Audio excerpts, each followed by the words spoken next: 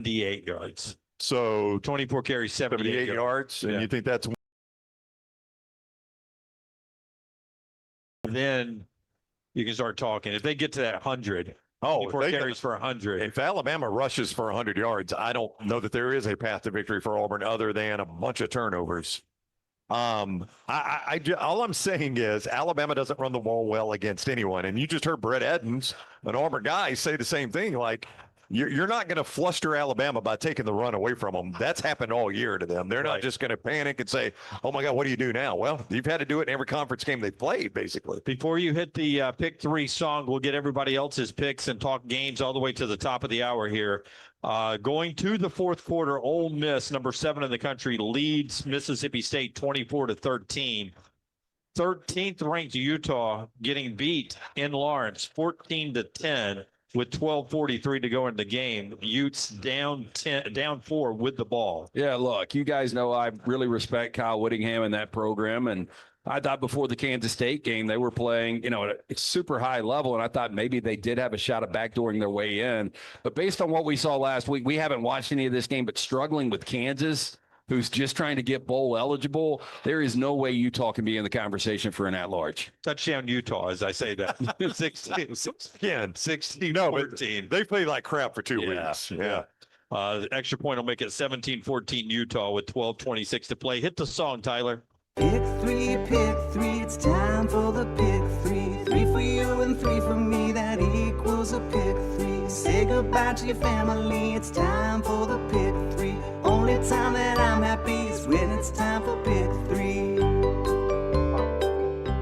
We've got our pick 3, Buffalo Wild Wings, their pick 6, the ultimate meal for 2, the pick 6, $19.99 at Buffalo Wild Wings. 2 entrees, 2 sides, 2 drinks.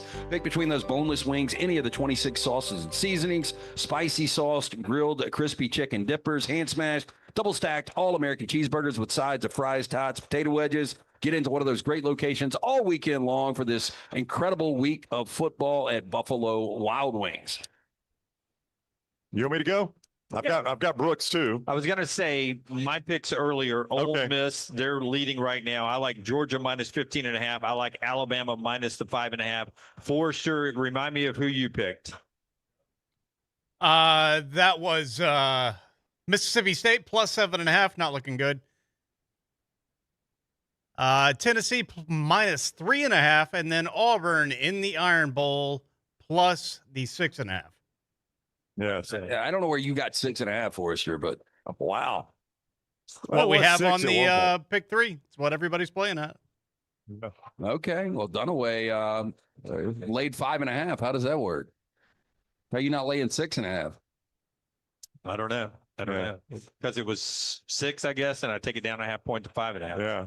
Great animation there. Let's get yours, Brownie, before LT gives us his. I'm going to go ahead and take Texas tonight plus the 2.5. I'm going to take Arizona late tonight minus the 1.5 at Arizona State. And then, what are you laughing at? These guys over there going, get all your favorite Next Round gear all in one place. NextRound.store. From our Next Round hats to the logo tees to the all-time best-selling Y'all Can Have the Rest shirt. You can look your best by shopping with us at NextRound.store. Take the Next Round anywhere with NextRound.store. It's bow time. Tired of choosing between sweet and savory? Why not have both? Introducing Bojangles' new chicken and bowberry waffles. The bold Cajun chicken filet you love, now drizzled with a bowberry honey glaze and sandwiched between 2 warm waffles. Which means your favorite meal of the day just met your new favorite dish. And lucky for you, it's served all day. But it's only here for a limited time, so try chicken and bowberry waffles at Bojangles today. It's bow time. Have you been injured in an 18-wheeler accident, company truck accident, a car accident, or work-related accident? Call Alabama's largest personal injury firm. Alexander Chenard Trial Attorneys will fight for every dollar you deserve, and it won't cost you a dime. Trust me. What do you say, man? Call me, Alabama. Call 659-777-7777 or go to chenard.com. No representation made that the legal services provided are better than legal services provided by other attorneys. Jim Dunaway, Lance Taylor, Ryan Brown.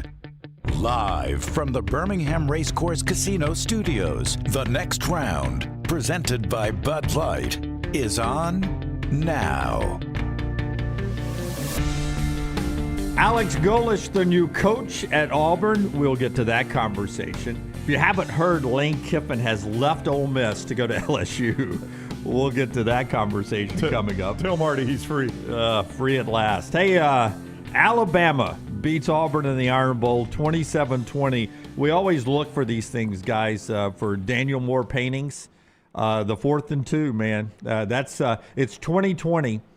And throw the book out. Whatever analytics say there, kick the chippy field goal to take the lead and force a touchdown for Auburn to win it. It just felt like in the stadium, you tell me how you guys felt that if Alabama had kicked the field goal there, it just felt like inside the stadium Auburn was going to drive, win the thing 27-23. Gutsy call by Kalen DeBoer. But, man, that's why you got to love a Kalen DeBoer coach Alabama team. And look, he is an aggressive guy. We talked about 4th down situations, but the fact that he had already brought Talty out and Talty had made multiple field goals, including a 45-yarder. It's a tone setter. At that point, I thought for sure they were going to kick, and you heard Herbstreit and Fowler. Well, you didn't. On the broadcast, they were like, my gosh, I cannot believe he's not kicking. I just can't imagine. Look, and it doesn't matter now because they got the touchdown. But if that thing gets tipped, falls short, hits ground, and then Auburn goes down and wins the game, I mean, what would the show be today? It's gonna be a different show. There's no doubt. I mean, is he in Happy Valley today? I don't know. Different show today, though. Landmine Believer says the Daniel Moore painting will be the balls. Yeah. Hey, That's the balls. You got to have them, and you could see the expression on his face. But he did this. Wasn't his own 29 or 39-yard line in the Apple Cup? Yeah. No, in the Oregon-Washington game. Well, the Apple Cup, too. Yeah. I mean, in order to get to that rematch of Oregon-Washington, yeah. But, yeah, he's done this. He does it all the time. Hey, and listen, he that's right. That's what I was going to say. You just said it. I was about to say it's the same thing I was about to say. It's who he is. He's comfortable. This is him, the way he likes to coach. He and Ryan Grubb are comfortable doing it. And he had a good point.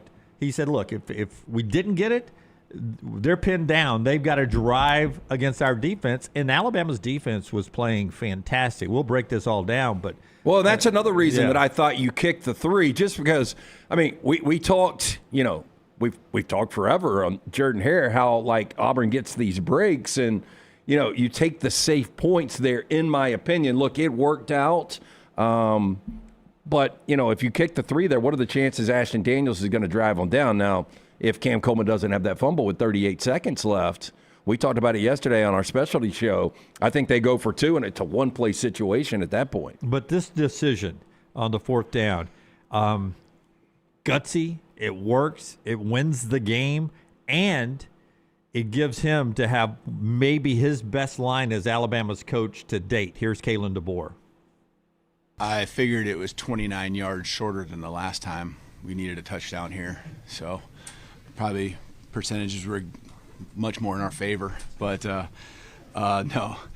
I feel like there's a confidence you have in the offense, okay, to get the 2 yards. We didn't need to have a touchdown on that play, but we needed the 2 yards. And I think there's also a piece where backed up like that, you got confidence in your defense, and in that situation, you got a chance to score, you got a chance to get a stop, and you also got a chance to maybe get the ball back again. And obviously, all those things, there's some things that don't work for you to be in that spot, and some things that do work for you to be in that spot to where you get 2 chances at it. So, again, just a lot of trust in our guys on both sides of the ball that we can get it done. Did he get a better laugh in the room than it sounded like? Because that was a pretty good line. That's the problem. I don't know if a lot of people understood it. Yeah. Oh, I think they understood it. That's just the problem with news conferences is it's just all media people who are not supposed to, react. Sure. Nobody claps. Nobody laughs at jokes and things like that. It's a great line, but it's almost like he was doing it minus a studio audience, and they needed a laugh track in there. It's a great line. And his delivery's not the best. Yeah, it was. And he kind of stumbled through it, yes. But, I wish he'd have backed it up. The last 4 passes, touchdown passes here at Jordan-Hare Stadium by Alabama have been all caught by somebody named Isaiah. Would have also been a good line to drop in. So I'm finding I'm alone in this. But as soon as they completed to Bernard on the sideline right there, and it made it 2nd and 2, I immediately thought this is 4-down territory for Alabama. And I'm finding I'm way in the minority on this one. Never thought it. I even had a friend text me. He's like, this got to be 4-down territory. I was like, 100% the way this guy operates, this is 4-down territory.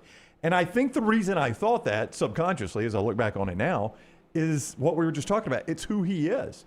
This guy's very aggressive on 4th down.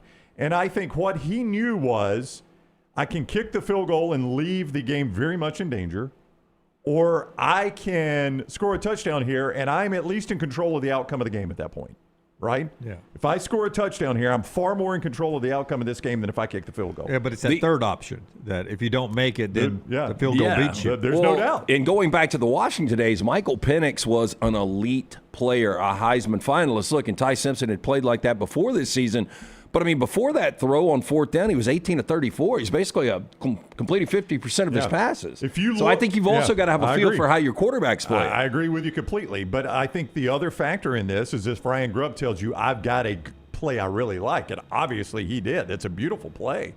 I mean, they run Horton behind those 2 receivers to get him open. If you go look at the replay, I think it's Bernard on the backside is open for a touchdown. He's got 2 options there. But I think in the pre-snap read, he sees the middle of the field is open, so that's telling me Horton's my guy. And he reads it. You can watch his eyes. He looks the safety off, and then he goes back to Horton right at the last second. He knows Horton's going to be open on that play. But on the backside, I think it's Bernard that also is open for a touchdown. So that's the other factor, too. If Grubb tells me, look, I know this has not been our best night, but I've got a play right here that I really like. And Simpson said in the postgame with Holly Rowe, we've run that play to win a game before. So that's obviously a play they are very, very comfortable running in that situation. So I think that has to factor in too, right? They were going for 2. Yeah. And I mean, DJ Durkin's trying to get the job at that point. Yeah, and I even said it on their show yesterday as we were talking. That that's his play in the news conference is, I'm the kind of coach that's here to win it all, but we're not playing for overtime. That's right. No, I mean, DJ Durkin's trying to get the job right there, Lance. That is, you go for 2, and nobody leaves that stadium saying, dang it, I wish we hadn't gone for 2. Even if you don't get it, everybody leaves the stadium. I agree 100%. We did the right thing. We'll talk about Alabama, Georgia coming up throughout the show, the college football playoff race. More on the Iron Bowl here right after we tell you our friends at Storm Restoration Roofing is there for you. He's Greg from Pell City, family owned for over 20 years, a local great guy in Greg from Pell City, as we call him. He and his wife Andrea run the company. A-plus rated with the Better Business Bureau. Storm roof repairs, roof replacements as they age out, any repairs you need up there. And he gives you a free, no-cost roof inspection. 205-542-3531. 542-3531. Greg from Pell City on Facebook. Look him up there. Get that free no-cost roof inspection. Works great with your insurance providers. Tremendous with those guys there. And he's just a guy that you'd love doing business with. He'll be straight up front with you, and he'll give you the best price possible. And that's just all you can ask for, right? Just a good, down-to-earth, trustworthy guy. Storm Restoration Roofing, Greg from Pell City, 205-542-3531, and our friends at Bojangles. Bojangles can make it bow time for you. Those holiday parties right around the corner. Be unique. Let Bojangles cater those for you. Those great hand-breaded chicken tenders, the great sides, the biscuits, the sweet tea. They got all of that for you.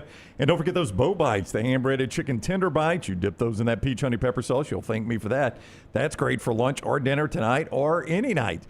You can get that all at Bojangles and start your morning tomorrow with breakfast at Bojangles as well. So whether it's a holiday party, your college football watch parties, if you're still alive in high school and you're out there tailgating, make it Bojangles and make it bow time. Alabama never got rattled. They never let the stadium and the atmosphere overwhelm them. In fact, the great start, 17-0, had it about as quiet as I'd ever heard it inside the stadium at Jordan-Hare Stadium for a big game there. It started with the Connor Talty field goal for 45 yards, a guy who had been sketchy at best and making kicks down the stretch, was not a fan favorite the way he had reacted to one missed kick in the Oklahoma game. Here's Kalen DeBoer afterwards on Connor Talty. Connor, I'm just really proud of him, and that he's been kicking really well in practice. I know that what matters is in the games, but that 45-yarder, I think it was right around that, the first one into a little breeze, man, that's a hard kick, especially coming off of what I think most people would probably perceive as some rough outings. And so, I'm proud of the way the team supports him. I'm proud of the way that he's responded. He just went back to work. It's a lesson in resiliency for everyone, and it's a lesson in just the brotherhood. No matter what it looks like or feels like inside, it's tight. These guys forgive, forget, and move on, and all they care about is what's best for the team. And that's the competitiveness of Connor. That's the competitiveness of our whole team. As he was coming to the sideline, first person to meet him was Ty Simpson. Second person, Kane Womack. And then Kalen DeBoer and everyone else. Yeah, they actually showed that on the broadcast, or at least you could kind of tell everybody running up to Talty. That is what's amazing about DeBoer is his feel for the game, no analytics. Because at that situation, I thought for sure they would kick it on the 4th and 2. On the 4th and 5 from the 27, I thought he would go for it. And he just said, man, a little bit of a breeze, that's such a difficult kick. You roll your kicker out there that is struggling with such a difficult kick in that environment. If he misses that, confidence might be gone for the year. Yeah, but just a whole team, and that was my point on setting this up, is when chaos starts happening down at Jordan-Hare Stadium, it usually starts with a turnover or a missed kick right there. That's it was going to set up perfectly. He misses that kick. Yep. And then that's where it all starts. The place erupts, and boom, here we go. It's like Vern Lundquist said in the Open on ESPN. I thought this was such a well-written line. The very end of the Open on ESPN, Vern Lundquist says, "The Iron Bowl, where chaos keeps score." I mean, that's such a great description. The Iron Bowl, especially at Jordan-Hare. And to your point, now here's the thing: Kalen DeBoer does not have the scar tissue from playing in that stadium. I think Nick Saban probably makes a different decision because Nick Saban's got the scar tissue from many years of knowing very true. Exactly what you just said. And that showed in the team. Yep. In that whole first quarter, when they built that 17-0 lead, they played without the memory of an elephant. They had no memory of bad losses at Jordan-Hare Stadium. There was no haunting them they came out of that tunnel. As great as Nick Saban was, and he's the best to ever do it, Nick Saban had scar tissue from that stadium. And I think in the back of his mind, he would have thought, I know exactly what you're saying is if I run my kicker out here and he misses that kick, we will be in the fight of our life from this moment on. Yeah. And it would have been if Talty had missed that kick. It'll be interesting to hear what Germ says, because there were some people that have not been around the Alabama program very long that felt like, boy, this place is a little bit overrated. They didn't use the word overrated. Well, no, I'm talking about overrated in the fact of, man, I don't see ghosts. Man, I don't know if you've ever been to a hotel that's supposed to be haunted. You know, I lived in one for a little bit, and I never saw any ghosts. And I was like, not that I wanted to, but I was like, hey, what's this all about? Yeah, there were some people that were like, we've been to Tiger Stadium, we've been to Neyland, and this is a great atmosphere, loud place, but without your almost mental the scar tissue of making it happen, making it a reality in your own brain, it just is another great SEC venue. Outside of the crazy plays, Alabama or Auburn needed what Alabama got, and that was Auburn's 10 penalties and the 2 turnovers. For the lesser team to win this game, it needed to flip the other way. All the drops. Drops. Well, and Auburn flirted with disaster the entire night. Yeah, they had weren't there 3 straight plays with a fumble? Well, one was reviewed and was called an incomplete pass. But you knew it was coming. Yeah, and that's what Herbstreit said. He's like, Auburn has lived on the edge all night with these, and then finally Cam Coleman, the down broke. Yeah. And, Coleman, maybe should have gone out of bounds there. I don't know. He's just trying to make a play. I'm not going to blame him. I felt bad for Ashton Daniels, though, because, he is so erratic, but when he would make a good throw, it was a drop. Yeah.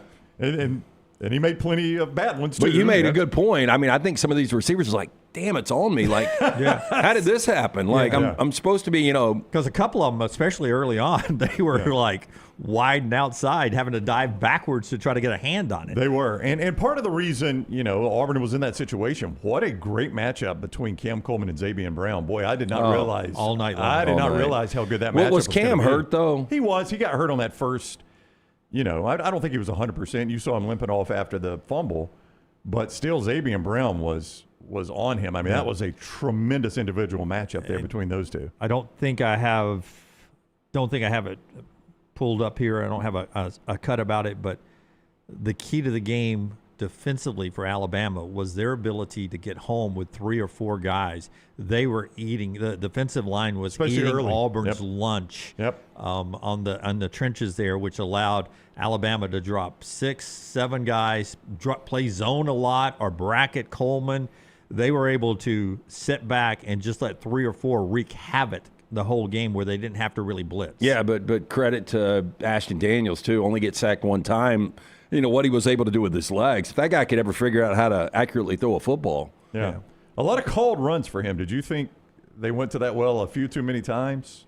Yeah, well, that's supposed to be what beats I Alabama. know, but though, it wasn't really working. Neither was a traditional run game. I know. You know, the That crazy defense was thing spot is on. now, I guess, Alabama goes to 16-0 when they rush 100-plus, or 18-0. I forgot what the number is under Kayla DeBoer, and we talked about that on Friday from our show down in Auburn. Like, what are the chances that Alabama can hit the 100 yards? And, I mean, that was in the first half. It's the reason I picked Auburn, and I was obviously incorrect in picking Auburn, but I didn't think Alabama could rush for more than 60 yards in that situation. Yeah. No, but if you just would have told me they had 100 at the half. 4 of 17 on third downs, they only have 280 yards, I would have felt pretty good about Auburn winning the football game. Yeah, I'm with you.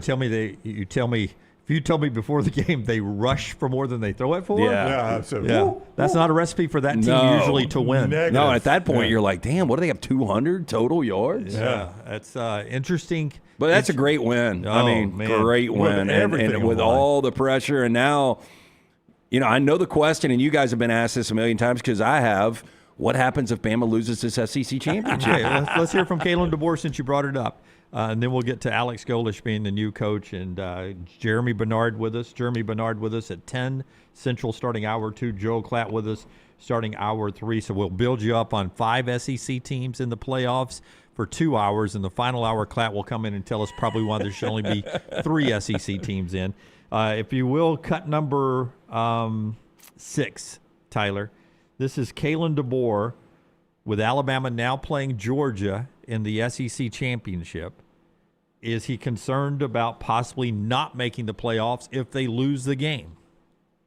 Yeah, I mean, we're 7-1 in the SEC, and I mean, that would blow my mind, but I know what you're getting at. That's crazy. And not saying your question is crazy, but just that would be unreal. You know, I mean, we're 10-2 and 7-1 in the SEC with all these ranked wins, and again, like some wins on the road. We got a more than a playoff caliber football team. There's not a question in my mind. 11th in strength of schedule. Oklahoma is 12th. Everyone else all the other playoff contenders way behind that. Strength of record, Alabama's 8th. Oklahoma's 9th, ahead of both Notre Dame and Miami. By the way, Notre Dame and Miami strength of schedule 42nd and 44th compared to 11 and 12. If we start having to bracket teams because of who beat who in the Notre Dame, Miami, Alabama, Oklahoma debate, Alabama, Oklahoma outweighs Notre Dame and Miami and all the metrics by a ton, other than some people's eye test, I guess. It's hard to imagine, but it's out there. The only way you keep it from being a discussion is you go win the game, and it's an automatic bid at that point. Yeah, I mean, here's where it's scary. Like, I agree with Kalen DeBoer. I mean, there's no way this Alabama team as the number 1 seed in the SEC championship game should be out with a loss. Say that out loud. But I know, but think about this. That's not getting talked about enough, by the way. No, the SEC office is saying it. But you guys will agree me, the top 8 right now are locked in. Ohio State, Indiana, A&M, Georgia, Texas Tech, Oregon, Ole Miss, Oklahoma, locked in. I think based on where they've got Notre Dame right now, if Alabama loses, they're not going to jump Notre Dame. So this goes back to BYU though. So there's got to be those 8 are locked. I'm almost thinking Notre Dame's locked at 9. You're going to get an ACC at 10. You're going to get Group 5 at 11.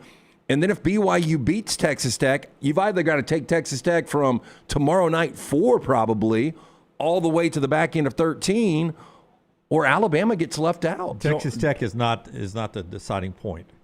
Would you be shocked tomorrow night if Alabama is ahead of Notre Dame? That's what I was about to say. Don't be surprised tomorrow night if Alabama jumps Notre Dame. And when asked by Reese Davis why, Hunter Yurachek says, well, they are the regular season SEC champion. That carries weight in this room. That is one of our data points that we now consider. Notre Dame is not in a conference.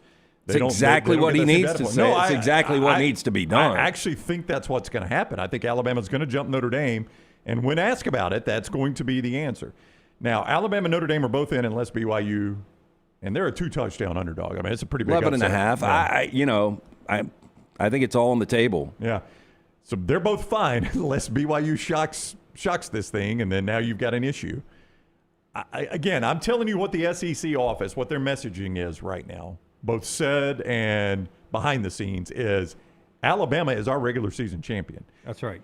Now, listen, let me just say, I realize 4 teams tied at 7-1, and the only reason Alabama's considered this is just a set of tiebreakers. But the messaging from the SEC office is consider Alabama our number 1 regular season champion.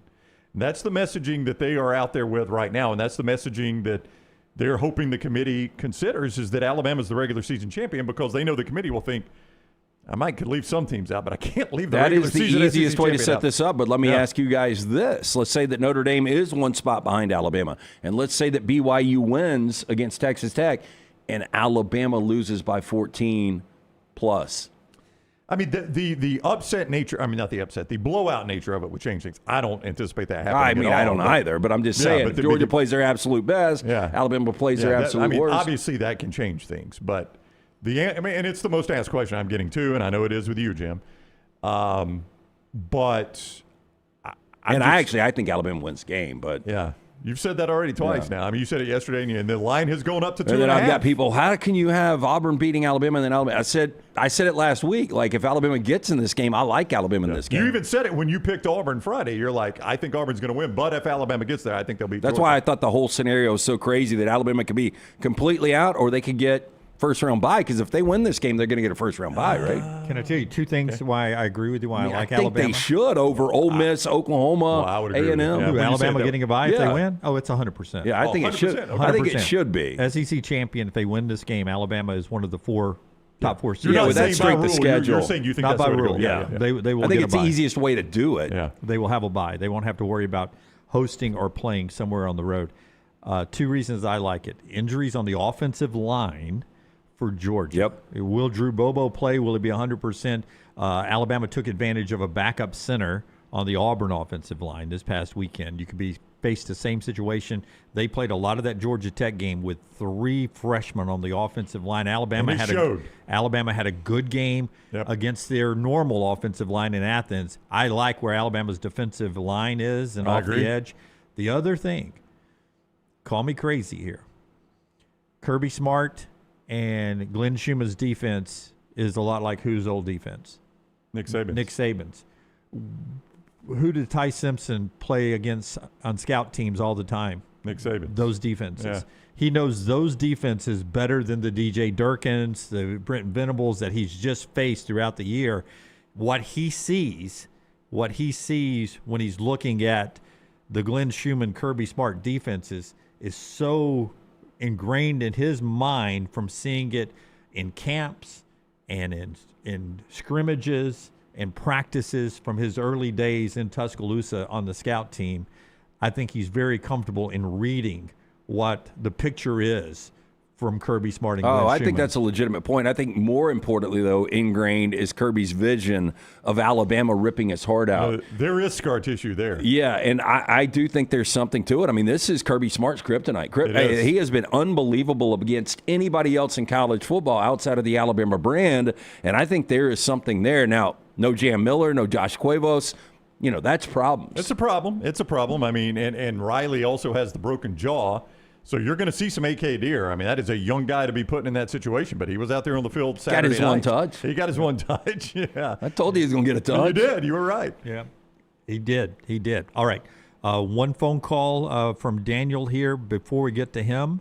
Dr. B brings us part of the show.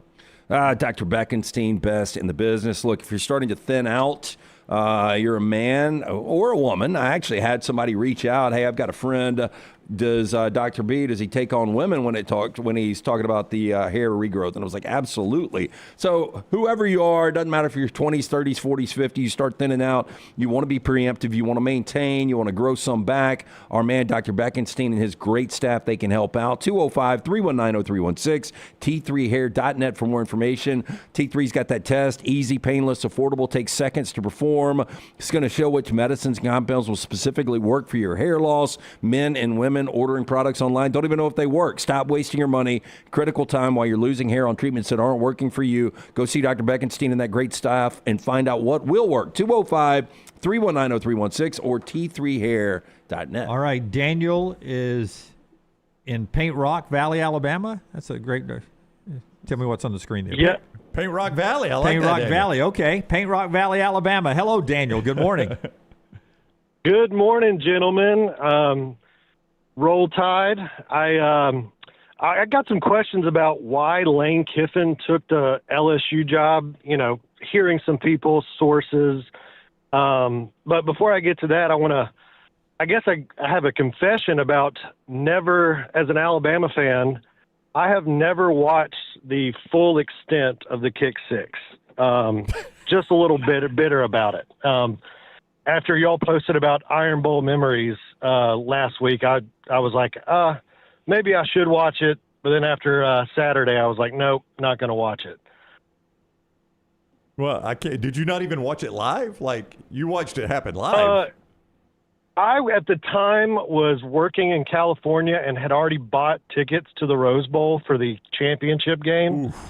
And the moment Davis turned the corner, I turned the TV off. That's true fandom right there. I like that. Better than ripping it off the wall and throwing it to the ground. Yes. Yeah. So your question's about Lane Kiffin leaving, right? Yeah. So do you think that if NIL, transfer portal, and just the current climate of college football, if it was like it was when Saban, went through his run, do you think Lane would have stayed? Because he's made some comments about, no cap, it's a free for all. It's the Wild West, and these kids can leave just like he did. And it's expected that he's probably going to poach some kids from Ole Miss after this. They won't come out until after the playoffs.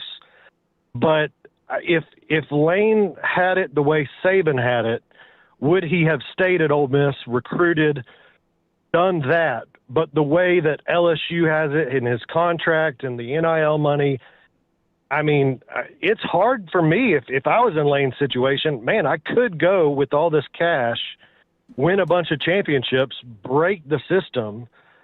But back in the old days, it was, I got to recruit. I have to be on the trail.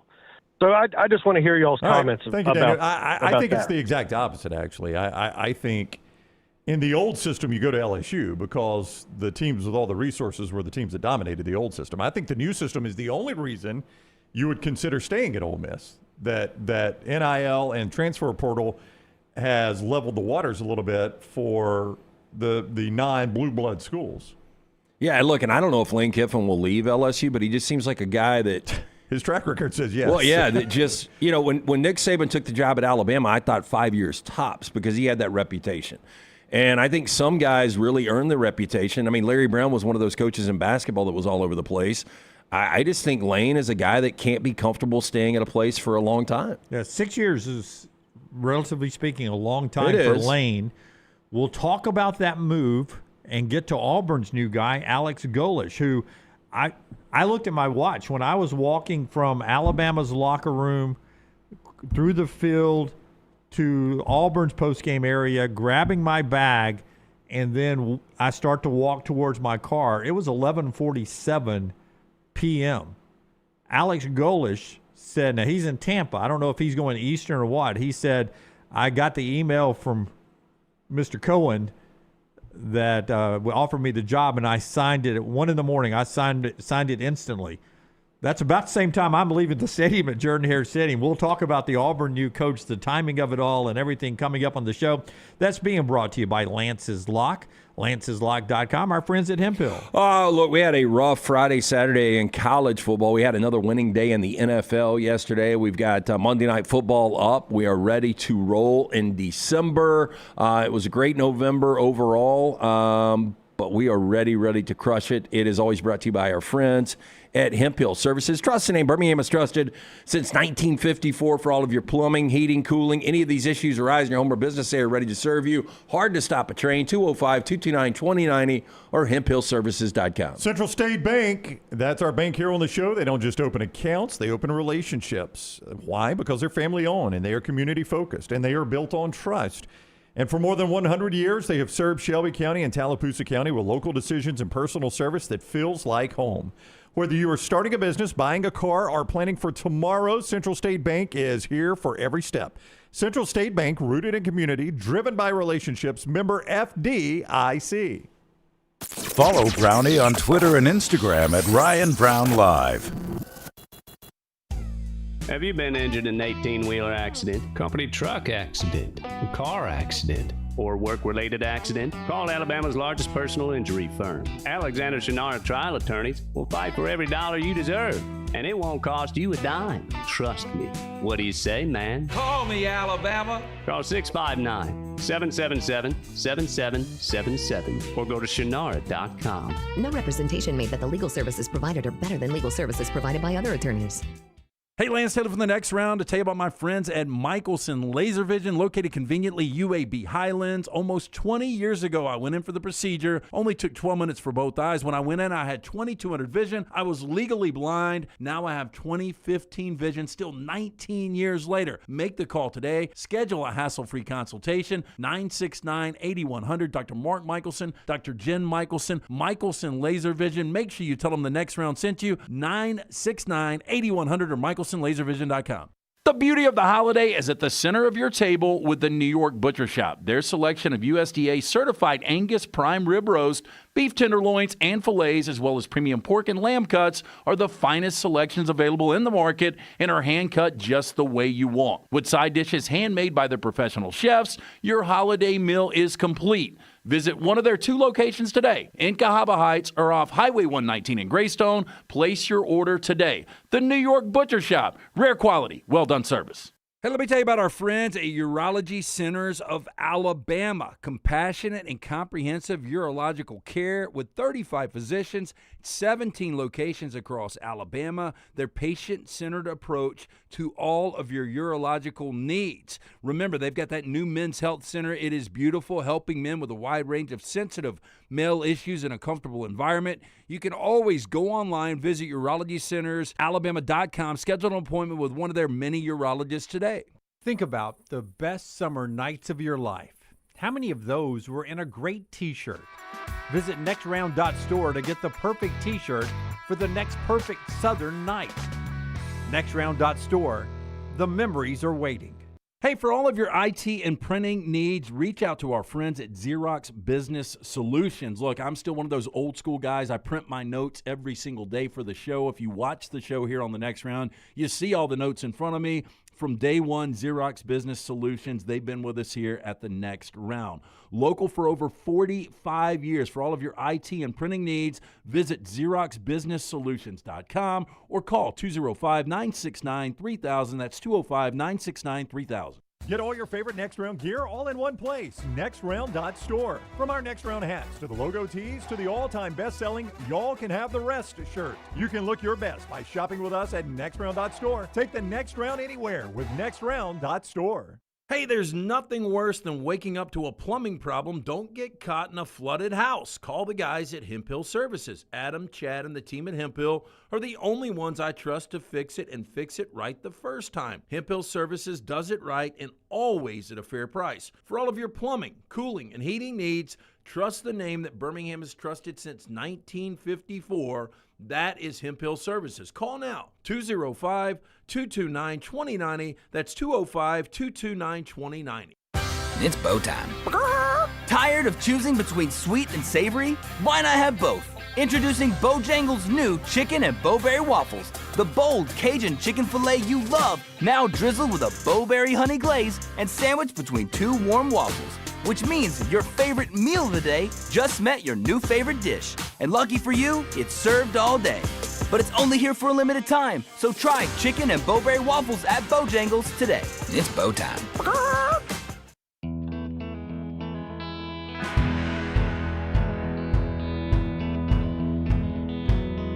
You see, it's the days of AI and Photoshop. Oh, I so- get it. so I get I don't it. know. Oh, I saw a monkey fly off with an umbrella, and I was like, man, this looks really that real or was that AI? Well, they in the comments, it was like, this is not AI generated. Yeah. Oh, no, surely Yeah. not. I saw a giraffe pick a lady up off a Jeep and then run down a jungle road with her. Yeah, I don't like, I mean, hey, look, I'm way too gullible for AI, so That's why stop it. That's why I don't believe anybody's DMs. I do want to go to that soccer stadium on top of that building. Yeah. It's dangerous. That one is still mind-boggling. Yeah. That just, I mean, I look at that stadium and I'm thinking to myself, even if that was real, there's no way I not could a do it. chance. There's no way I could do it. Not a dime back. We're going to get to Lane Kiffin, more of that in a second. But Alex Golesh first being introduced down at Auburn, brought to you by our friend Alexander Shinara. Tell us about Shinara Trial Attorneys. Yeah, when you find yourself in need of an attorney, Shinara.com. Shinara.com, that is Alexander Shinara Trial Attorneys, and that is where you go. You don't pay a dime unless they win your case. Alexander Shinara is a Birmingham guy, Birmingham born and bred. And for more than 24 years, his firm has grown to more than 150 lawyers, supported by more than 500 dedicated team members. And the elite trial lawyers at Shinara have recovered more than $2 billion, maintaining Alexander's core values: integrity, mastery, passion, and success. His mission: create a firm that can handle anything his community faced. He's done just that. $2 billion they've recovered. When you find yourself in need of a lawyer, Alexander Shinara Trial Attorneys, Shinara.com, Shinara.com. You pay nothing unless they win your case. The fine folks at Auburn Football sent out their new head coach, Alex Golesh, addressing the team yesterday. A chance to meet the team face-to-face, and he tells the story of why he is now down on the plains. All right, guys. I got done playing last night, same time you guys did. And John and his staff gave me the opportunity to be the head coach at Auburn University at around 1 in the morning. And the second they sent it, man, I signed that thing on the dotted line. The dream for me, my family, for everybody involved in the organization I'm coming from. Here's really the biggest message I'm gonna give you, and I don't have anything scripted, I don't have anything rehearsed. I hadn't slept in 2 days, so you get the real and the raw. Accountability will build discipline. We're gonna become a process-driven program. How we wake up, how we come in here, how we greet each other, how we communicate, how we talk, how we work, how we eat, how we sleep. And we do all of that one day at a time like champions. And that is it. Ultimately, guys, hear me on this. At whatever point you guys are ready, this is going to become a player-driven program. When the standard is upheld by you, day in,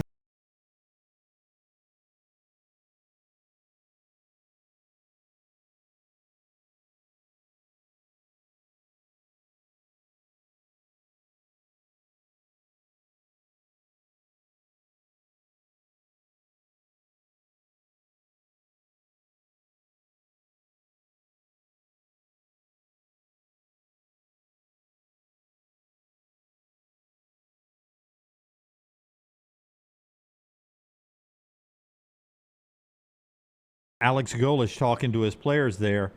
I can get behind that. Yeah, 100%. His story coming from Moscow with his family when he was 5 or 6, and they had $400 in their pockets when they came to the United States. For them, his mom cleaned houses, his dad drove a box truck.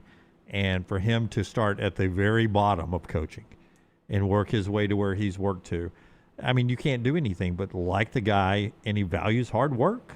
Hard work. Look, and he took over a South Florida program the 3 years before him, 4-29. 4-29. Completely rebuilt it.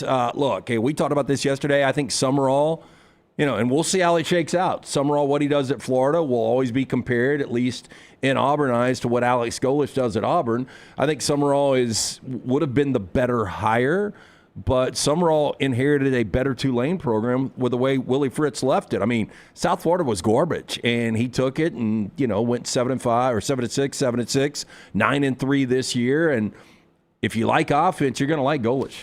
Yeah, I mean, this is a guy, for those that haven't studied his history, was obviously with Josh Heupel at Tennessee, and he uses that same system there at South Florida. And to your point, he completely turned a program around that was going nowhere. Yeah, and back before that, real quick, Brown, Matt Campbell, That's and what right. he built in Ames, he was part of that. Yeah. Yeah, so his quarterbacks, by the way, Brock Purdy, he was the guy that developed him. Pretty good. Hendon Hooker and Joe Milton.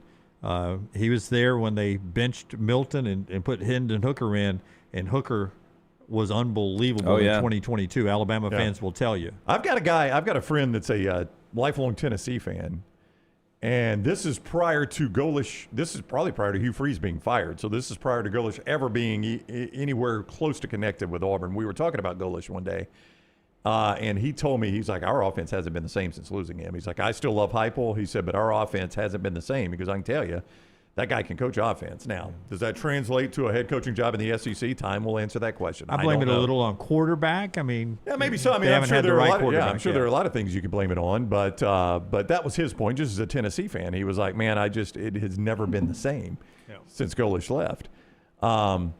Intriguing hire. I think, to your point, there's always going to be the side-by-side A/B comparison to he and John Summerall, because there are a lot of Auburn fans that wanted John Summerall. I think that ship had sailed. I think Summerall thought he was either getting LSU, Ole Miss, or Florida, and I think he valued those for whatever reason above Auburn. Kentucky a little late, too. Kentucky had a shot, an outside shot. Great timing by Kentucky. Yeah. Let everybody fill their jobs, then fire your coach. I think, to me, the realistic question you have to ask as an Auburn fan is Alex Golesh a better hire than DJ Durkin?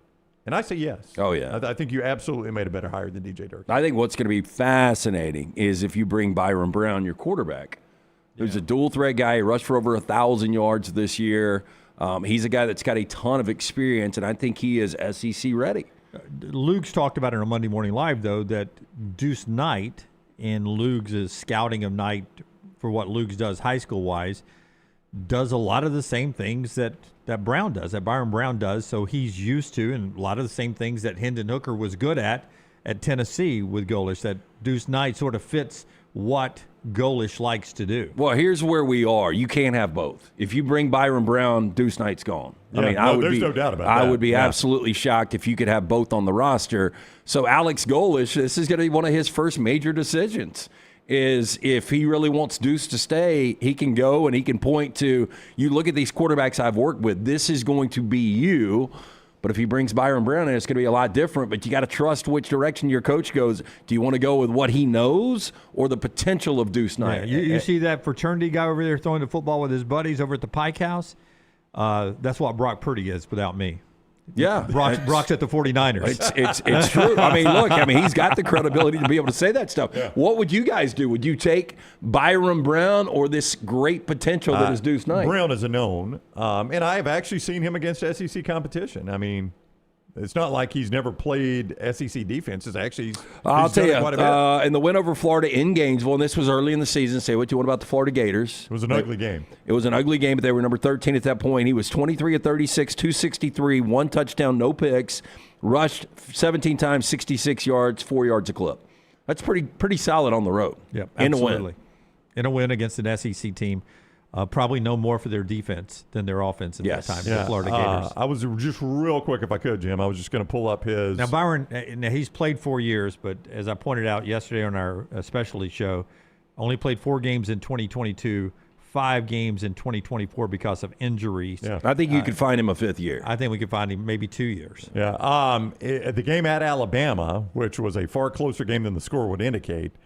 15 of 35, 103, but it was rushing where he hurt Alabama, 23 carries, 108 yards, almost 5 yards a clip on If I that. remember correctly, South Florida led that game in the fourth quarter. Yeah, again, it was 42-16, but any Alabama fan will tell you that is not indicative of that. Well, how game. about this in Denton against North Texas, who might end up getting into the college football playoff? 22 of 28, had 5 total touchdowns and over 300 total yards and 63 points. Yeah, but I think Auburn fans believe Deuce Knight could do all of that and more. Right. So I don't know what decision you make there. I think probably the more critical immediate decision is what is DJ Durkin's future with this program? And I think a lot of people assumed either Durkin was getting this job or whoever was getting this job was getting it with DJ Durkin as their defensive coordinator. And I think there's reason to assume that. And I will be surprised if he's not Auburn's defensive coordinator.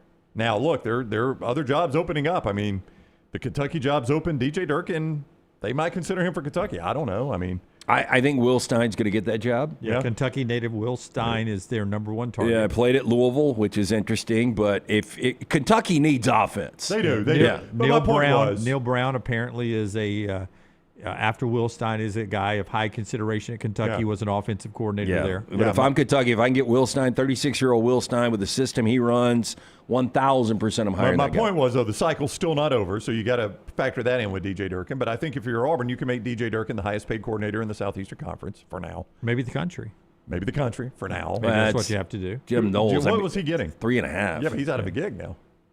Yeah, but still 3.5. 3.5 steep. I mean, if I'm his age, you want to make okay? Well, it was 3.5. Yeah, so. it was 3.5. I know that Steph got fired, but it was 3.5. But I mean, the bar right now in the SEC is 2.55 Pete Golding. Yeah. So I think you can definitely pay him more than that. I think that's the question: is what do you do with DJ Durkin? Because what you would love to say is, all right, if you can give me an offense close to what Heupel has done at Tennessee with a defense close to what Durkin has done at Auburn, I got a winning combo there. It's really hard to marry. I mean, Tennessee has struggled to marry that, right? They've got Heupel.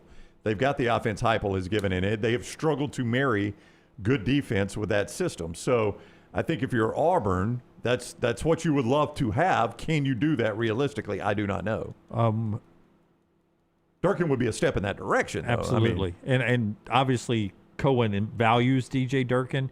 We will find out today when the Golesh is announced. That'll probably be question number one if he doesn't address it in his opening statement, the DJ Durkin situation. We will be carrying that, staying on long today, a little overtime to carry that for you today. Show being brought to you by our friends at A+. Tell us about A+, Brown. Well, that's the guy, Brad Bell, that rebuilt the master bath in the Brown house. Scott is going to show you some before and afters of the master bath we had. It was a little dated, lighter colors. Jennifer and I wanted darker colors, more updated, obviously. So my wife, Jennifer, jumped on the internet and scoured it looking for the right person for the job. She talked to a number of contractors that came out and looked at our house. She talked to people that had used certain contractors, read a ton of reviews, and it was Brad Bell that she picked. Now, Scott's showing you before and afters of mine and a couple of other jobs. You can see a ton more at alabamabathremodels.com. That's alabamabathremodels.com. What Brad specializes in is master bath kitchen and master bedroom closets. Now, that is his specialty. It is not to say it's all he does, but it is his specialty, master bath kitchen and master bedroom closets. The reason that's important, you spend a lot of time in those rooms when you own your home. You want them to look great and function right. But when you go sell your home, you can get a ton of money back when those rooms are updated because they really pop. See more, alabamabathremodels.com, or call Brad, 205-422-1758, 205-422-1758, or alabamabathremodels.com. Hey, now that we're on the other side of Thanksgiving and we're in the month of December, it is officially holiday season as far as like buying gifts. If you're looking for an easy gift that everyone's going to love, what about the gift of luxury from our friends at Birmingham's Best Day Spa, the Woodhouse Day Spa, located at the Summit Shopping Centers right off of Highway 280. Get in, see Stuart and the great staff. Tell them the next round sent you. You can choose from a menu of over 70 options, including the skincare, waxing, nail services, body treatments, massages. Woodhouse Day Spa, voted America's best day spa since 2009. You can order that special person gift online 24/7. Go to birmingham.woodhousespas.com. That is birmingham.woodhousespas.com. Okay, so back to Lane Kiffin before we get to Jeremy Bernard coming up at the top of the hour. I did this in the Monday Morning Live show. You can go back and hear what Luganville says, but just to set up what Lance said yesterday. So I'm going to read this to you and then let you finish the statement here, LT. Fired by Al Davis when he was coaching the Raiders was Lane Kiffin. And everybody, if you'll remember, the day after the firing, a slanderous news conference held by the late Al Davis where he just read time and one thing after another that Lane Kiffin did or did not do as the head coach of the then Oakland Raiders. left Tennessee in the darkness of night after 1 year with riots on campus as he was leaving. Fired on the tarmac at his dream job, air quotes, at USC. Fired by Nick Saban. This one doesn't get played enough. Fired by Nick Saban between the national semifinals and the college football national championship game because he wasn't doing his job up to snuff with Nick Saban. And now he leaves Ole Miss right before the college football playoffs and issues an ultimatum to the offensive coaches on the staff. If you're not on the plane with me to Baton Rouge, you don't have a job. That led to what you said yesterday on the show about the DNA of Lane Kiffin. Yeah, look, he's just I mean, really, it was the perfect analogy. You can't turn a hoe into a housewife. Yeah, boy, Lane I did mean, not really, like when that. you're talking about the commitment, I understand why he wanted to coach Ole Miss, and I understand why Ole Miss didn't want him to coach. But when you put the ultimatum down where these kids, you basically don't want anybody to coach them if you can't coach them. You made an outstanding point, and I want you to do that again on the show we did yesterday, and you can go watch it on demand if you missed it, that Lane was playing this up like, look, I'm doing what's best for me, but what's best for the kids is me coaching them in the playoffs and them getting that consistency of coaching. And the minute Ole Miss told him no, he's like, well, then I'm taking all my staff and leaving. Yeah. And you're not concerned about the best right, interest and of if the you're not kids. going to be Yeah. on the plane with me, then you don't That's have right. a job. Then you're not concerned about the best interest of the players at that He point. just continues, all of this equity and all of this goodwill that he built up. And, I mean, it was borderline statuesque in Oxford, right? Yeah. I mean, Put it his was name on the heading in that stadium. direction. Yes. And now he has torn all of that down. And if you're an LSU fan, you can believe what you want. You can believe this is the best job in college football. But if he believes there's something that is better out there, he's going to take it ultimately. This is at LSU is going to end in the most dramatic way possible. It's all Lane Kiffin does. It's going to end, and I'm not saying he's going to lose and get fired, but I'm saying his exit from LSU is going to be the most dramatic exit possible, and it is going to leave absolute scorched earth behind I it. think in normal worlds, a lot of people would understand why you would take LSU over Ole Miss. But I go back to Bruce Pearl, and Bruce Pearl was never going to leave Auburn because of the opportunity they gave him. And it was a little bit different, but Lane Kiffin had a lot of baggage coming from Florida Atlantic. And Ole Miss was one of the first that decided to give him another opportunity.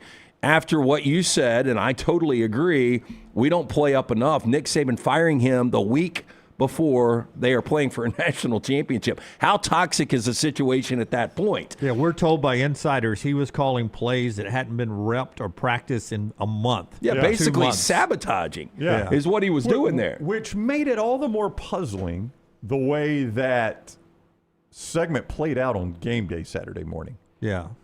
Where Herb Street and Nick Saban and Pat McAfee and everybody was going to bat for Lane Kiffin coaching this team. It's what's best for the kids. And I'm looking at Nick Saban and I was like, you of all people ought to know this. You literally had to fire the guy because he had taken another job and wasn't focused enough on your team playing for the national championship. Okay, I heard Herb Street's comments after the fact because I didn't see it live. I did not see Saban's Same comments. thing. It's what's and best for I the would have kids. thought that Saban would have said, hey, look, we were in a situation very similar. Nope. He did not bring it up. Exact opposite. Yeah, that's crazy. The exact opposite is what Nick Saban. Nick Saban said at some point, we've got to say what's best for the kids. What's best for the kids is him coaching the playoffs.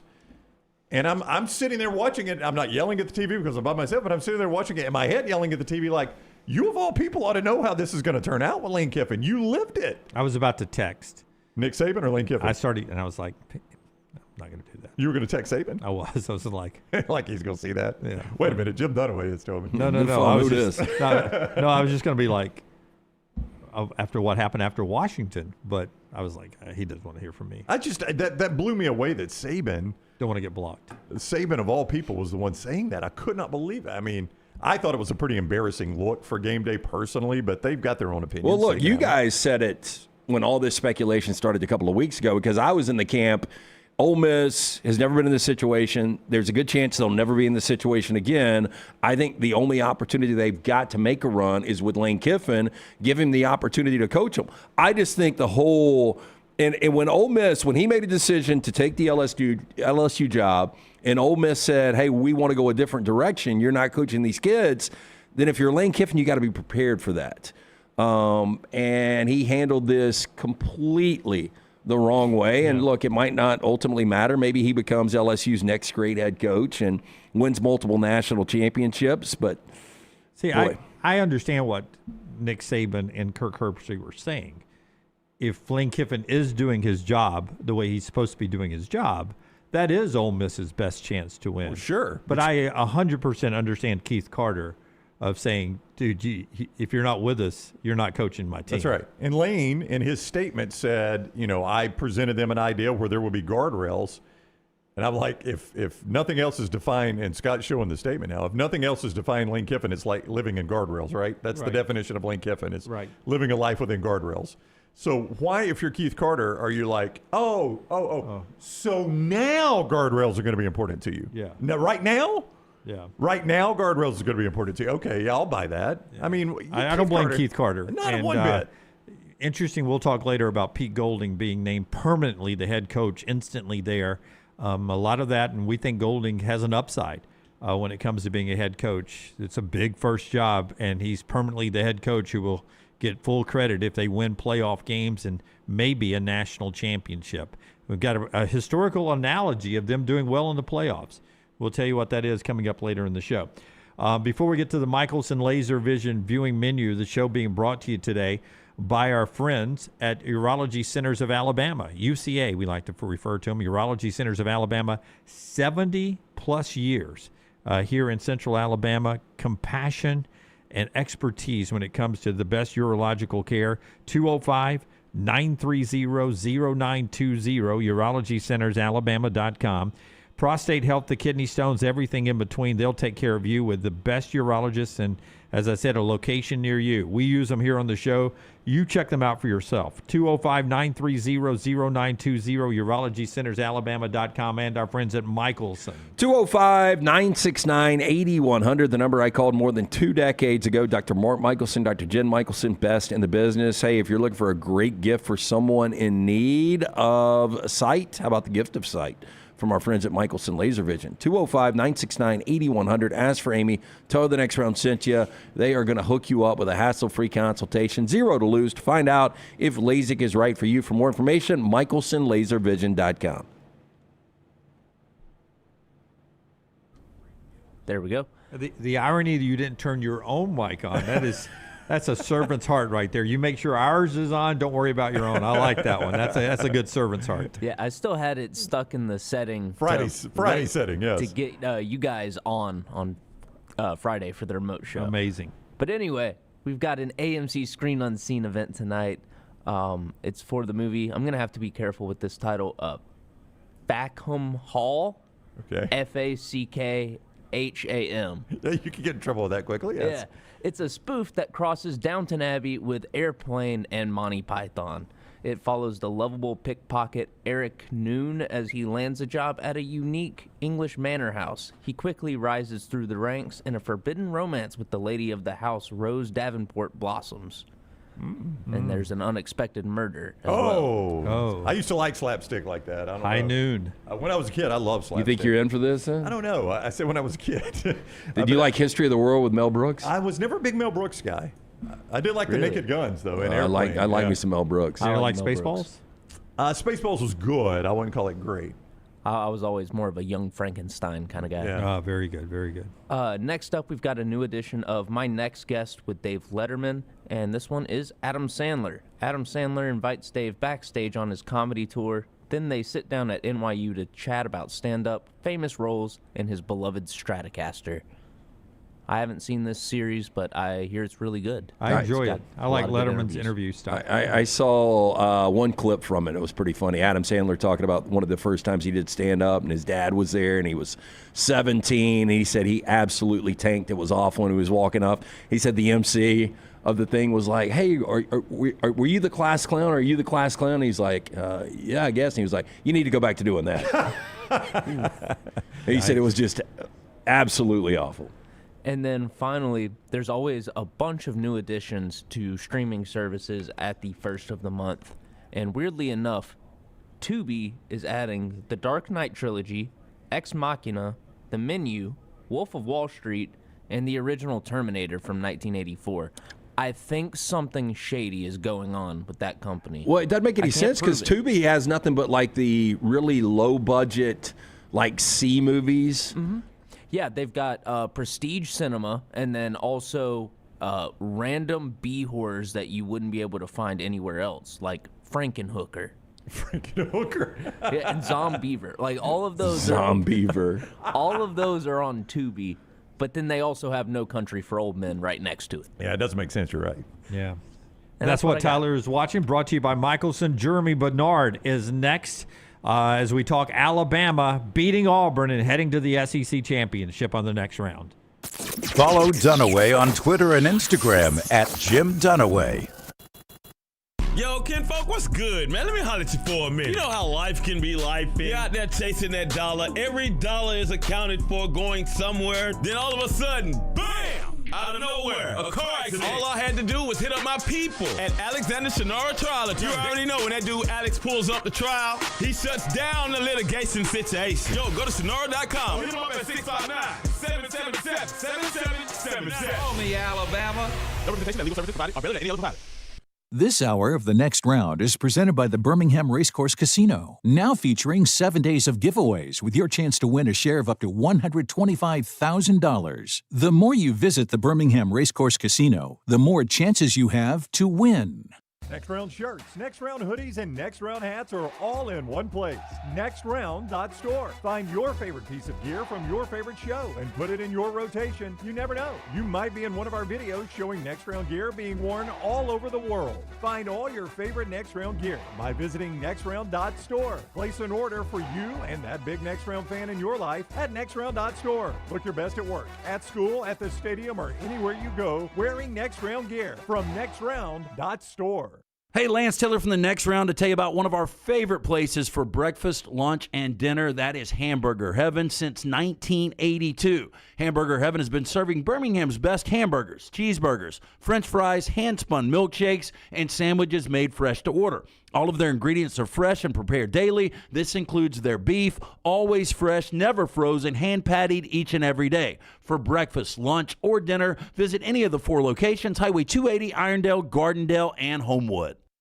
Twin Peaks is the best in the game. Here, you're in the red zone for every college rivalry and divisional matchup all season long. I mean, where else are the scenic views as good as your view of the game? Only at Twin Peaks, the #1 sports bar. Remember the name Way to Wellness if you're battling weight loss in your life. I'm Jim Dunaway from the Next Round. There was a time I was over 216 pounds until Way to Wellness helped me lose 45 pounds, and now for over 2 years, they've helped me keep that weight off. Here's their website, aplanforme.com, aplanforme.com. That's a great name for a website because there's no cookie-cutter plan. Everything is designed specifically for you. No contract, no sign-up fees, and your first consultation is free at Way to Wellness. Hey, there's nothing worse than waking up to a plumbing problem. Don't get caught in a flooded house. Call the guys at Hemp Hill Services. Adam, Chad, and the team at Hemp Hill are the only ones I trust to fix it and fix it right the first time. Hemp Hill Services does it right and always at a fair price. For all of your plumbing, cooling, and heating needs, trust the name that Birmingham has trusted since 1954. That is Hemp Hill Services. Call now, 205-229-2090. That's 205-229-2090. Hey, for all of your IT and printing needs, reach out to our friends at Xerox Business Solutions. Look, I'm still one of those old school guys. I print my notes every single day for the show. If you watch the show here on the Next Round, you see all the notes in front of me. From day one, Xerox Business Solutions, they've been with us here at the Next Round. Local for over 45 years. For all of your IT and printing needs, visit XeroxBusinessSolutions.com or call 205-969-3000. That's 205-969-3000. It's bow time. Tired of choosing between sweet and savory? Why not have both? Introducing Bojangles' new chicken and bowberry waffles. The bold Cajun chicken filet you love, now drizzled with a bowberry honey glaze and sandwiched between 2 warm waffles. Which means your favorite meal of the day just met your new favorite dish. And lucky for you, it's served all day. But it's only here for a limited time, so try chicken and bowberry waffles at Bojangles today. It's bow time. Jim Dunaway, Lance Taylor, Ryan Brown. Live from the Birmingham Racecourse Casino Studios, the Next Round, presented by Bud Light, is on now. Jeremy Bernard in just a second. He'll join us to talk Auburn and the Alabama win over Auburn and Georgia ahead for the SEC championship and possibly the college football playoffs. What it was like inside that locker room and inside that stadium from a Crimson perspective in just a second. This hour of the show also being brought to you by our friends at New York Butcher Shop, LT. The New York Butcher Shop, great place to go. I actually had steaks from the New York Butcher Shop last night that I had picked up a couple of days ago. I think I've done steaks 3 or 4 times in the last couple of weeks. We did our Thanksgiving meal from our friends at the New York Butcher Shop, the fresh meats, specialty items, fantastic selection of fine wines and desserts. Still eating on that apple cobbler. Rare quality, well-done service. 2 locations. Get in to see Jim and the great staffs. Cabo Heights, Highway 119 in Greystone. It's the New York Butcher Shop. Alex Golesh will be introduced in less than 2 hours as Auburn's next coach. 41 years of age, born in Moscow, Russia. He and his family came to the U.S. in 1991 with $400 to their name. And he's worked his way up through Iowa State with Matt Campbell, with Josh Heupel at UCF, at Tennessee in 2021 and 2022, and since then the head coach at USF. So now he gets a great job at Auburn. 6-year, $7.4 million, according to Justin Hokanson of Auburn Live. At 9 wins, he gets a $1.5 million bonus, meaning if he has a 12-win season, $12.25 million with incentives built in there. The question, will they officially make DJ Durkin the defensive coordinator?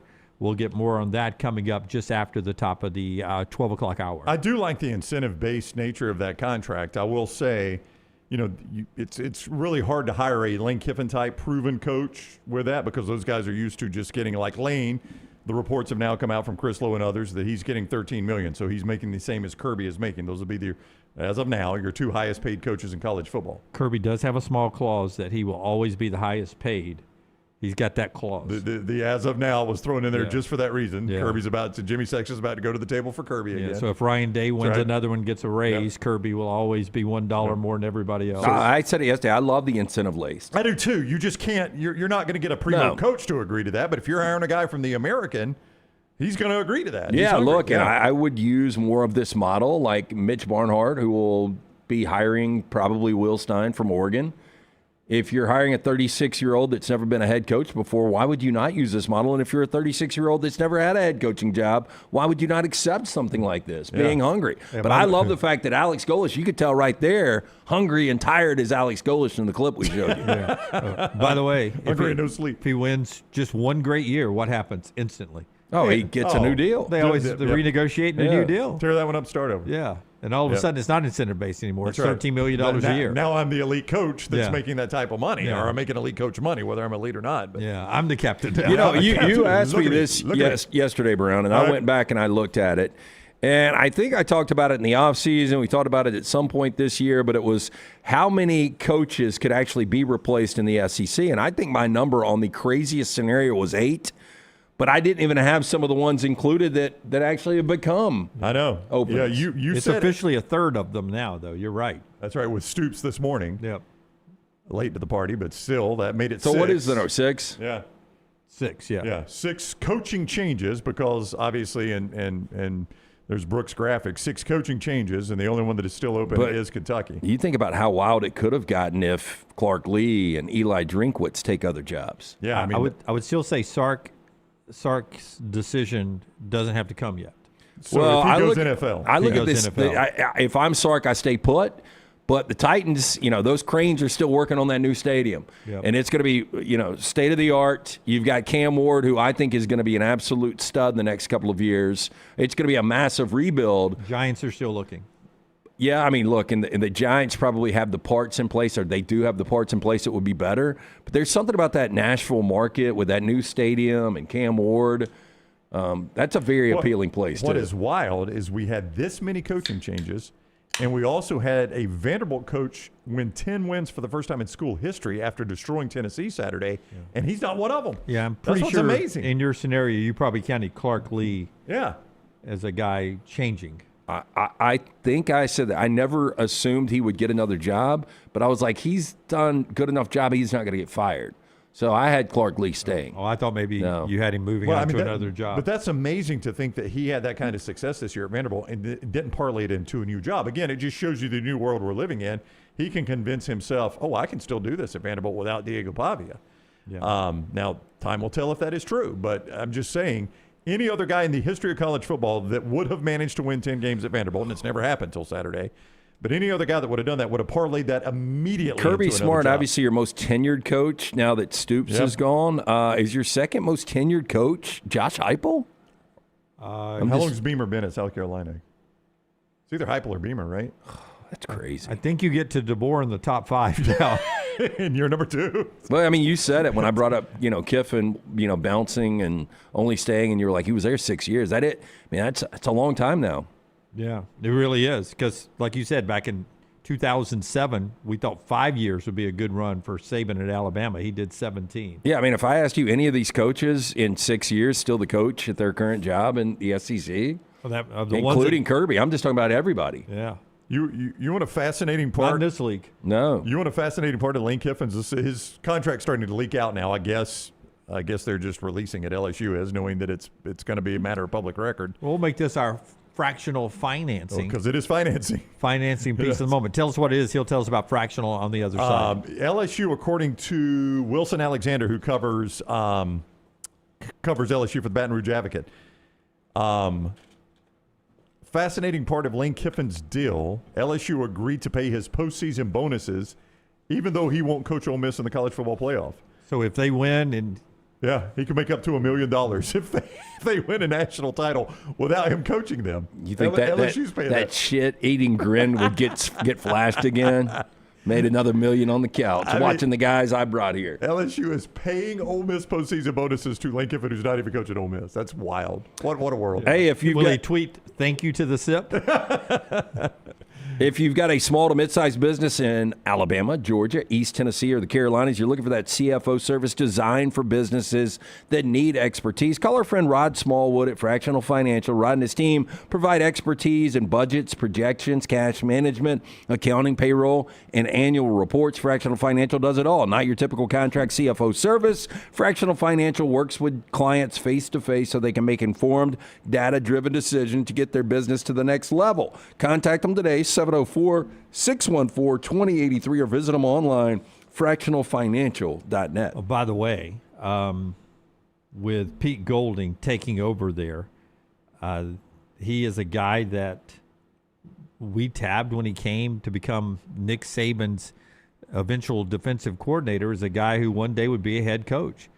But boy, for your first one to be like this one at Ole Miss, that's a good first job, isn't it? Yeah, I think 25, 30 years ago, Ole Miss, your first job, you're like, okay. But now Ole Miss, absolutely making, what's he going to make, $7-8 million probably? Make 3 times what he was making, the $2.55 million as the highest coordinator in the SEC. It's funny, though, and I'm sure you guys have heard the same thing, that there's a lot of Alabama fans that still kind of shit on Pete Golding. Like, I got a text a minute ago, Pete Golding, LOL. And, I mean, I think it's actually a pretty good move for Ole Miss. Well, I think, first of all, I mean, if you could have got John Summerall, yes. If you were not in the playoffs, let me ask you this. I'll set you up.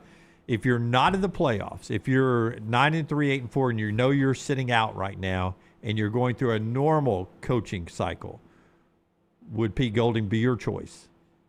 Maybe eventually, but he would not have been yesterday. Yeah, right. I know. Yeah, you wait and you see what you can possibly get. He's going to be there. He's not going anywhere. This was a move by Ole Miss to tell these college football selection committee, I know there's a lot of chaos going on here. We're stable. We got a guy that was here. He's in all the meetings. He knows all the players. He's stable. Now, the selection committee is still going to look at it and say, can you address the offensive coaching staff? Because I don't think any of those guys are still there. No way you can flush them. I'm not saying they're going to flush them. But if they would have lost Mississippi State, they were out. I'm not saying they're going to flush them. I think they were. I mean, do you guys not? Oh, if they lost to State and this happened, they're out. Yeah. I'm not saying they're going to flush them, but we just said earlier, don't be surprised if Alabama jumps Notre Dame tomorrow on the strength of Alabama. The Southeastern Conference is beating the drum right now that Alabama is their regular season champion. They won the tiebreakers. They are the number 1 seed in the SEC championship game. That's who we consider our regular season champion. That's what the SEC is saying today. And I think that will resonate with the committee, and it wouldn't surprise me if Alabama jumps Notre Dame because of that. Also, do not be surprised if Ole Miss starts to slip because of this. Not out of the poll or not out of the rankings, but don't be surprised if the committee says, listen, Ole Miss has had a great year, but we do wonder about them moving forward without a lot of their coaching staff. Let me just tell you. Okay, Ohio State, Indiana, Georgia, Texas Tech, Oregon. Who's next? Is it Ole Miss or Texas A&M? It is Texas A&M. Yeah. Just because of this. Do you think Texas A&M drops past Oregon? I think they probably do. It's a complicated resume for Texas A&M. They've got a lot of wins. I say that. Oregon too, though. But here's the thing: what do they want to do with Notre Dame? You want to continue to hype up Notre Dame because if you do, you want A&M higher. Yeah. No, but getting to my scenario where Alabama jumps Notre Dame tomorrow night. But as you're Texas going through drops. this, tell me 100% locks that are in. Okay. Ohio State, lock. Indiana, Lock. Georgia, Lock. Oregon, lock. Texas Tech. I think a lock, yes. Oh, That's I think fine. it's a lock. Yeah. I'm going to go ahead and tell you Ole Miss and Texas A&M. Both are locks. Both are locks. Yeah. And again, I wasn't saying Ole Miss falls all the way out. Yep. So that gets me to 7. Right. Okay, so now there's still 2 conference champions in the ACC ACC or a second group of 5 and a group of 5. So that's 9, right? It could be an ACC or another group of 5. I feel good about filling spot number 10 with Oklahoma. I really do. Not yet. I'm going 9. Okay, and now there is no way Oklahoma can be in outside of Alabama, or Alabama can be in and Oklahoma can. Mm-hmm. Well, I think there is. There's a way. Yeah. Well, first off, Alabama has the opportunity to get an automatic bid. Oh, no, I get which that. Which is 10. Yeah. Okay. So there's potential for that being 10. If BYU gets an automatic bid, then, but I think there's 9 that's in, and that's 9 in regardless of what happens. So really the wild cards are BYU. It's BYU, Notre Dame, Alabama, Oklahoma, and Alabama. BYU and Alabama on if they win automatic bids or not. All I'm saying is, and I don't know if this will happen, just the committee has to tip their hand tomorrow night with Ole Miss. If they drop Ole Miss and use the excuse of, we just don't know what this team's going to be without Lane Kiffin and the offensive coaching staff, they're telling you this is our sacrificial lamb just in case BYU wins. Yeah. That's what they're telling you right there. I don't think Oklahoma's locked in. I think 9 are locked in, and let's play the scenarios. Okay, so now the 9 we locked in, Alabama and BYU both win their conference championship game. That gets us to 11. Who gets the 12th? Oklahoma, Notre Dame, Miami. I think the easy thing for the committee would be to take Oklahoma and base it on strength of schedule, and then you don't have the Notre Dame Miami back and forth. I think that's the easiest way to do it. Yeah. Okay. Let's say, and I would try to avoid the complication if I'm the committee, and I would go with Oklahoma. Okay. Let's say BYU wins and Alabama doesn't. So BYU's in 10. Now, who's the other 2? Is one of them Alabama? I still say yes. I still say yes. I don't know who your sacrificial lamb that point is, though. So is it Oklahoma or Notre Dame? Well, I mean, your problem with Oklahoma, and look, and I get it, and I just said it, and I agree with you guys. Alabama is the number 1 seed. They won technically the regular season SEC championship game. But if they have one more loss over a team that just beat them 3 weeks ago in their own building, that doesn't make any sense to me. Yeah. But, so I think the easiest play there is you put Notre Dame and Miami in and you bounce Oklahoma and Alabama. But can I say 2 things real quick to your point there? I don't necessarily disagree with it. What you're viewing as a loss, they don't necessarily view as a loss. And I know that sounds stupid. I know Alabama in this scenario would have lost the game, but they don't necessarily view that as a normal loss. The SEC championship game. The They do the championship Oklahoma game. Correct, yes. Okay. But I'm also about to say they have shown already they don't terribly value head-to-head. Well, they don't. Well, I was going to say, can you imagine the scenario where that does happen and Oklahoma's out, Alabama's in, Miami's out, Notre Dame's in? And then moving forward, how can you say head-to-head matters at all? That's right. Yeah. And that's what I'm telling you. They've already told you head-to-head doesn't matter a ton because of Miami and Notre Dame.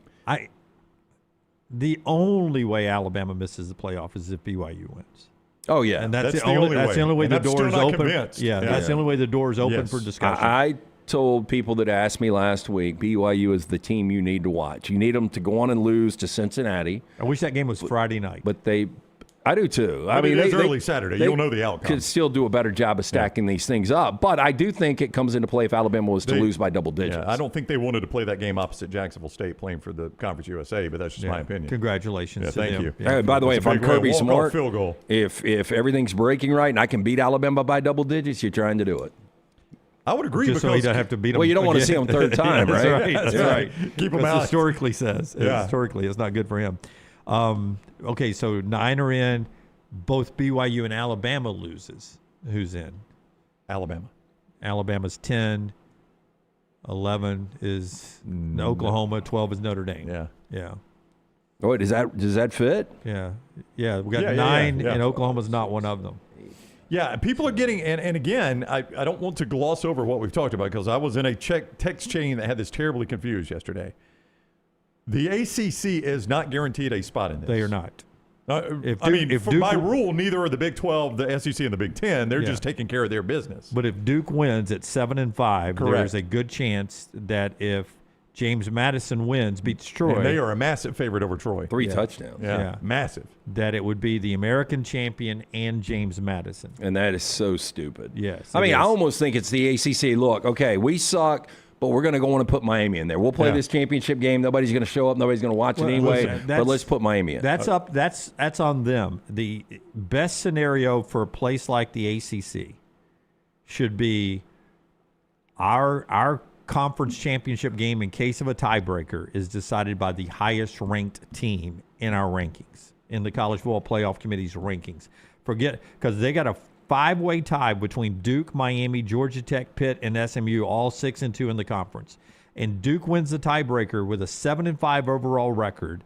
And they're the only one of that group that did not beat anyone else that is tied there. It's crazy. And I think Duke's going to beat Virginia. I really do. Oh, no. Yeah, Yeah, I mean, I really think do. Duke, I think Duke's a better team. Yeah, they than are. Virginia is. And I don't know how you guys feel. Like, I think Miami is good enough to beat a team or two in this playoff. I think they're that talented. If I'm the ACC, I'm sitting there going, Yep, that's a hold. That's a I hold. was about to ask you that. Like, I get a hold. I get tired of the refs were against us narrative. I've gotten a lot of that from Auburn fans. I just laugh it off. It's so, man. Give a team credit for beating you. The whole refs are against us just wears me out. But if I'm Duke, I assume I'm not getting any call in that game. Don't you?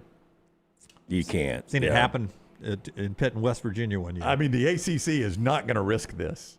Yep. If I'm Duke, I am assuming when they go to that, all of a sudden, that inside look at the replay room, that's not going to work this week. We don't know why. Well, we're having some difficulties. Technical difficulties back in Charlotte. Yeah. That's where the guy gets on and goes, yeah, it's clearly a touchdown, but you say his foot was out of bounds. All right. By the way, they're so much quicker I know. with the transparency. It's crazy. Yeah. There should be a code word that'll be like, okay, it looks like his foot's out of bounds, but pineapple. Yeah, like, I'm not saying the Big Ten was protecting Ohio State, far from it.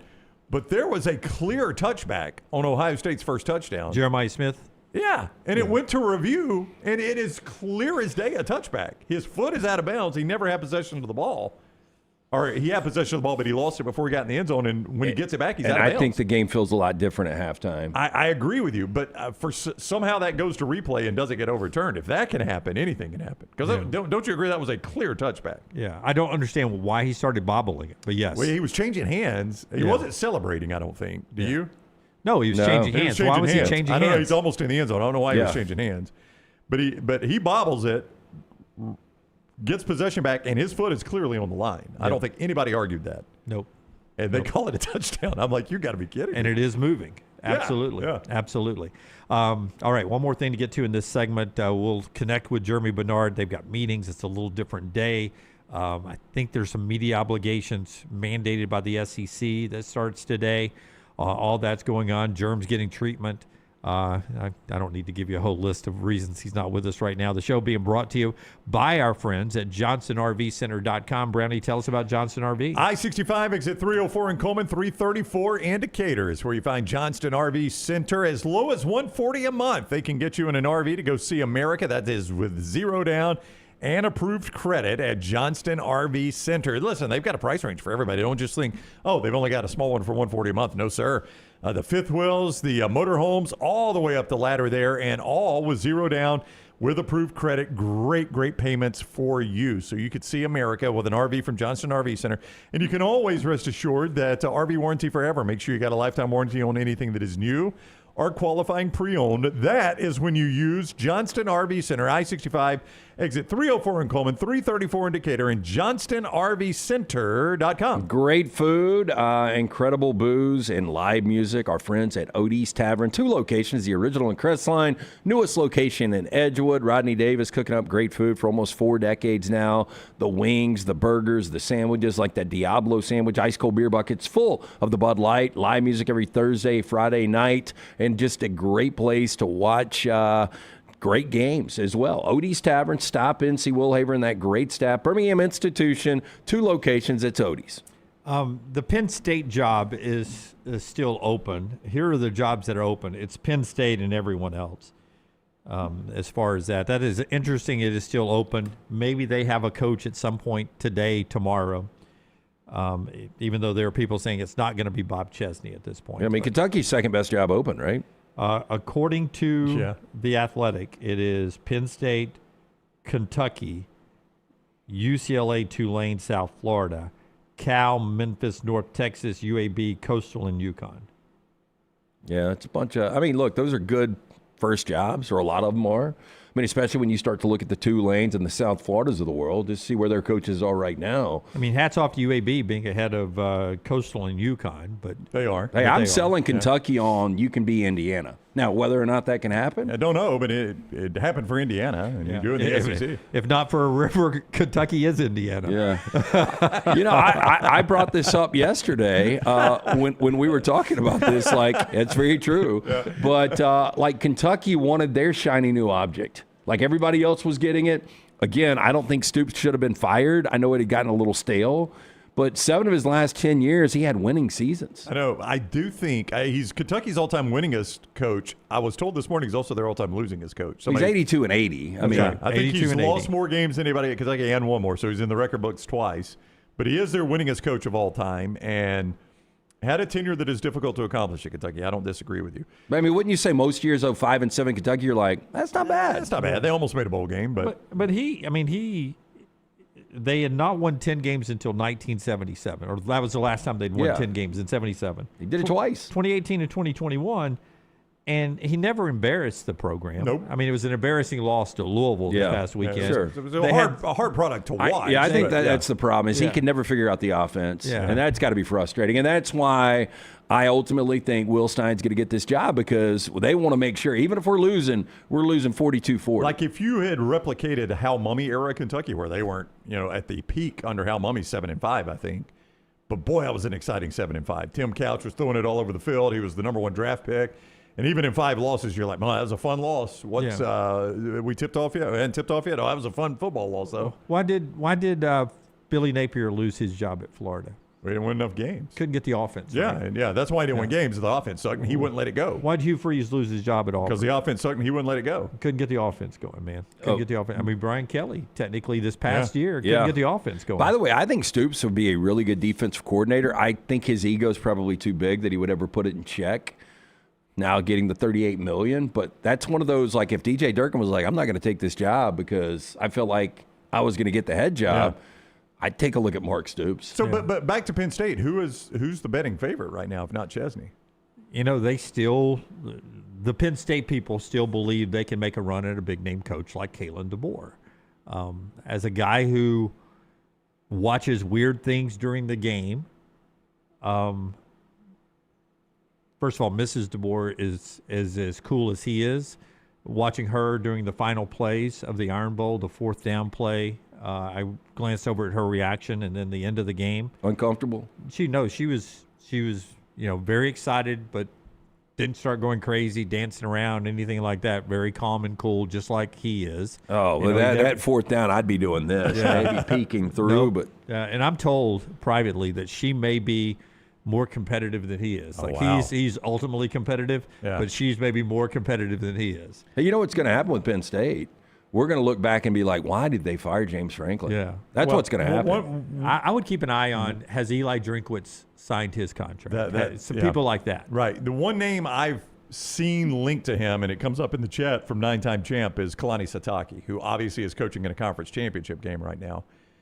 Why would you not take Brian Kelly? I would take him over Kalani Sitake, wouldn't you? Yeah. Yeah. I mean, look, it wasn't a fit. Obviously, it didn't work out at LSU. It wasn't like you were bad. Like, it just a break here or there, then it's much different. And by the way, the SEC's hard. Yeah. I know Joel Klatt will be with us at 11 to tell us it's not different, but it's different. Oh, I'd rather have to win 10 games at Penn State than at LSU. 100% of the time, yes. And I'll tell you how different it is. Like, this week with this Indiana-Ohio State game, like, Ohio State hadn't really been challenged, so I could see Ohio State beat Indiana by 21, but I could see Indiana win this game easily. Yeah. I mean, look at – can you – Forrester, I know you updated – I don't know if you've updated them all, the schedules. Can you just pull up, like, Tennessee, for instance? Tennessee has not had a good year, and we knew that when they lost their quarterback as late as they did, this is kind of the year we expected them after losing to Vanderbilt, maybe. But you know what Tennessee is? But Tennessee didn't beat one team that was really good this year, and they're 8-4. And, you know, if they'd beaten Vandy at 9-3, it would have been a really good year. But now give me Auburn. All right, and I want you to look at how close Auburn's losses is. All 7 by 10 or less. It's like the NFL. Yep, it is. When you look at Auburn and you look at Alabama's wins. Yep, it is the NFL. It's winning one-possession games. That's what sets you apart in the NFL. I mean, you lose to Oklahoma by 7. You lose to A&M by 6, 2 playoff teams. You lose to Georgia by 10 and some horrible, horrible calls that didn't go your way. You lose to Missouri in overtime. You lose to Kentucky by 7. You lose to Vanderbilt, playoff consideration, in overtime, and you lose to Alabama by 7. Yep. That's the NFL, my friend. Yep, that's it. Give me Alabama's. And look at Alabama's wins, and now they're locked, according to most, in the playoffs. And Alabama, if not by the grace of God, Georgia by 3. Vandy closer than the score indicates. That was a one-possession game. I mean, that was a garbage time touchdown. Missouri by 3. Yep. Tennessee, that pick 6 right before the half. South Carolina had to score 2 touchdowns late. Oklahoma, you lose that one by 2. You probably should have won that game. And now Auburn by 7 on the road. I mean, that's the NFL, man. You started with Tennessee. I think Tennessee right now is probably the 4th best team in the Big Ten, or at least close to it. I mean, other than their 3 playoff Indiana, teams. Ohio State, Oregon. I'll say Oregon, but then you got USC and Michigan, and I think Penn State's right there with them. Michigan's offense, or Tennessee's right there with them. Michigan's offense. You watch that Saturday. Oh, Michigan's terrible. offense is just so bad, and they had no shot. Yeah, they're not a complete team, and Tennessee's not a complete team either. It's why they lost the games. They don't have a good enough defense. I mean, that would be a weird game with them in Michigan, strength versus strength.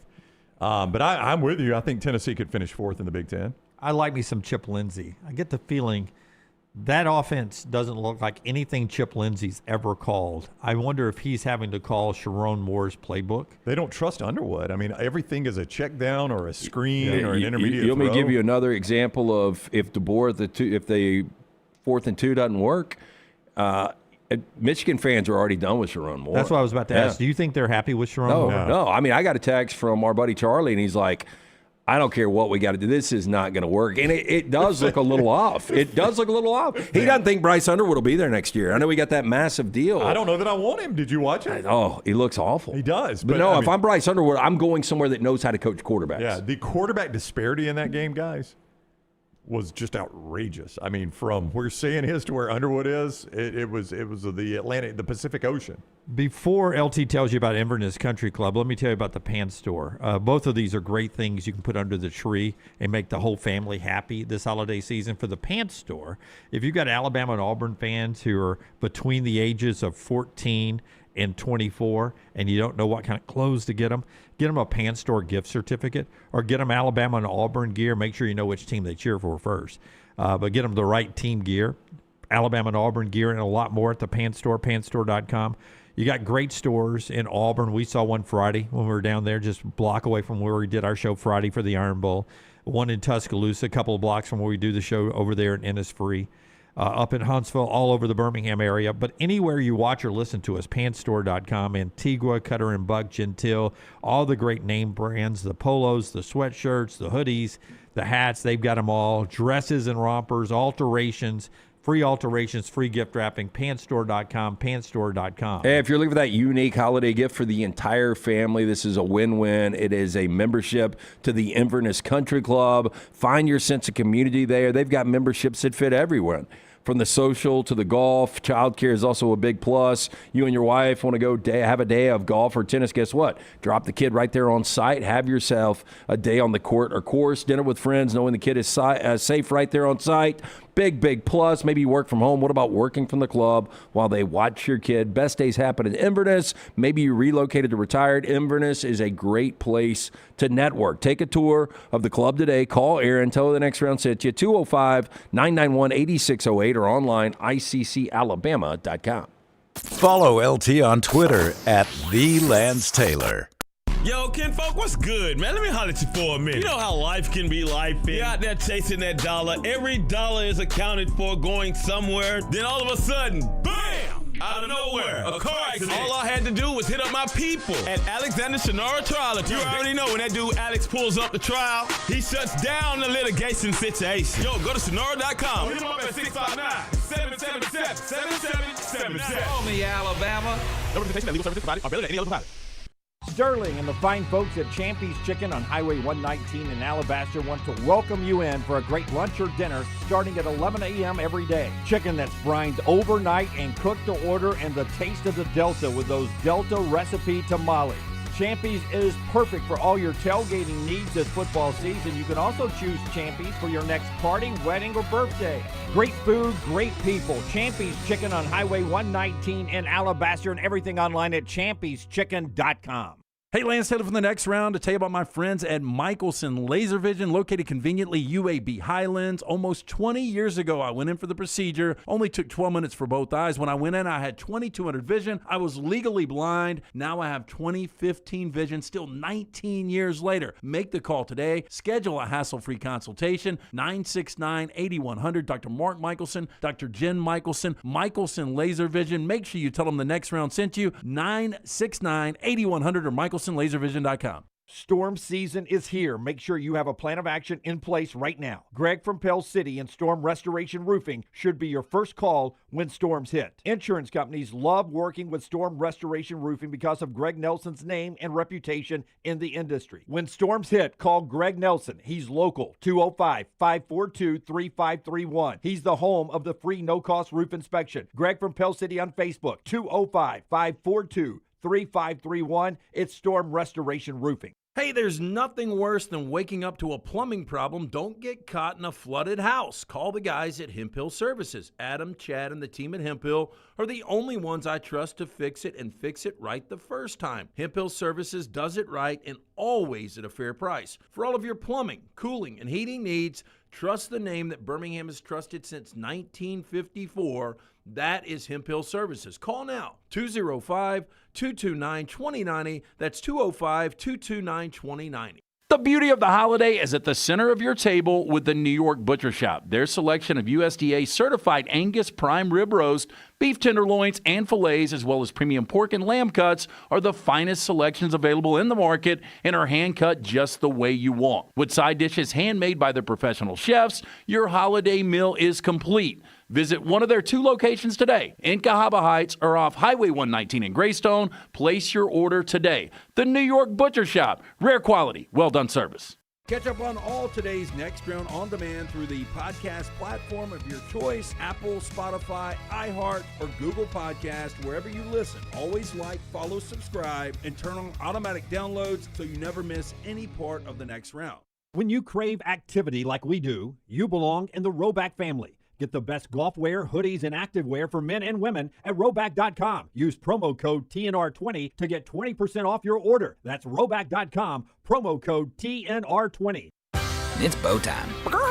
Tired of choosing between sweet and savory? Why not have both? Introducing Bojangles' new chicken and bowberry waffles. The bold Cajun chicken filet you love, now drizzled with a bowberry honey glaze and sandwiched between 2 warm waffles. Which means your favorite meal of the day just met your new favorite dish. And lucky for you, it's served all day. But it's only here for a limited time, so try chicken and bowberry waffles at Bojangles today. It's bow time.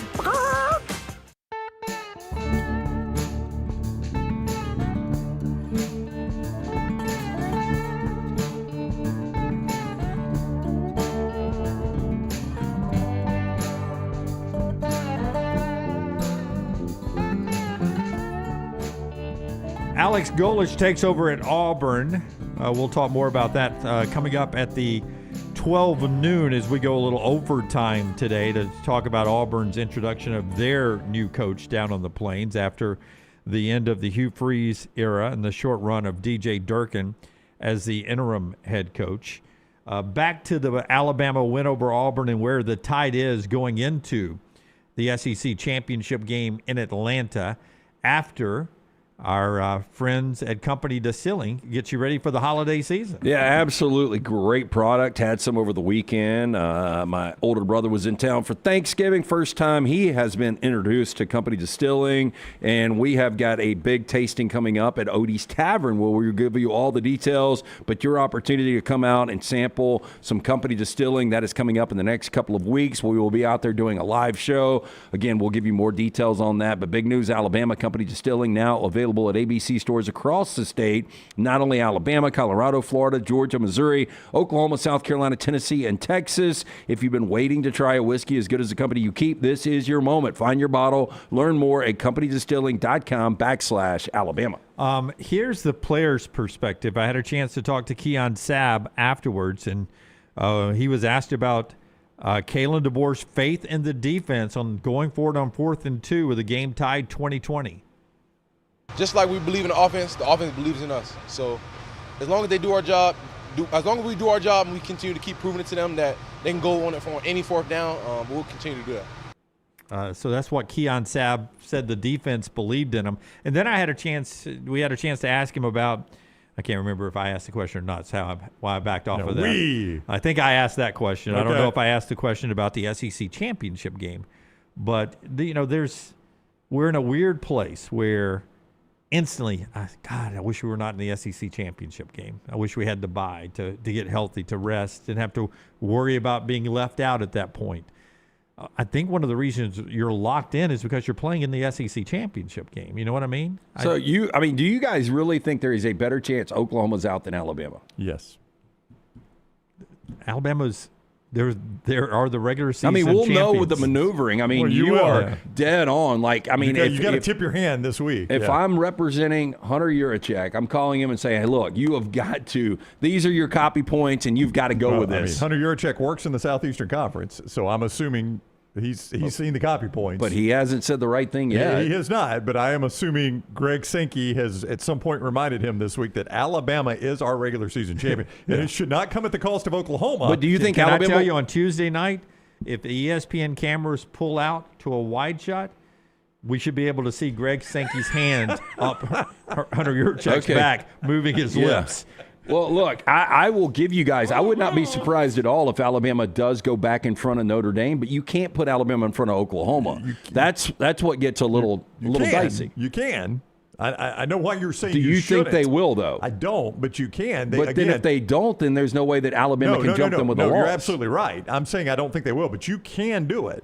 You're saying you can't do it. You can because, again, this committee has said. You've done it with Notre Dame over Miami. What I'm saying. This committee has said head-to-head is not a huge deciding factor for us. And if you were ranking the NFL right now, Rams behind Carolina? No, Carolina Rams still best team in football. They absolutely they really are. so too. Because I knew this was coming, not against Carolina, but I've got to say this real quick. I had so many people text me this week. Hey, man, I just want to let you know the Rams are my Super Bowl pick now. Oh, really? Now that they've won 6 straight games and Stafford hasn't thrown an interception since the summer? And everything broke wrong that could have broken wrong yesterday, and it was a bad loss. But anyway, they're still the best team. To get to my point, though, who's the better team, Alabama or Oklahoma? Alabama. Yeah. Okay. There's no doubt. I get that, but I'm just saying if I'm Oklahoma, if I'm Venables, I'm like, damn, we went 10-2. We just beat them in Bryant-Denny. But you can slip Oklahoma back by adding to what you just saw them do against LSU, too. It's 13-10, 4 minutes to go, and they're hanging in a balance. Oh, a healthy Nussmeier, I think they lose the game. They just needed one defensive stop.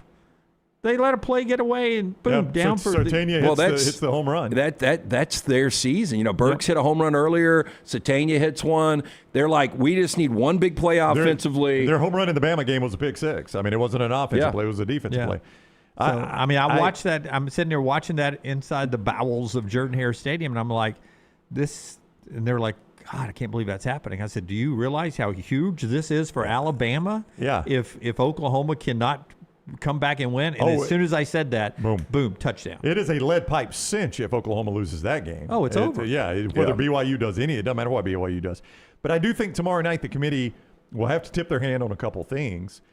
And I'm just not going to be stunned. If Alabama jumps Notre Dame, I'm really not going to be stunned. But if they drop Ole Miss a little bit, and maybe even Alabama jumps Ole Miss, I know it's a one-loss, two-loss thing, but they can justify it by saying, look, we've added a new data point for Alabama. They're regular season conference champion. We weren't able to consider that last week.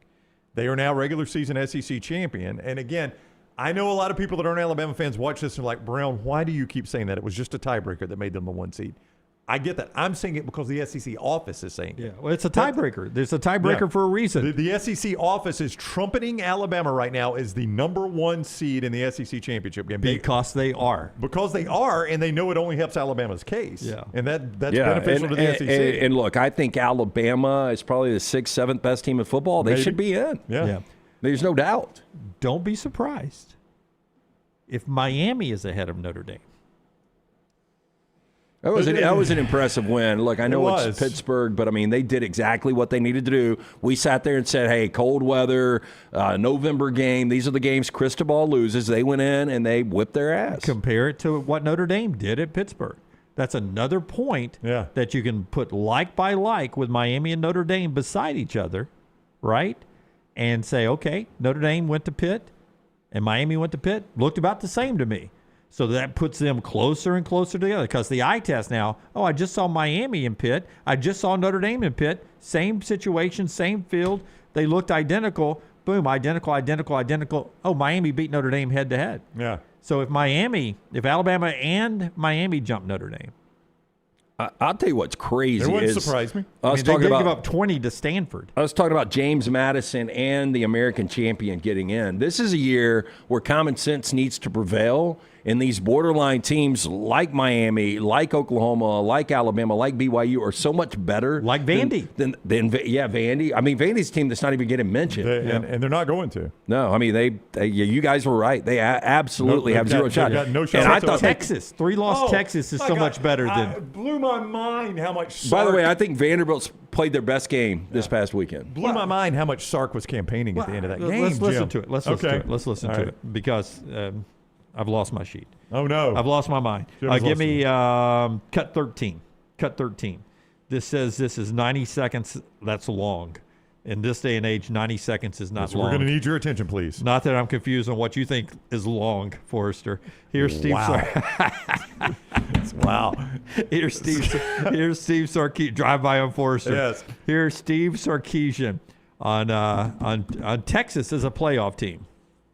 You didn't want to talk about it on Monday. Do you think this team has done enough at 9-3 to get into the college football playoff? I think we're an absolutely a playoff team. I'm glad you asked, as I didn't want it to have to be part of my opening statement. There's a couple things in here that to me are really telling stats, okay? We're the first team since the 2019 national champion LSU team to beat 3 top 10 ranked teams in the same season during the regular season. I think we have the number 5 ranked toughest schedule in the country. We've played the number 1, the number 3, and number 4 ranked teams in the country. Okay, we went on the road to Ohio State in week 1 and lost to them on a 1-score game, and we have the ball at the end of the game, and we outgained them by nearly 200 yards, and no one else has been close to a 1-score game against them. Do you want us not to schedule Ohio State? Because if we're a 10-2 team right now, this isn't a discussion. We're in the playoff. I surely don't think we want to punish us to do that, because what are we all going to do? We're all going to get out of those games, just like a lot of other teams in the country have done. And they've got nice, pretty records right now. And this whole idea that, hey, well, you lost to Florida. Well, the team that played for the national championship last year lost to Northern Illinois at home. So we're not going to you're going to punish us, and you don't want to punish them, but yet they were good enough to go play for a national title. So I have no doubt in my mind that the team we have in that locker room downstairs is a playoff football team and worthy of an opportunity to play for a national championship. Listen, Brown, I know it bothers you. I know it bothers you. But what's he supposed to do? He gets paid to fine. represent Texas and It's those fine. guys in those locker rooms. But, I mean, at least address the fact that you also had to go to overtime to beat Mississippi State and Kentucky. Yeah. You can't ignore that I think part. the fair thing is to say, Yeah. like, I believe we're one of the 12 best teams in college football.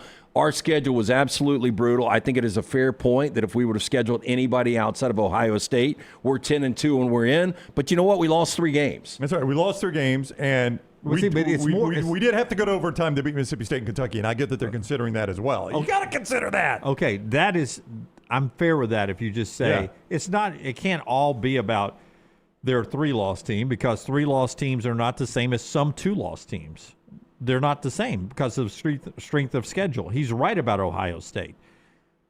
But it's probably a couple of his wins that Correct. are worse than his losses. Yes. State, overtime, 45-38, where you were down 17. Yeah. No, that's true. Kentucky, overtime, 16-13, where Kentucky's got ball in hand with a chance to win the game. With all of these French teams, there's no chance a 3-loss was going to get in. At some point, can we do... If you just had the ability to give me the 12 best teams in college football that need to be in the playoff, okay, 1 through 12, can we do that? We can. We'll make that instead of our stock report today. That'll be our spotlight. All right, okay. We'll make that what we would write on the dry erase board. Okay. The 12 best teams in college football. Yeah, 1 through 12, the way you've got it. Okay. Eye test or resume? Combination of both? However you want to do it. Like if I just said, hey, you give me... I don't have to worry about contracts. 1 through 12... What is going to make the best competitive college football playoff? Okay. All right. I got can no do problem that. with that. I can do that. Before we get to Greg and actually kind of the way it should be done. You mean the way we ought to build a playoff? Yeah. Friends at Michelson brings us Greg from Pell City's phone call today. Tell us about Michelson Laser Vision. 205-969-8100, the number that you need to call if you want to view life in 4K. Brown was asking me if I watched the 4K Iron Bowl telecast where he was DJing in commercials. I did, but I was switching back and forth. Victory Bell, Iron Bowl, at least the sound.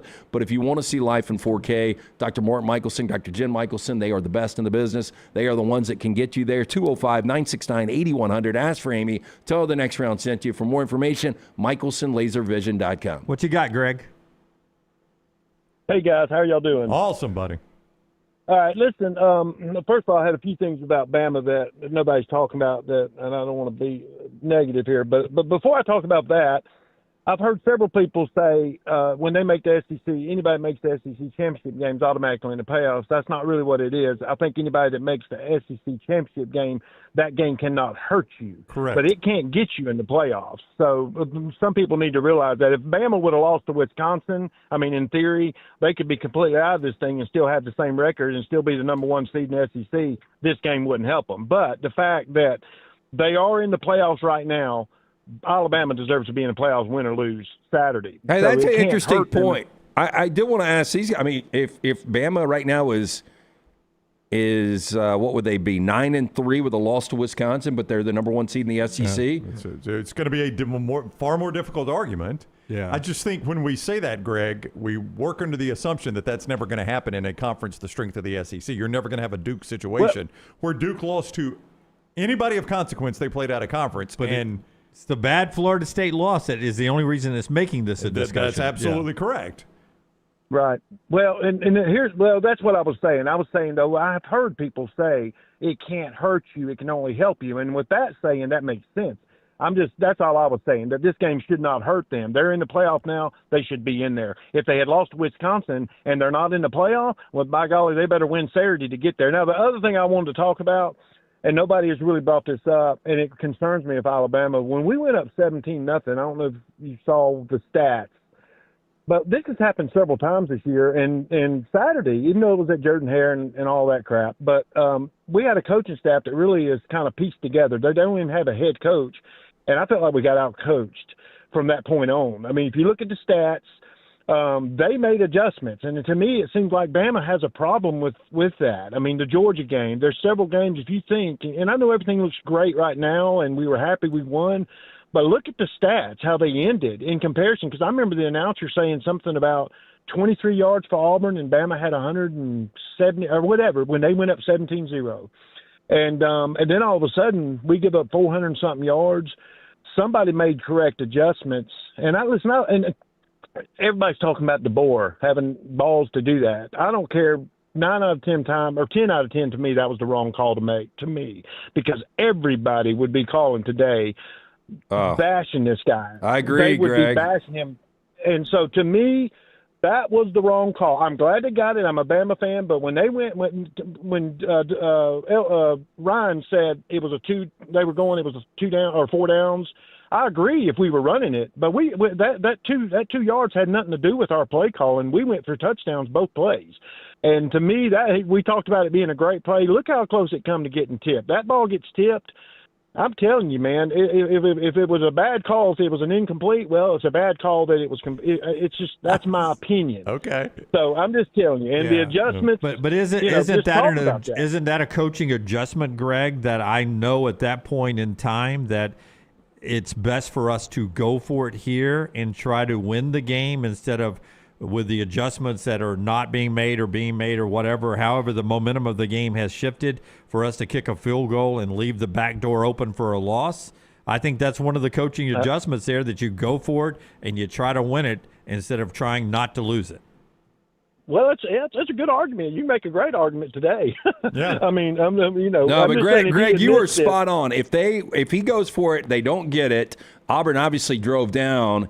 If they walk it off with a McPherson kick, I mean, Kalen DeBoer, the approval rating drops to 1%. But this is the way the guy has operated his whole career, is why I say it's the right call. It's who he is, Greg. You always talk about a coach, or anybody in life, you got to be who you are. And this guy is an aggressive guy on 4th down. I mean, it was against his nature to kick. His nature is to go for it in that situation. That's why you got to be who you are. You can't just take the Alabama job and say, I got to kick here because. No, I mean, hey, look. Because I'm coaching at Alabama. Because I'm coaching at Alabama, not at Washington anymore. You hired the guy. It's who he is, and that's his nature. And it's, hey, listen, there's times it's not going to work. There's times the kick's going to get blocked.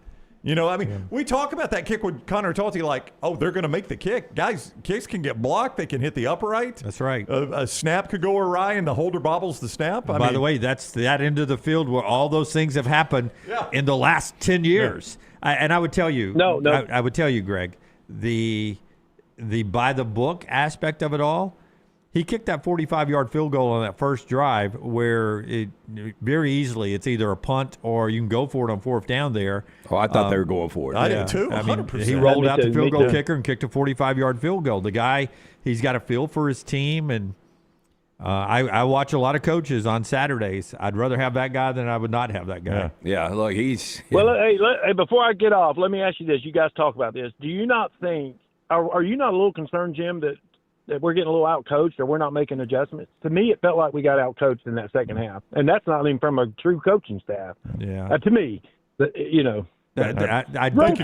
don't see it. I don't see it that way, Greg. Yeah. I mean, I coach what's ahead of me. If it's 17-0, I coach differently than if I'm behind 17-0. So I'm coaching to win the game. I'm not coaching to cover, with all due respect to Lance'sLog.com, brought to you by Hemphill.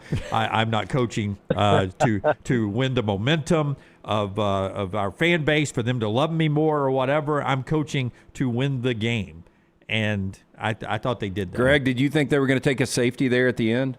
I considered that. No, I didn't think I wouldn't have done that. I wanted to keep that thing at 7. Yeah, your problem is you dip it below 7. If you could take a safety and leave it at 7 or 8, maybe.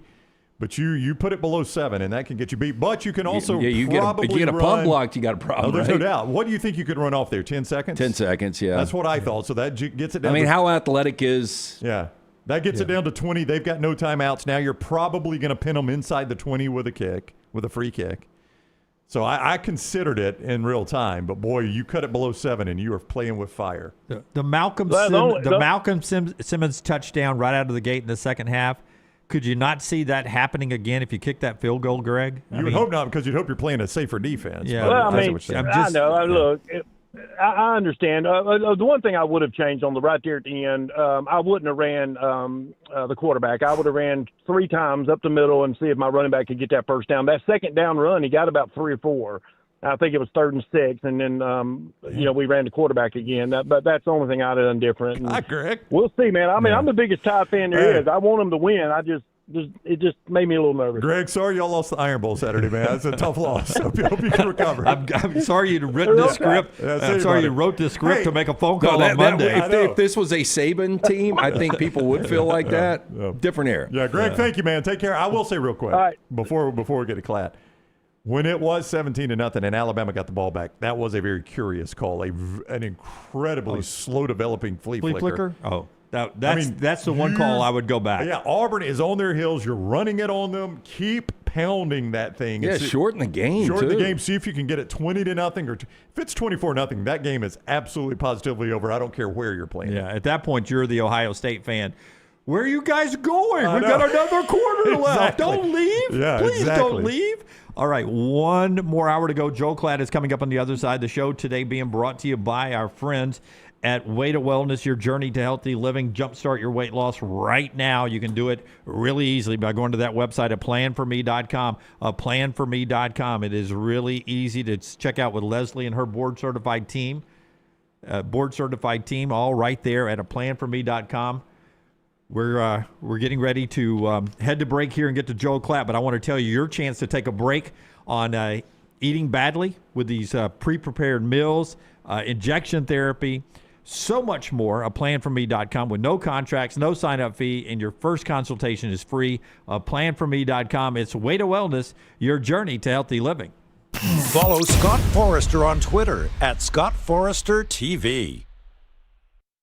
Honey, a while back, life knocked me flat on my behind. I was hit by an 18-wheeler, and Lord of mercy, it left me hurting. Now, I heard through the grapevine that Alexander Shannara had recovered big money for some people. You been hurt, can't work, don't sit there suffering. Call my people at Alexander Shannara Trial Attorneys. Ain't gonna cost you a dime, so pick up the phone and dial 659-777-7777 or go to Shannara.com, because when I called, Alexander Shannara answered. Call me, Alabama. No representation made that the legal services provided are better than legal services provided by other attorneys.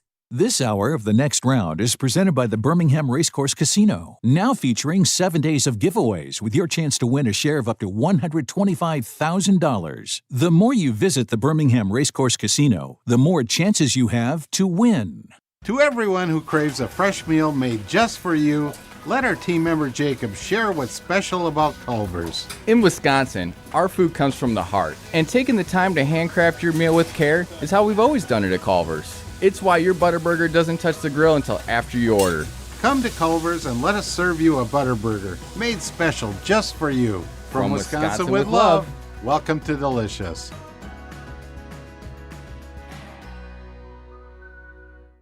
Hey, for all of your IT and printing needs, reach out to our friends at Xerox Business Solutions. Look, I'm still one of those old school guys. I print my notes every single day for the show. If you watch the show here on The Next Round, you see all the notes in front of me. From day one, Xerox Business Solutions, they've been with us here at The Next Round. Local for over 45 years. For all of your IT and printing needs, visit XeroxBusinessSolutions.com or call 205-969-3000. That's 205-969-3000. Hey, let me tell you about our friends at Urology Centers of Alabama. Compassionate and comprehensive urological care with 35 physicians, 17 locations across Alabama. Their patient-centered approach to all of your urological needs. Remember, they've got that new men's health center. It is beautiful, helping men with a wide range of sensitive male issues in a comfortable environment. You can always go online, visit urologycentersalabama.com, schedule an appointment with one of their many urologists today. At Central State Bank, we are large enough to serve you and small enough to know you. Manage your money with ease, whether it's mobile banking, hassle-free checking, competitive loans, business solutions, or personalized financial advice. We're your hometown bank with big-time service. Visit us today and experience banking made simple, because at Central State Bank, you come first. Member FDIC. Storm season is here. Make sure you have a plan of action in place right now. Greg from Pell City and Storm Restoration Roofing should be your first call when storms hit. Insurance companies love working with Storm Restoration Roofing because of Greg Nelson's name and reputation in the industry. When storms hit, call Greg Nelson. He's local, 205-542-3531. He's the home of the free no-cost roof inspection. Greg from Pell City on Facebook, 205-542-3531. It's Storm Restoration Roofing. Catch up on all of today's Next Round on demand through the podcast platform of your choice. Apple, Spotify, iHeart, or Google Podcasts. Wherever you listen, always like, follow, subscribe, and turn on automatic downloads so you never miss any part of the Next Round. It's bow time. Tired of choosing between sweet and savory? Why not have both? Introducing Bojangles' new chicken and bowberry waffles. The bold Cajun chicken filet you love, now drizzled with a bowberry honey glaze and sandwiched between two warm waffles. Which means your favorite meal of the day just met your new favorite dish. And lucky for you, it's served all day. But it's only here for a limited time, so try chicken and bowberry waffles at Bojangles today. It's bow time. Jim Dunaway, Lance Taylor, Ryan Brown. Live from the Birmingham Racecourse Casino Studios, the Next Round, presented by Bud Light, is on now. Off to talk to Joe Klatt, brought to you by our friends at Champy's World Famous Fried Chicken, Highway 119 in Alabaster, Champy'sChicken.com. Sterling, the crew, giving you all the Southern comfort food. High today, 51 degrees. Low tonight, 37. What's better in that stomach for lunch or dinner tonight than a warm, deep-fried chicken breast? Juicy down to the bone, brined overnight, cooked to order, and all the great sides. Champy's Chicken, Highway 119 in Alabaster. All right, Joel Klatt is with us. College football on Fox. You'll see him on the Big Ten Championship game. Ohio State, Indiana will play as 1 versus 2. 1-2. First time ever in the Big Ten Championship game. Klatt, is this your first 1-2 game you've ever called? Have you ever done another one? That's a great question. I don't believe that I have. Wow. No, Good for you. that Texas-Ohio State game was close, but I think this is the first one. Yeah. All right, good. That'll be a fun game Saturday night. I mean, they're playing. They both may get a bye. They're playing for a trophy. They're playing for a trophy, Klatt. It's not like the SEC Trophy, championship. first seed. Yeah, I first think seed. Big deal. Seeding probably matters when you start looking at the weakness of what the 11 and 12 seed will be, and where everyone lines up. So, we'll see. I mean, I think it should be pretty good. I think you've also got the Heisman on the line. I think winner wins the Heisman, Sayin or Mendoza. Yeah. We want to ask you to do your official pick because you are on the game. Yeah. But put the headgear on. For people that, are just showing up at a Vegas sports book and they see the brands, they're going to be like, oh, this is very appealing. Ohio State only minus 5.5. But how tight are these teams when it comes to, overall talent? That sounds crazy when you look at an Ohio State roster, but just up front, how they match up. And, do you expect this to be a game that goes down to a final possession? I do. I think that when I look at teams that don't have a ton of weaknesses around the country, these two stand out as complete, and they can play quality defense against the run and pass. They, on offense, can run the football and throw the football. So, they've got veterans where you need to. The talent discrepancy might be fairly vast, but only when it comes to past recruiting rankings. When you look at actually the way that they're playing, the way that NFL scouts look at these guys, Indiana has been able to develop some guys from 3-star players or JMU players into college football stars, and they've done a great job of that. This is one of the only teams that I can really see lining up with Ohio State and saying, okay, we can play with you. We are complete enough. We've got answers around the field, because that's what Ohio State possesses, is answers. It doesn't matter where you go, they can adjust, and they're probably better than you at that. That's, I think, the knock that I have against a lot of teams in the country this year, is that there is a glaring weakness or there's a glaring question about their team. Whereas I don't feel like we have one with Ohio State. Maybe you could say they haven't faced adversity. Maybe, I guess. Or they haven't been taken into deep water. But that's also to their credit, because they've controlled those games. We saw their quarterback have to deal with that with the interception early in the game last week, and he came back and played tremendous. And then this one question that maybe was nagging for people around the country about their run game, they lined up and had a 20-play drive, 16 of them runs for 11 and a half minutes against Michigan on the road in the snow. That's a pretty dang good answer, if you want to call it that. So this is a team that's going to be hard to beat. Yeah, and for me, winner or lose, if you win or lose this game, they should still be the 1 and 2 seed, in my opinion. There should be nothing on the line this weekend. I think they stay 1, they stay 2. SEC champion probably is 3 for me. Okay. And then we fill out the rest I think of them it as we go. probably depends on the way the games go. Like, let's just say, sake of argument, and Tide fans, just relax for a second. But like, sake of argument, Georgia wins convincingly and Ohio State wins convincingly. I think you can make an argument Georgia would go to 2 and Indiana would fall back. So I do think that it matters how the games are played, or vice versa. If Indiana were to beat Ohio State convincingly, maybe Georgia were to pass the Buckeyes, but the style of the game might matter a little bit this Saturday. Yeah, I'm interested in the big picture for you because, some of us believe. No, I shouldn't say some of us. There are some people that believe 4 teams was a good number. 8 teams would have been a better number. 12 teams. Some people want to go to 24. This is one of those years where we're going to actually leave out, relatively speaking, a couple of teams that may be deserving of being into a 12-team field this year. Sure. How do you like this at the end, and how do you like the fact that we're going to leave a few teams out when it's all said and done? Yeah, I think we talk about the wrong thing, to be honest with you. I think when we talk about expanding, that does not solve any problems. Expanding doesn't solve any problems. We actually create more. If you looked at the 4-team era, we would have arguments, and about 3 teams at most, you would say, like, man, they got a legitimate argument for that spot. And one of them would get it, and 2 were left out. And you like for instance, like 23 Georgia. It's like, dang, man, we left that team out. And it's like, we were just in a bind, I guess, because of Bama winning that game and Texas beating Bama earlier in the year, right? I think we could all agree with that.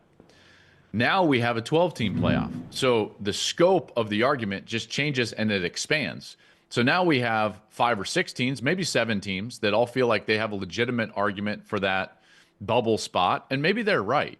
But I can tell you this, I know unequivocally their resumes are way worse than those resumes that we argued for at the 4 spot, right? So we're expanding the scope of the teams that we argue about, and their arguments become weaker.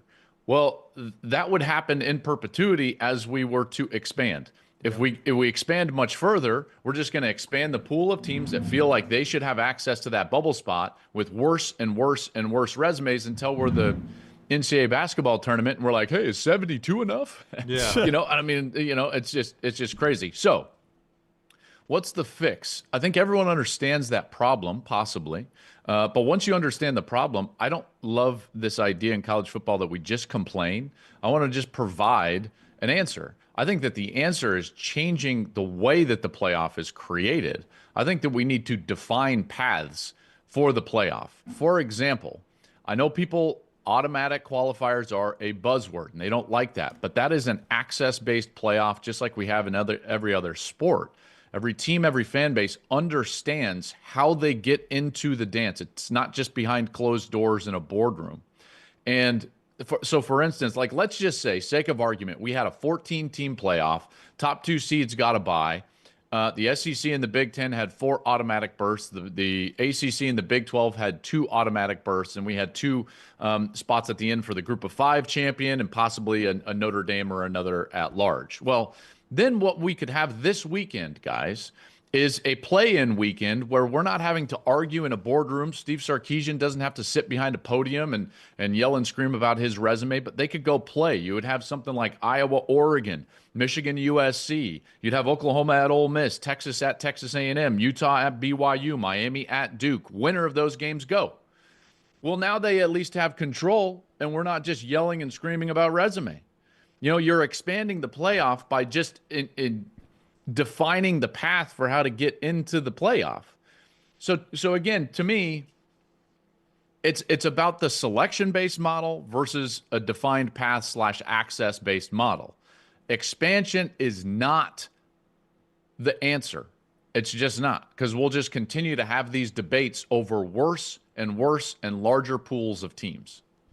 Joel Klatt is with us, college football on Fox. He's on the Alexander Shinnara Trial Attorneys Hotline. By the way, before we get too far from Ohio State, Michigan, I don't know why we have review if you watch that first touchdown and don't rule it a touchback. I mean, what are we doing here? That was bizarre. As clear and then as it even gets. Their explanation, we don't have we didn't have the camera angles that the TV crew had. What? Lie. Why do you that not? was a lie. Well, they have every camera angle that we have. Yeah, I don't understand what the.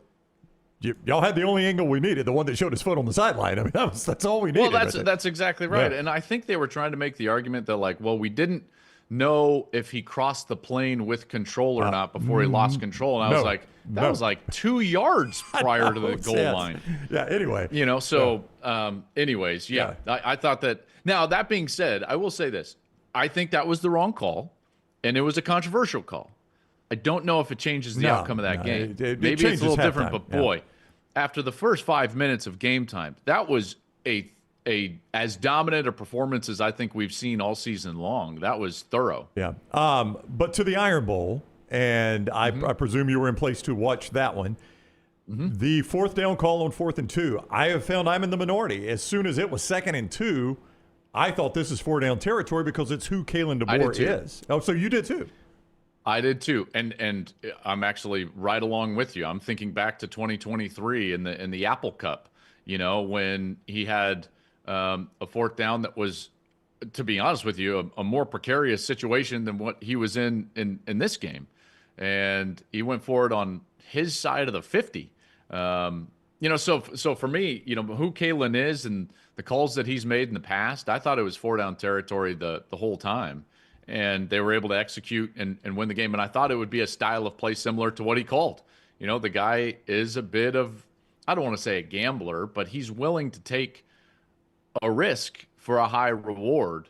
And they were certainly able to do that. I thought that was a really good win for Alabama. And what I like about Alabama is that over the back half of the year, guys, I feel like their defense has improved vastly from what we saw maybe early in the season or certainly last year. And that's encouraging. It's very encouraging because you got to have good defense to win in the playoffs. I think what is alarming is that this elite passing game that we thought, was indestructible and could be there every single week has at times fallen off and found a lack of rhythm. And I think that's the concerning part about Alabama. From Brian Harsin to Hugh Freeze, the offense just hasn't worked. Now you bring in Alex Golesh. And this is a guy that, learned under Matt Campbell, learned under Josh Heupel, had the number 5 total offense in college football this year, 4th in scoring, over 42 points per game. I don't know how well you know Golesh. And just overall, how do you think the fit is, and what do you think about the hire? Prior success is indicative of future results. And here's what of all the things about like his background as an offensive coach, let me tell you what I like most about Alex Golesh. Is that he took over a program that was 4-29 in their previous 3 years, and now they're 9-3. That tells me that he understands how to build something as a head coach. And so that is more important in my estimation than it is what offense he's going to run or what the statistics were when he was an offensive coordinator at Tennessee and so on and so forth, or even the offensive numbers for South Florida. He gets it, how to build a program, how to build a winner, how to build a locker room. And so from that standpoint, I like this hire. Guys, I've told you all year that I think Alex Golesh is a really good coach. At the same time, I think that you would be correct in pointing out that I've been critical of the Heupel offense at Tennessee in its nature and its lack of ability to win a conference championship or at the top level. I think that both of those things can be true. I would hope that because of his background, he's not a purist in terms of the deep choice offense. If that's the case, that's not what Matt Campbell is about. So, like, he's got history where he's deeper than that from a schematic standpoint. I think USF, South Florida, was deeper schematically than even Tennessee. And there are limitations from a player perspective at South Florida that you don't have at Tennessee. But I'm one of the guys that I would say this is a really good hire. I think that this is a guy that can win at Auburn. I really do. And my hope is that they just give him that opportunity. Unfortunately, in the SEC, it does just mean more. But that also means that 15 out of the 16 think that they should win the SEC every year. Well, with that, you get quick triggers. And I'm hoping that he's got enough time to build the requisite roster and locker room to go and win. Yeah, and a nice hiring spree from AAA American Conference with their coaches. They just brought them all up yesterday. I mean, yeah. Well, it was a thin pool of coaches to to choose from this year. We all know that. Yeah. Listen, the reason that we had a Lane Kiffin saga is because everyone else took their hand down. He's not in the top 4 coaches in the country or 5 coaches in the country that you would target if you were just making a list, pure list. You know, you would call Kirby Smart, you would call Ryan Day, you would call Dan Lanning, you would call Marcus Freeman. You'd probably call Steve Sarkisian, you know? Like, Lane's the only one that just kept his hand up. You'd call Kurt Signetti. And Lane was like, well, I'll be the one that leaves a playoff team. The others weren't willing to do that. That's why we had a Lane Kiffin saga. Not that he's not going to be good. I think that he could be really good at LSU. And if they're going to invest to the level that they feel like, or I hear that they're going to invest in the roster, then they should be very good. But he's still a coach that hasn't won a conference championship. He's never gone to the playoff. So this idea that he was some sort of prize, I felt like was somewhat funny because he's not in the top few names that you would call. He was a big fish in a small pond and took advantage of it. I'm interested because I know the calendar's messed up, but the calendar is what the calendar is. Do you have a problem with Keith Carter not letting him coach the playoffs? Not at all. Not at all. I think that I would have done the same thing if I was Ole Miss. Like, of course. What, you know, no one would be looking out for the program. They would be in purgatory if Lane Kiffin was sitting there. He'd be focusing on the games and not anything about the future of the program. The unfortunate part is that Ole Miss has to think about the future of their program. Lane's thinking about the future of his career, and no one's thinking about the immediacy of the playoff for the players. And the players tend to view things through a straw. Their focus is very narrow. This is all they got. This is their opportunity to do something really special for the rest of their lives, and then it's going to be over. And so while everybody else is looking out for the future of their entity, whether it's a career or the program, no one's thinking about the immediacy of the players. Now, you can make an argument like, well, Lane was trying to do that. Well, no. This idea that this is Ole Miss's fault, that Lane decided to make a selfish decision, which is his prerogative. I'm not knocking it, by the way. Like, he can make that decision. Doesn't mean there's not consequences, and it doesn't mean it's not selfish. But, like, you can't all of a sudden then be like, they won't let me coach. It's like, I can't leave my family right before Christmas and be like, hey, you know, I'm going to go hang out with the neighbor lady. But I'd like to spend Christmas with you guys. My wife would be like, the old neighbor lady. What are you talking about? Yeah. So LSU's the neighbor lady. Yeah. She's hot. She's hot, I'm telling you. Now, is the neighbor lady a hoe or a housewife? I'm not going to get into that. You know, you know, if LSU's the neighbor lady, she's hot but crazy. Hot but crazy. 100%. Yeah. This is like, you know, it's like that scale. It's generally right in line. That's right. And yes. the house is in order at Ole Miss. Right now, you come home, clothes are cleaned. It's pretty clean. Meals are decent. You know, like everything's fine. She looks good in a one piece. That's right. Yeah. One piece, sensational. Yeah. Everything's good. Everything is good. Yeah. You know, does she wear lingerie? No, but everything is fine. Yeah, she looks fine in my favorite band's T-shirt. That's right. Yeah. Yeah. When it goes, always wears socks in bed because her feet gets cold. Neighbor lady kid does. It's I can't remember the guys. Flight of the Conchords used to have that song that it was like, team building shirt, you know, exercise 99 or so. You don't know what you're doing to me. Like, she wears business socks. That's great. You know what you're getting. Now, you're about to go into the just crazy, just the crazy. But she wears the 2-piece. Yeah, she's hot. All right, all right. She's hot, but she's crazy. Yeah. Can I ask you about your reporting? Do you know anything about Penn State? What they're doing in their searching with your contacts in their search right now? No. And that's the one that's just like flying under the radar. And candidly, it's like, I'm sorry, what are you doing? You've had longer than anybody. And I have a sense that it's gone off the rails a couple of times. I feel like they made the move, honestly, thinking we're absolutely going to get Curt Cignetti. I believe that's why they made the move when they did. It's because they thought for sure they would be able to grab Curt Cignetti. That didn't happen. Matt Rule was always kind of a backup because of the relationship Pat Kraft, the athletic director, has with Matt Rule back to their Temple days. That goes away. And then all of a sudden they hire a search firm. So they didn't hire a search firm right away. I don't know if you guys know this, but then all of a sudden, midway through the search, a search firm is involved. And then you start talking about all these names, and now a bunch of the names that I've heard are being hired. And at this point, I would assume that Brian Daboll is going to be the guy, but why haven't they done that yet? I mean, their season's over, so why haven't we seen it? I don't know. That's strange. And I guess to answer your question, I don't have any further information on that. Yeah, I brought up Auburn has been offensively starved the last few years. Even worse has been Kentucky. Mark Stoops out. Will Stein, I'm a big fan. I think you are too. 36 years old. He's never done it before, so there's a lot of unknowns.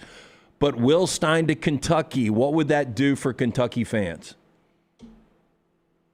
I'd rather have Brian Hartline. Wow. If you're going to go coordinator, I would go with a guy that's a proven recruiter.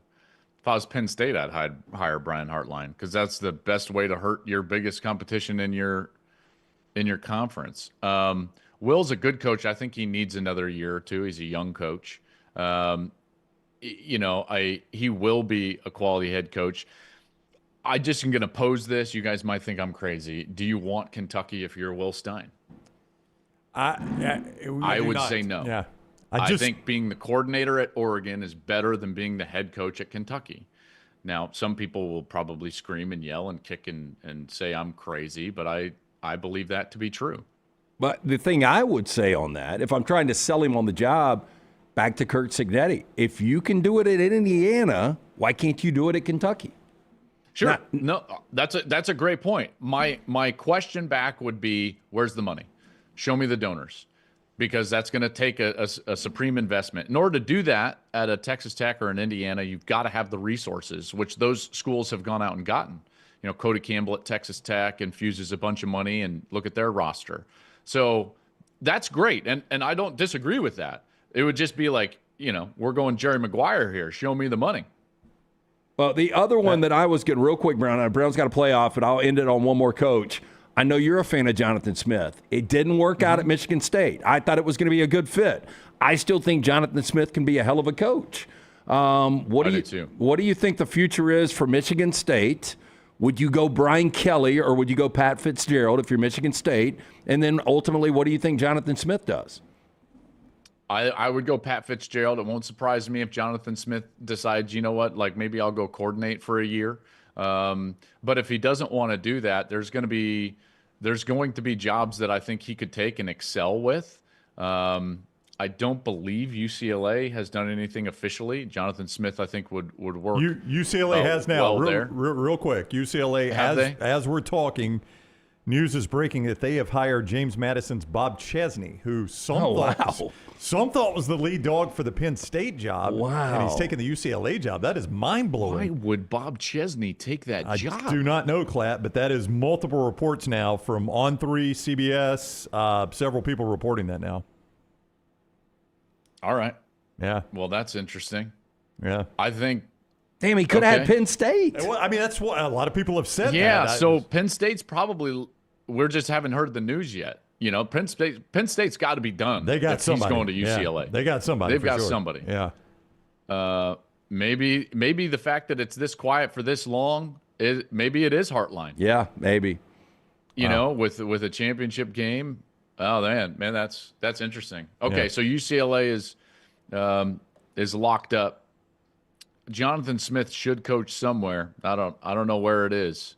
I think he's a really good coach. To be honest, I don't quite understand why it didn't work out. I would hire Pat Fitzgerald over Brian Kelly. Brian Kelly, I think, did a lot of damage to his reputation and credibility, with his stint at LSU. Unfortunately, and it doesn't look good for Brian that Notre Dame is better that he left. It's eerily similar to Dan Hawkins leaving Boise State and Chris Peterson takes them to another level. That's not a great look for Brian, and in particular with the way everything happened and played out at LSU.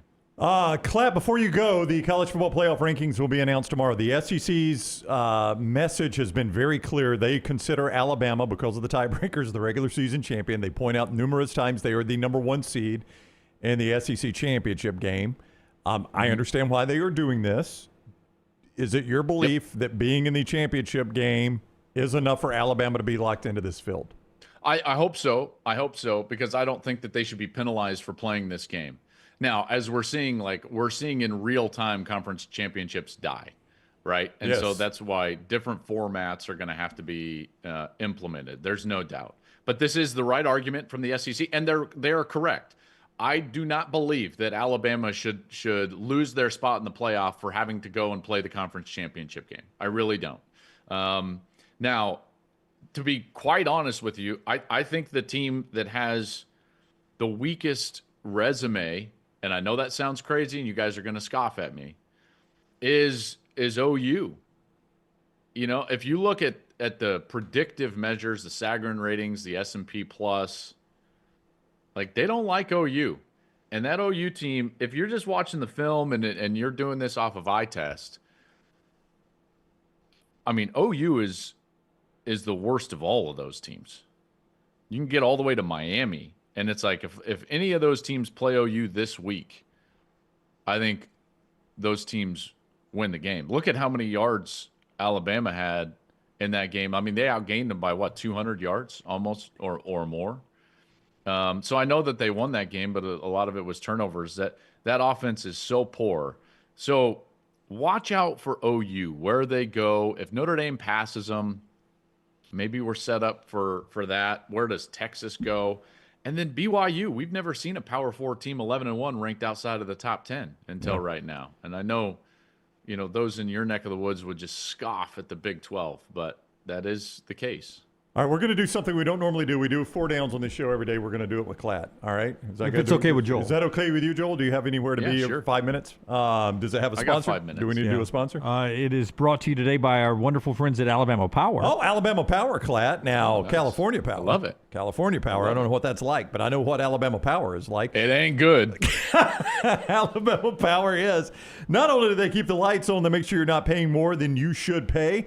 So you can download some of their tools like the free My Power usage tool. It helps you track how much energy you're using and when. Great way to spot patterns and avoid surprises. Alabama Power, offering easy tips to help you save. AlabamaPower.com/MyPowerUsage to learn how to manage your usage and keep cost in check. First down. Better chance of getting left out of this college football playoff, a 2-loss Texas Tech team or a 3-loss Alabama? Say it again. I'm sorry. I was just texting somebody. Better chance of getting left out of this college football playoff. 2-loss Texas Tech or 3-loss Alabama? 3-loss Alabama. I think Tech is in. Because they will already have a win over the team that beat them. Yeah. So Tech is in. Yeah. Alabama would, too, already have the win over Georgia, but the Florida State loss becomes a big play at that point. And I would say both are in. But if one of them had to be out, it would be Alabama. I'm with Jim on this one. Both get in, but if they gunned ahead, they had to throw somebody out. It's probably Alabama over Texas Tech. It's crazy. And there's 5 spots in between them, guys. Yeah. Oh, yeah. That's a lot of ground to have to drop back if you're Tech. Second down. What happens first? Ole Miss wins 10 games again, or LSU wins a playoff game under Lane Kiffin? LSU wins a playoff game under Lane Kiffin. Yeah. I like Pete Golding a lot. The question is, can you keep up the personnel that Lane has been able to bring in through the portal? High school recruiting has fallen, it's not in the conversation with Ole Miss compared to other SEC teams. Recruiting through the portal has been why Ole Miss has gotten this good. Can Pete Golding and the NIL at Ole Miss keep it going to that level? I think you can do it at LSU. We'll see if they can do it at Ole Miss. It's easier to answer this question if you tell me Pete Golding hires who as offensive coordinator. I mean, that's the thing on him. He's got to go get a dynamic offensive coordinator and sell him. Right, because if you're a quarterback or a guy in the transfer portal or at a high school, why do you go play for a defensive head coach? That's right. Yeah, and sell them on, I'm going to let you be Lane Kiffin. You run whatever you want. I'm going to be over here coaching defense. Yeah. So I got to know that, but my bet would be LSU wins a playoff game first. Third down. Who gets to a college football playoff first? Sharon Moore at Michigan or John Sumrall at Florida? Oh, Sharon. They will likely go next year. 6 freshmen starting on offense on Saturday. 3 redshirt freshmen on the offensive line. A true freshman at quarterback, a true freshman at wide receiver. They were young in the defensive secondary. And that talent, if they're able to keep it in the transfer portal, obviously, in this new era, they're right there. They were 9-3. They're basically a game away from going. Florida has light years to make up, so that's not even close. Sharon will go way before Florida. Do you believe there's a offensive coordinator change, or is that Chip Lindsey calling Sharon Moore's playbook? Because that doesn't look like I've known Chip a long time. It's tough to make a change after they improved by like 80 spots. Like they were the 5th most improved offense in all of college football this year. I think that they need a better quarterback-specific coach. And so I think it's more of an analyst or someone that can come in and just work with Bryce Underwood. I don't think it's an offensive scheme or Chip Lindsey issue. Fourth. Go ahead. Yeah. 4th down. The late Richard Pryor would have been 85 years old today. Best comedian of all time. Oh, wow. All right, am I first? Yeah, go ahead. You bet lead off. Well, I'll go first. Right. I think it is Richard Pryor. I think Richard Pryor changed the way you do stand-up comedy for the world. And Eddie Murphy was right there with him. George Carlin was different, different brainwave, but Richard Pryor talked about some uncomfortable subjects and made it very humorous. So I'd go Richard Pryor is the GOAT. And Eddie Murphy just tapped out way too early. If you've seen the documentary on Netflix, he gives a ton of credit to really his mentor and guy he looked up to in Richard Pryor, but Eddie Murphy just decided not to do stand-up anymore. Could I argue Seinfeld has been the most successcul? I don't think he's the best, but... I think only in the TV well, that's what realm. I'm saying. Yeah, that's what I meant. I mean, what he made off that show is incredible. Yeah, but I think you could go Dick Van Dyke and some of those like that. But I guess they didn't do not to that level. Yeah, I know this sounds crazy, but I'm a little young for Richard Pryor. So what influenced me the most, or what I first got, as a kid, was Eddie Murphy Raw, Eddie Murphy Delirious, and those were like my introduction to stand-up comedy, and those were incredible. Then you start to watch some Pryor or Carlin or this, and so for me it's Eddie Murphy. But I will tell you this: to be as successful, funny, and clean as he is, Nate Bargatze is hilarious, pretty outstanding and hilarious, and in particular with a style that I would say is unique. I took my son to go see him in Boston, and I think that he's going to do a couple of more. It wouldn't surprise me at all to see him on like a stadium tour, not even an arena tour. I mean, I went to see him at the arena downtown last summer, and he sold it out for two shows that day. Yeah, Boston Garden. I flew out to Boston with my oldest son. He sold out the Boston Garden 3 times in a weekend. It's incredible, and he's back this summer at the same arena, and the cheapest ticket I think is like $250 to go see a stand-up comedian in a place that holds, what's that hold down there, 18,000? Lance is so upset right now. Yeah, he doesn't like Bargatze. He does Bargatze's not like hilarious. Why? Why am I upset? Are you? No. Do you like Bargatze? You're on video. No, I think it is so impressive to be able to do it as clean as he does it. I mean, that is really, really difficult. He's a very funny guy. I love him. I'm not going to say he's the most successful of all time. I'm with Klatt. I came along at the time where I was watching Raw and Delirious, and it was made funnier by the fact that I'm like, my parents would definitely not want me watching this. And he had leather suits on. And he had leather suits on, yeah. Yeah, that's right. Yeah. I played baseball, Klatt, before we had, wireless earbuds and all that. So we would turn up Richard Pryor while we'd do those long batting cage sessions and just laugh. Oh, that's hilarious. While we were taking batting, bing, and you'd hear the punchline, bing. All right, that is 4 downs, and that is Joel Klatt. Klatt, thank you very much for the time. We'll see you next Monday when we're talking about championship weekend. Have a great enjoy the game. That's a huge deal. 1 versus 2. Can't wait. Yeah, excited for you. Thanks, fellas. All right, Have a good day. We'll see you, Klatt, with us on the Alexander Chenard Trial Attorneys Hotline. A little long with Klatt there. I think he was ready to go. He had something to do there. Clearly. Do we just want to keep going? Well, we probably need to do some commercials here. Yeah, I'm talking about not take a break though, just do some lives and then go into. Sure, absolutely. Our friends at let's go with our friends at Culver's first before we do our spotlight today. Yeah, Culver's tells you welcome to Delicious. That's what you get at Culver's, whether you are a college or high school football fan celebrating a great victory. Culver's is the place to go. Listen, even if you don't win. I'm just going to say that even if you don't win, you need to go to Culver's as well, right? That's a good way to drown your sorrows. From juicy butter burgers to creamy, fresh, frozen custard, crispy, crinkle-cut fries, gooey golden cheese curds, something for everyone at Culver's. Win or lose, they are the place to celebrate and make it a sweet season all season long. Stop by Culver's in Birmingham Stadium Trace or Tattersall Park and make this game day a delicious one. The College Football Spotlight is presented by Alexander Shannara Trial Attorneys. Shannara.com. That is the place to go when you find yourself in need of an attorney. They've recovered more than $2 billion. $2 billion for their clients. They can do the same for you. He's a Birmingham guy, Birmingham born and bred, and that is the community he wanted to make certain he took care of. You find yourself in need of an attorney, one stop. Shannara.com. You don't pay a dime unless they win your case at Alexander Shannara Trial Attorneys. All right, so today in our spotlight, what we're going to do is we're going to rank the 12 teams we think should be in the playoffs regardless of contracts. That means you don't have to have a team from every conference. Just the 12 best teams that we think should be in the playoffs, and that's what we're doing today. LT is finishing his up. I'm trying to finish mine up. Brown is just starting here. Back-to-back reads for me, Jimmy. I know. I did that for a reason. I will tell you that as I'll try to write and do this at the same time and not leave anybody out, that this hour of the show is brought to you by our friends at Champy's World-Famous Fried Chicken. And this is where I'm able to say, Tyler, if you were at Champy's today, what would you order? Help Jimmy out. I would probably go with that sausage, cheese, and pickle platter.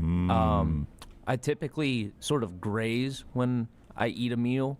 I just eat like a little bit at a time over a longer period of time. Tell me more about that. My mom crazy. Yes, let's go deeper into your life. That's what I would go with. Okay. Yeah, tell me more. Tell me more while I finish writing this ranking. Pretend Jim is trying to write 12 teams. What would you get today? Yes. Well, definitely that platter because it's a cold day, and some good smoked sausage on a cold day is never a bad decision. Amen. And then also the Mississippi Delta recipe tamales.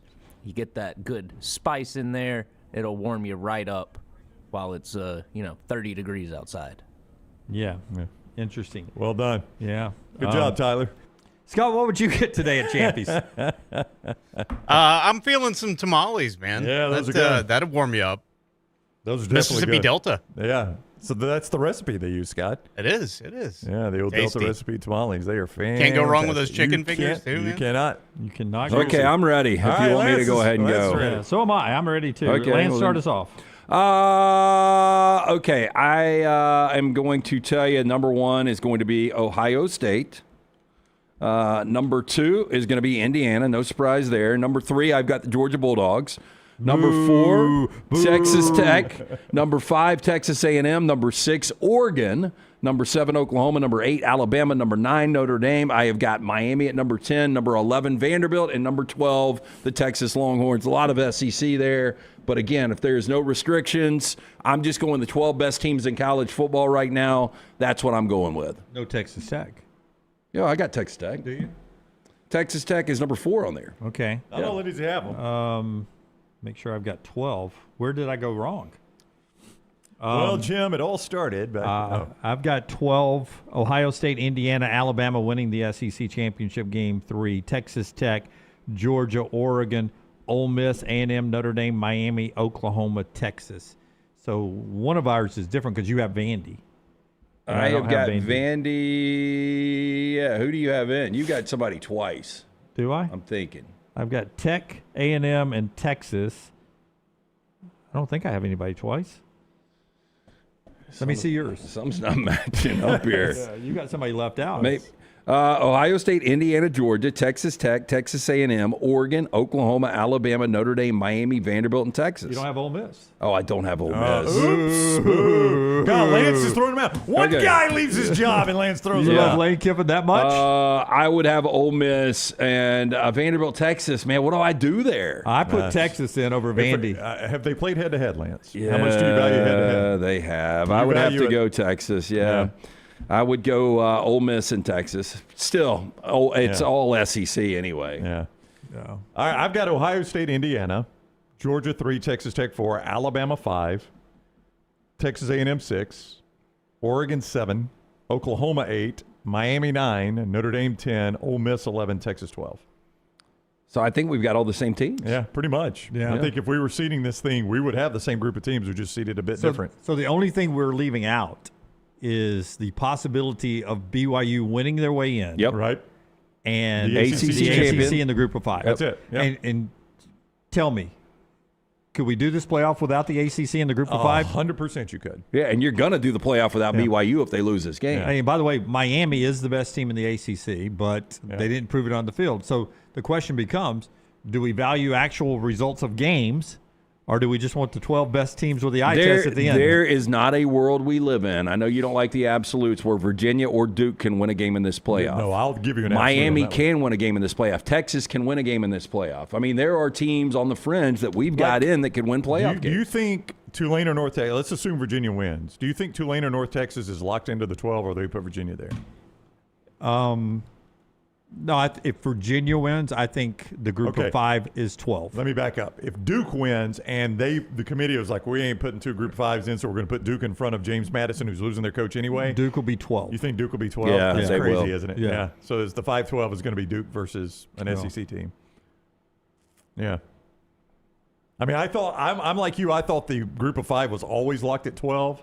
But if Duke wins this thing, you can't justify putting Tulane behind Duke. By the way, that'll be back-to-back years because of the ACC championship game result. Exactly. And if the you would group have of 5 said, has never been 12. I know. That's right. It did 2 years, yeah. Well, the crazy thing, a smart team gets in, you would have thought Vanderbilt. I know. And it could end up being Duke. No, it is sad. We have put way too much emphasis on college or conference championships in this thing. I was worried about that. Well, the from ACC shouldn't be this bad. Okay, they shouldn't. Quick answers for me before we do our Bo Tender moment of the day.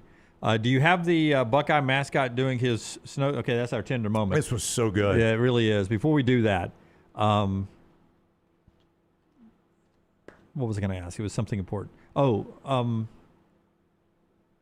I forget what it was now. It was an important question about the playoffs.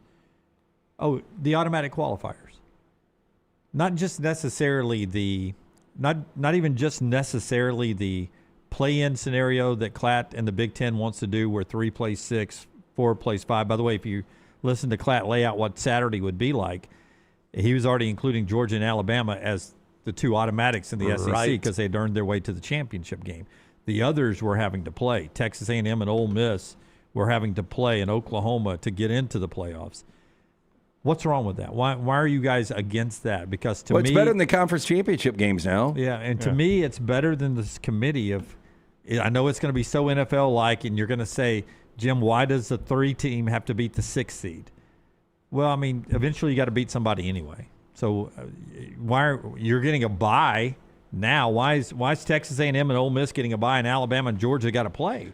This weekend would be so much more exciting if everything was on the line because, some of this is subjective. We don't know what the committee is going to do with this or that, but we know what it would do going into that situation where it was, play in and losing team is out. Yeah. I think it'd be incredible. And the conference championship game's going away, whether it's next year or in 5 years. Yeah, I mean, that's what Klatt just said. We're watching the death of those. And the way it goes away, by the way, is when something extraordinary happens, like maybe Alabama losing and getting kicked out of the playoffs. That's how you do extraordinary change, is when something happens that forces something uncomfortable and you're like, well, we can't have this happening. Oh, the college football calendar. It's going to go away, or it's going to change a lot based on the Lane Kiffin thing. The SEC would raise such hell, Jim, if Alabama gets left out of this thing, that it would have to change the playoffs. I mean, the SEC, Greg Sankey would basically say, if our team that was our number 1 seed is going to be penalized for having to play a game that Notre Dame didn't have to play and Miami didn't have to play, then we're out altogether. And all of our other teams didn't have to play, we're done with this. We're out. We are walking. Yep. This is it for us. That's right. We're out. We're done. Yeah. No, absolutely would. And it's not just Alabama. I mean, if that were Oklahoma in that spot or A&M or anybody else, Sankey, and I guarantee you, if the shoe were on the Big Ten foot, they would do the same thing. If Michigan had won Saturday and somehow made it into the Big Ten championship game, had won the tiebreaker and had gotten in, and they lose and they're out, Bob Petitti would do the same, or Tony Petitti, excuse me, and his brother Bob would do the same exact thing. Boy, that would have been a disaster for one of these teams. Oh, yeah, it would have been. Bo Tender moment of the day before we get to trash, brought to you by our friends at Bojangles. Speaking of that game, that's where our Tender moment comes from, and Bojangles has all the great items for your holiday party. You want a unique holiday party? Let Bojangles cater it for you. Those great hand-breaded chicken tenders, the great sides, the biscuits, the tea, all of that from our friends at Bojangles, and those hand-breaded Bo Bites, those little chicken tender bites with a peach honey pepper dipping sauce. You'll thank me for that. You can get that for lunch or dinner or at your holiday party. Let Bojangles cater that for you, whether it is breakfast tomorrow, lunch, dinner, holiday party, make it Bo time. Here's our Bojangles tender moment of the day. Let's go back to the game with snow falling in the second half. The game is in hand, and check out the Buckeye right at the goal line. So good. Forget snow angels. How about dotting the I at Ann Arbor at Michigan Stadium there? Really well done there. That's lucky George Teague wasn't there. I mean, somebody said it in the chat. I'm really surprised somebody didn't take him out. With the history of this rivalry, the fact that some Michigan fan or player or something didn't take him out and or former player just run and slide through it. Start a brawl. I mean, you saw the Michigan players weren't leaving the field after the game because they didn't want a flag to get played. Yeah, they should have cared more about that in the 60 minutes before, but whatever. I can't believe he got away with that, honestly. Klatt much more optimistic about the future of Michigan football than us. Oh, me too. Yeah. But I don't see Bryce Underwood get him to a playoff. Let's do trash today, brought to you by our friends at Hemphill Services LT. 205-229-2090. If something's not running right, whether it's plumbing, heating, cooling, any of these issues in our home or business, they are ready to serve you. Trust the name. Birmingham's trust since 1954. Call Adam, Chad, Andrew, the guys there. Tell them the next round sent you. For more information, hemphillservices.com. Before you get trash. What? Fun fact, Lane Kiffin's $13 million per season from LSU is just $2 million less than the Louisiana purchase.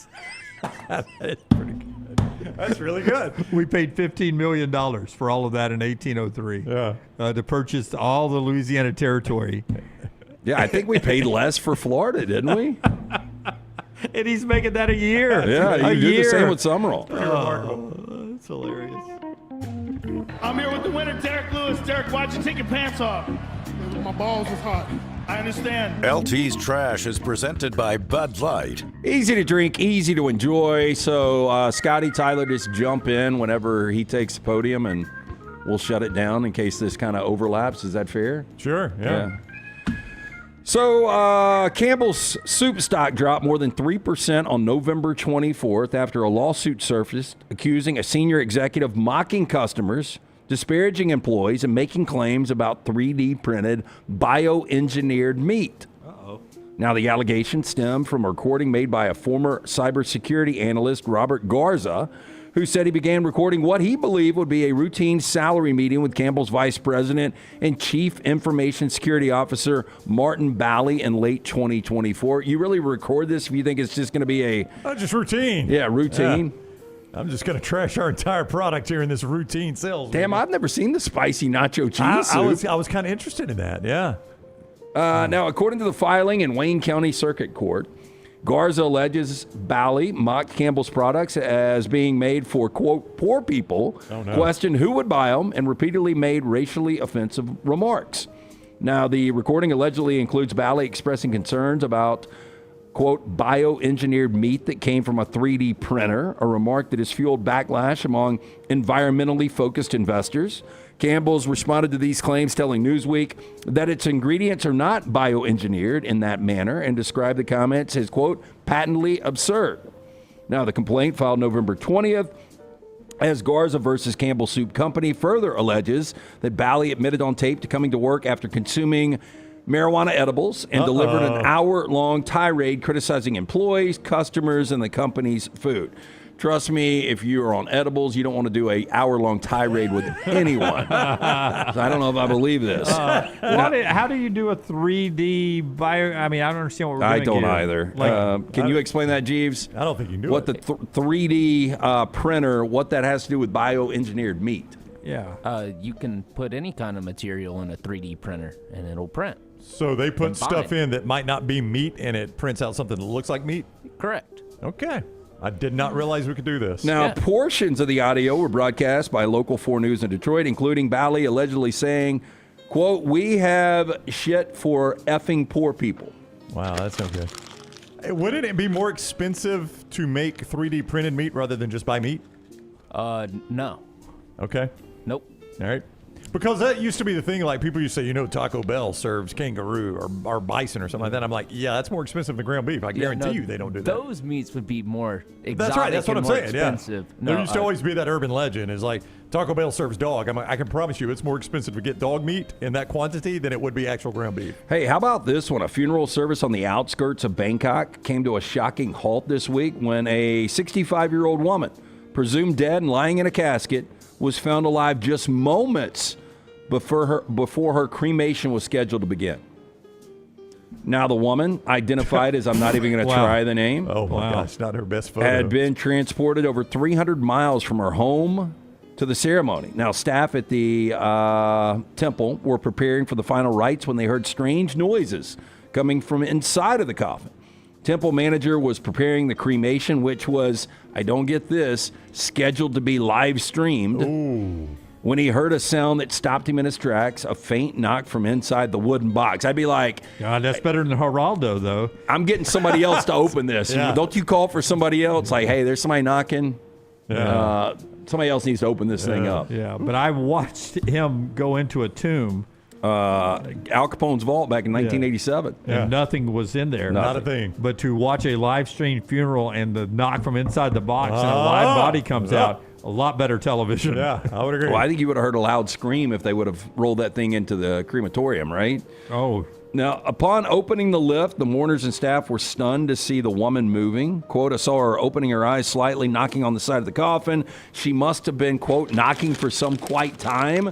Incident occurred after a long and tragic journey for the family. According to her brother, his sister had been bedridden for 2 years. When the health deteriorated rapidly, she appeared to stop breathing. That's when, believing she was dead, they put her in a coffin and drove 300 miles to Bangkok. I think she's dead. Put her in that coffin right there. But she is she's back and alive. stable. Yeah, I'm glad. Good for her. New York City food influencer known online as the Dine and Dash Diva has been arrested again in Brooklyn after allegedly skipping out on bills at multiple high-end restaurants across the city. Wow. 34-year-old P. Chung was taken into custody on a theft of service charge, jailed at Rikers Island. Well, I bet she would not do well in Rikers. We put her in Rikers for dining and dashing? After failing to appear in court on previous warrants. I think she set the table herself here, Brown. So to speak, yes. Now, Chung yes, it's a play on words. built a following online by posting extravagant meals at Michelin-starred restaurants and well-known New York eateries. According to police and restaurant staff, she also developed a pattern dining at upscale locations, ordering large meals, and then attempting to leave without paying. Doesn't look like she ate them. Yeah. Yeah, it really does. It's got a lot of that to go. She's a spitter, probably. I mean, look at her table there, as Tyler points out. 2 pieces of pizza gone, and that's it. Yeah. Just enough so you can get the picture. That's right. Yeah, so she wants to be a food critic without being paid or paying for the meal. Yeah, that's pathetic. A lot of people upset with her. I would imagine. And then finally, Macaulay Culkin. I don't know if you guys have seen the new Home Alone commercial out there with Macaulay Culkin. So are these all her photos she made, that real quick? So those were just some of the dishes at the restaurant she got caught at. She dashed Looks good. I'm starving. It does look good, yeah. I'm starving. Now, Macaulay Culkin officially cracking the door open for a return as Kevin McAllister. He has already had a pitch for a brand new Home Alone sequel that flips the original premise on its head. It is a good commercial, by the way, that you were referencing there. I like that commercial. Now, the Home Alone franchise has never recaptured the magic of Culkin's first 2 films. After Lost in New York, the series veered off course with Home Alone 3, which I've never seen Home Alone 3. It replaced Kevin entirely, introduced a spy plot involving nuclear launch codes hidden in a toy car. Later attempts to revive Kevin with new actors were met with lukewarm or outright negative reception. Now Culkin said he'd be open to coming back as long as the script is, quote, just right. As reported by Variety, while speaking during a stop on his nostalgic Night with Macaulay Culkin tour, the actor said he wouldn't completely be allergic to returning as Kevin in a new sequel. He revealed the pitch he's already cooked up. He goes on to say, I've got this idea. I'm either a widower, I'm a divorcee, I'm raising a kid, I'm working really hard, and I'm not really paying enough attention. The kid is getting miffed at me. Then I get locked out. Kevin's son won't let me in. He's the one setting traps for me. Instead of Kevin defending his home from bandits, Culkin imagines generational twist where he becomes the one forced to outsmart the traps. The house, he said, serves as a metaphor for the strained father-son relationship. Here's all I would say. You're paying for the damn house. That's You right. gonna lock me out of my house? No, you're absolutely correct about that. Is it true that his middle name is Macaulay Culkin? I think he said he changed his name, legally changed his middle name to Macaulay Culkin, so his name would be Macaulay Culkin. I'm not prepared to say Kieran Culkin has had a better career. I think Kieran Culkin ultimately will. Yeah, not yet, though. But do you think Macaulay Culkin's like, what in the hell happened here, man? Like, how has my younger brother got all the momentum? Why is he getting the good roles now and I'm doing a commercial? So apparently he had an online poll in 2018, and his original middle name was Carson.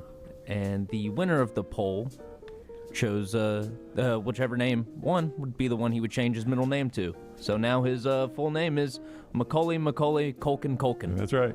Boy, he fell on hard times. Wow. Got a contest to change his middle name for money. Of course, I'd do it. I wish we could do a poll. And that is Trash Today, brought to you in part by our friends at CPAP Plus Sleep Home, Alabama. Hey, and they've got their show, Your Sleep Score Right Now promotion going on. You stop by one of the locations, Trustful, Highway 280 Inverness. Go see the O'Neill brothers, Woody and Joe. Show them your ResMed sleep score.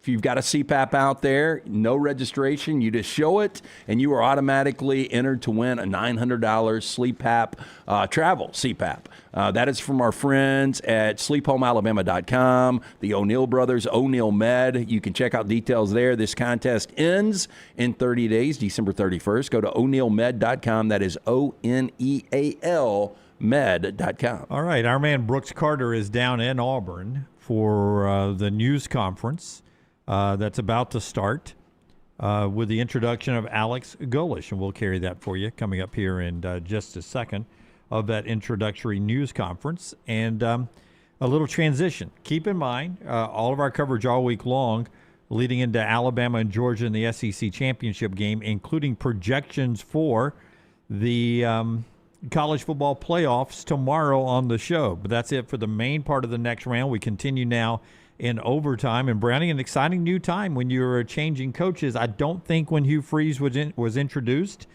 we thought we'd be getting a new coach as fast as we did. We've got contract information that has been sent out. They've handed the contract details to the media who are down there. $6,750,000 the first year is what Alex Golesh will make, followed by $7 million after that, $7.2 million, $7.5, $7.75, and then $8 million in the final year of this contract. As reported by Justin Hokanson first, $1.5 million for the 9th regular season win, $2 million for the 10th regular season win, $1 million extra for the 11th regular season win, $1 million extra for the 12th regular season wins, and that's cumulative. Yeah, I mean, I really, we've talked about this earlier in the show, very much like the incentives-based contract. You would like to think this is the way all of college football would work, honestly. But once coaches, rise to an elite level, they demand money like Lane Kiffin is getting. But I think you saw this yesterday, Lance, with all these American coaches that have had a little bit of success in the American Conference, all getting promoted up to the Southeastern Conference. I guarantee you'll see this in Ryan Silverfield's contract as well. I bet you when it leaks out from Arkansas. Back to your point, Lane Kiffin, look, he's already established himself as, a guy that can win at a high level, at a high level program. But for some of these other guys, man, I love the win-win on, hungry guys coming in, get it done, and you will get paid. I don't know if Summerall will be the same thing at Florida. It'll be interesting to see, if he'll get the same treatment there. But I like that Golesh did this. And Jimmy made a very quick decision. He told the team, as you saw earlier, my game finished about the same as yours did, which the Iron Bowl finished about 10:30 Central. That's 11:30 Eastern. He said at 1 a.m. he got the email from John Cohen. He signed it right away. I mean, within an hour and a half of their regular season ending at South Florida, he's already agreed to be the Auburn coach. I mean, I know that wasn't the first time he had considered it, but a very quick agreement there. If they go 12-0 next year, he can make $12.25 million. Guess what? He deserves it. He does. Yeah. Absolutely. And that will be the end of the incentives-based contract, and then they'll tear it up, and he'll be making $12.2 million a year. Yeah. So, but again, that's what we're saying. That's the way this should work, you would think, right? Mm-hmm. Yeah, That's the way this should work. Actually, that number's not correct because he also gets $150,000 for making the SEC championship game, $300,000 more for winning the SEC championship. This is how NIL should work. Yeah. I just think, you do a contract like this, you layer in the incentives. You would like to think what you're paying different than what you would, what Lane Kiffin is making or what Kalen DeBoer at Alabama is making or whatever. That goes to fund the NIL and fund your roster. That's what you would like to think, and I assume that's the way Auburn's going to do this. Wow. And then $1 million for just making the playoffs, $250,000 for making the quarterfinals, $250,000 for the semifinals, $500,000 for making the national championship, and then $1 million for winning it. So add all that up. That's how much he could make next year if he ran the table. Yeah.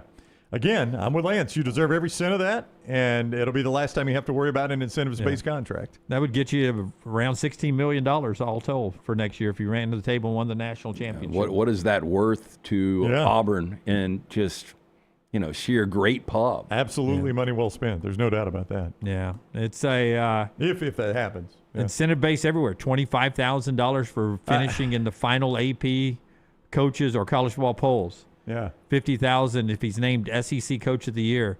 $75,000 if he's named National Coach of the Year. Would you love to go back to 1985 and tell Pat Dye, hey, one day a guy born in Moscow in the middle of the Cold War is going to be the head coach at Auburn? It is a remarkable story. I mean, Jim, you painted it earlier like they came to America with $1 and a dream, and he's living his dream now. If we can punch up the scene that's happening down there, what's happening is the cheerleaders are leading Alex Golesh they did a tiger walk. He walked down Donahue and then into the football facility here now. And there's Alex Golesh being seen with the cheerleaders as they've just walked in. Cohen, the athletic director, is to the left of your screen. But the family of Alex Golesh, as he is sitting there hugging Mrs. Cohen, and then John Cohen as he walks past him and gets ready to be introduced as Auburn's next head coach, replacing Hugh Freeze and the interim DJ Durkin. And that'll be one of the things that'll be, covered very quickly, DJ Durkin's future with the program. Yeah, I think that's going to be among the first questions asked of him, and perhaps even addressed in his opening statement. I think he would realize, the importance of establishing that right away. He's going to talk about his staff in an opening statement, you would imagine anyway. And I think that is going to be a key question in his staff. Is DJ Durkin part of that staff? Yeah, and Let's go to John Cohen, who's this is actually Taylor Bryan from Auburn's SID office. Let's listen in, just get us a good mic check, hear what he's saying here. And after John speaks, we'll have a photo opportunity with John and Coach Golesh up here in the front. We'll follow up with some comments from Coach Golesh, and we'll take questions. Yeah, that's Taylor Bryan setting the groundworks for what's going on there with the Auburn News Conference as we get ready for the introduction of Alex Golesh and what's going on there. Please, for the benefit of Coach, identify yourself, and I'll call on you, moderate from the side, and we'll move through that. So thanks again, everybody being here. And with that, I'll bring up Athletic Director John Cohen to get us started.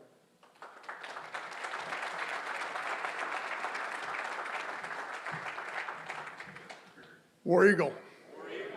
I'm still getting used to these things, so I'm trying to do everything I can to see.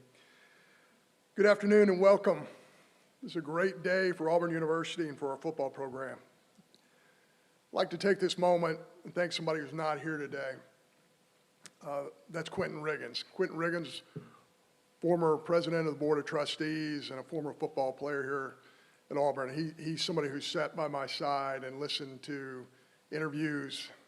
He was on planes, trains, and automobiles with me and really was very, very helpful throughout this entire process. I really appreciate him. And I also want to thank our Board of Trustee members that are here today. Their support means everything in the world to us. And I want to thank Dr. Roberts for his insight and leadership. I hope everyone at Auburn University understands what a great leader we have in our president, Dr. Chris Roberts.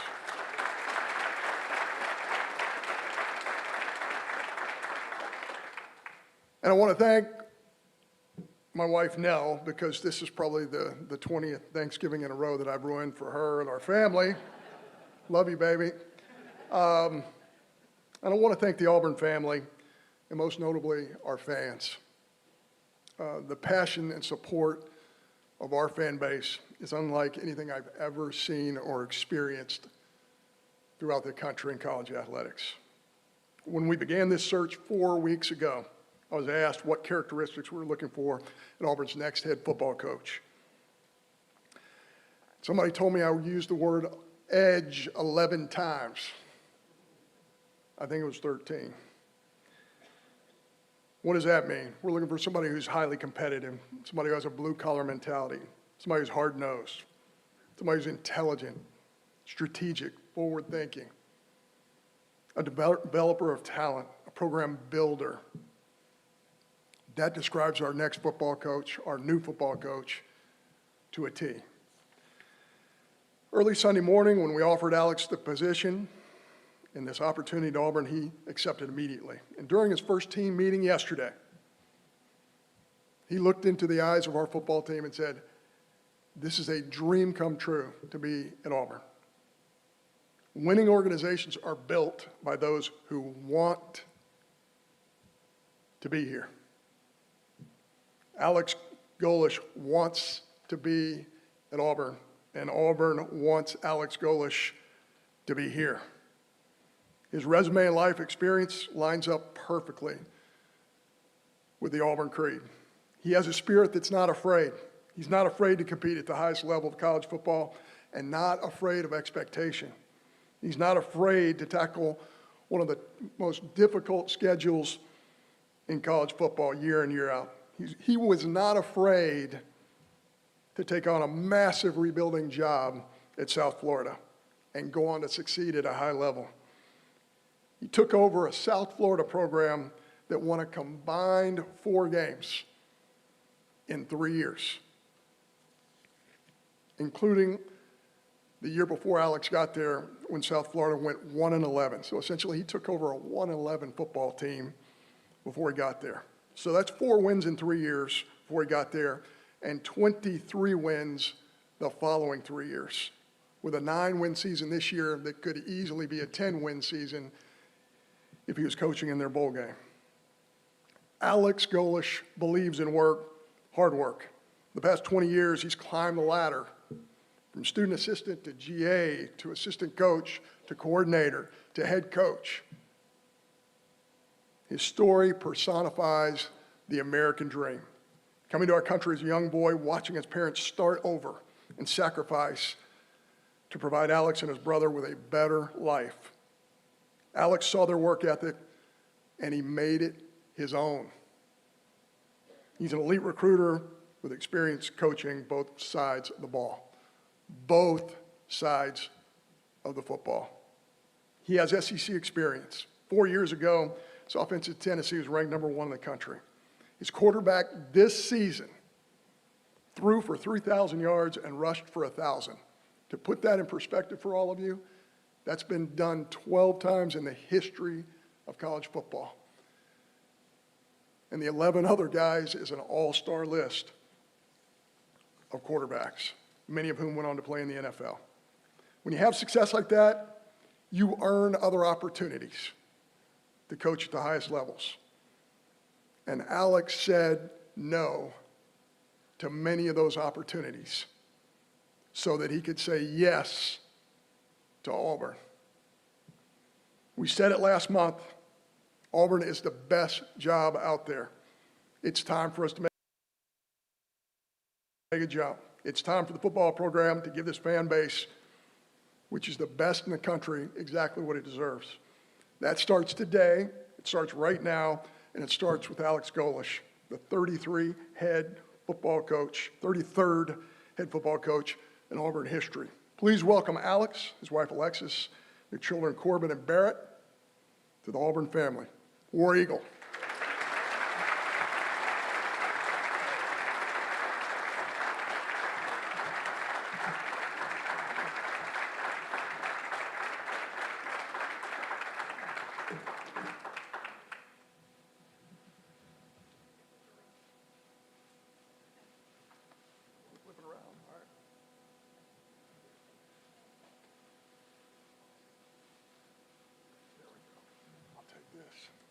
This.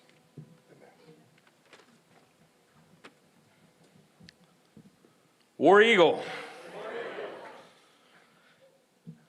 I am so humbled and so grateful to be standing in front of you today. It's been a fascinating, let's call it 35 hours. Been 24 hours on campus, so I can't tell you how appreciative my family is of the opportunity. I can't tell you how grateful I am to be standing here today. I want to thank Dr. Roberts for the warm welcome and the opportunity. I want to thank John for his integrity through the search, for him doing it the right way, for the timing of it all to work out the right way, and from the start to the beginning, doing it with the highest class and the integrity that he promised from the beginning he would do it with, and I'm grateful for that, John. The Board of Trustees for how quickly and rapidly we were able to go through this process, and for accepting me. I'm grateful to that. Lee Van Horn and the administrative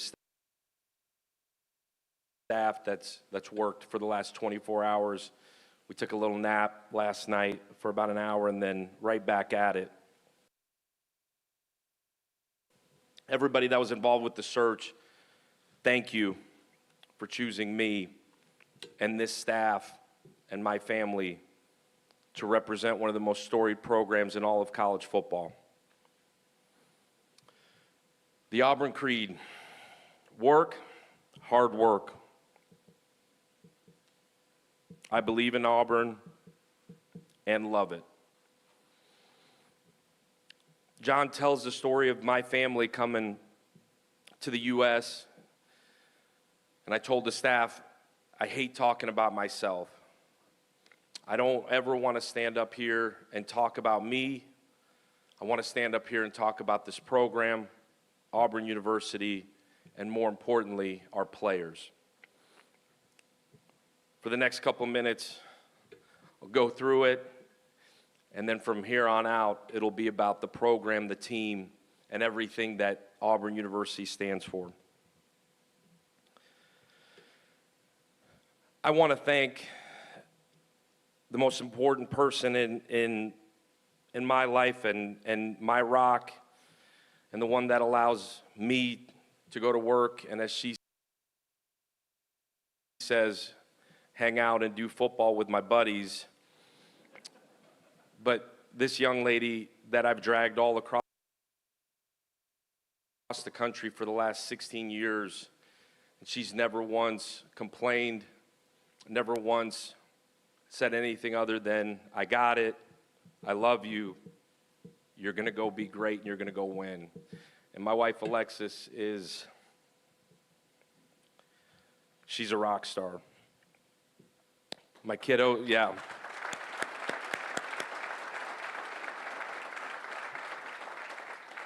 My kiddos, Barrett and Corbin, and all they keep talking about is they can't wait to get up here and start playing baseball, flag football, cheering, and entrench ourselves into this community. I don't know if this community is ready for Barrett Golesh, but it'll be a hell of a ride.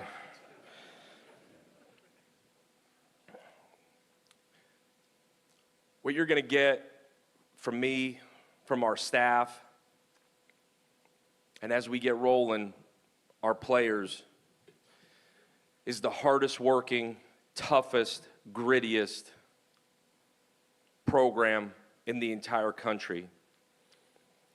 We're going to work day in, day out. We're going to find wins in every single margin. You buy into a process, a way of doing things day in, day out. From the moment you wake up, to how you come in, to how you attack your relationships in a building, to how you attack the weight room, sports medicine, nutrition, the film room, the teaching, and then certainly the work on the field. If you buy into eating right, sleeping right, hydrating right, outworking people in the things that nobody else sees, the end result will happen. A lot of the time, you don't control the end result. You control your daily habits, you control your daily process, And if you keep pouring into that, day in, day out, us as a staff, the student athletes, everybody that touches our guys, at whatever point the process will pay you back.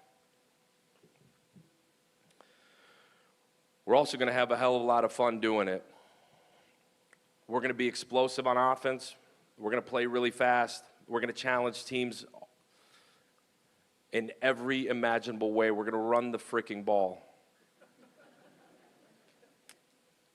People around here like running the football, and I can respect it. We're going to be explosive. We're going to play really fast, and it's going to be a brand of football that's going to be fun to watch. Defensively, we're going to be just as fun to watch. We're going to be aggressive, create explosives, create negatives, create turnovers. We're going to be the most violent freaking team on the football field every single Saturday. We're going to be different on special teams. We're going to create explosives on teams. It's going to be a huge difference in why we win. We're going to outwork, outthink, and outprocess people across the entire country. I told the guys yesterday in our team meeting that at whatever point we're ready to be a player-driven program, player-driven. I think in my time, as I've gone through this journey, I've been involved at every aspect or at every level of this thing. The one thing that remains the same is when it's coach-driven, when it's driven, the culture, the standards of everything in the program is driven by the coaches, by the support staff. You max out. Whatever that number of wins is, you max out. When the standards are upheld within that locker room, within each position meeting room, in every aspect of their lives, when it's driven by the players, we'll bring a national championship here to Auburn University.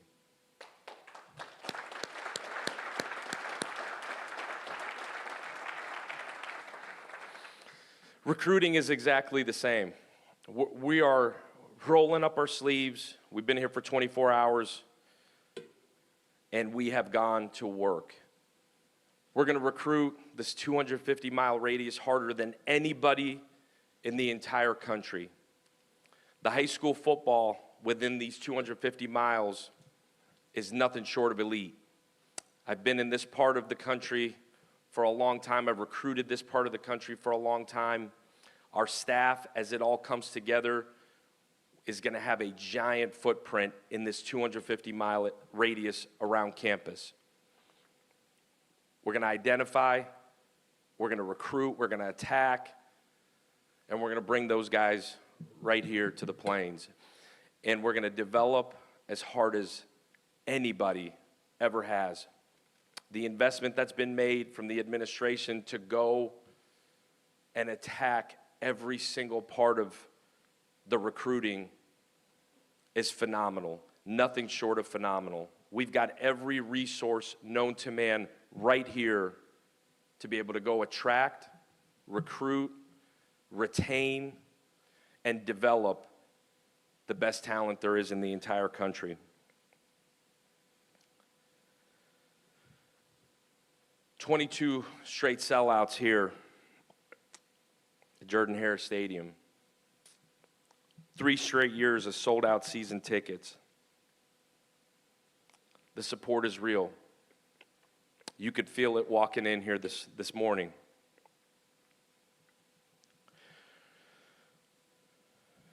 We're in a race against ourselves to give this elite fan base, to take these elite resources and give what these Auburn fans deserve in every imaginable way. We're in a race against ourselves to do it as fast as we can. At the end of the day, I can't wait to the fall. 88,043 to cheer on our guys and give this fan base exactly what you deserve. I'm humbled, I'm honored, I'm so grateful to be here. This is a dream come true. To be the head football coach at Auburn University, to represent this fan base, I'm beyond grateful for you choosing me, John. I'm going to pay it back tenfold, man. I will give this fan base, the alumni base, the former players, and everybody involved with this university, every single bit of everything I got. I'm grateful, I'm humbled, I appreciate you, and War Damn Eagle. Let's rock.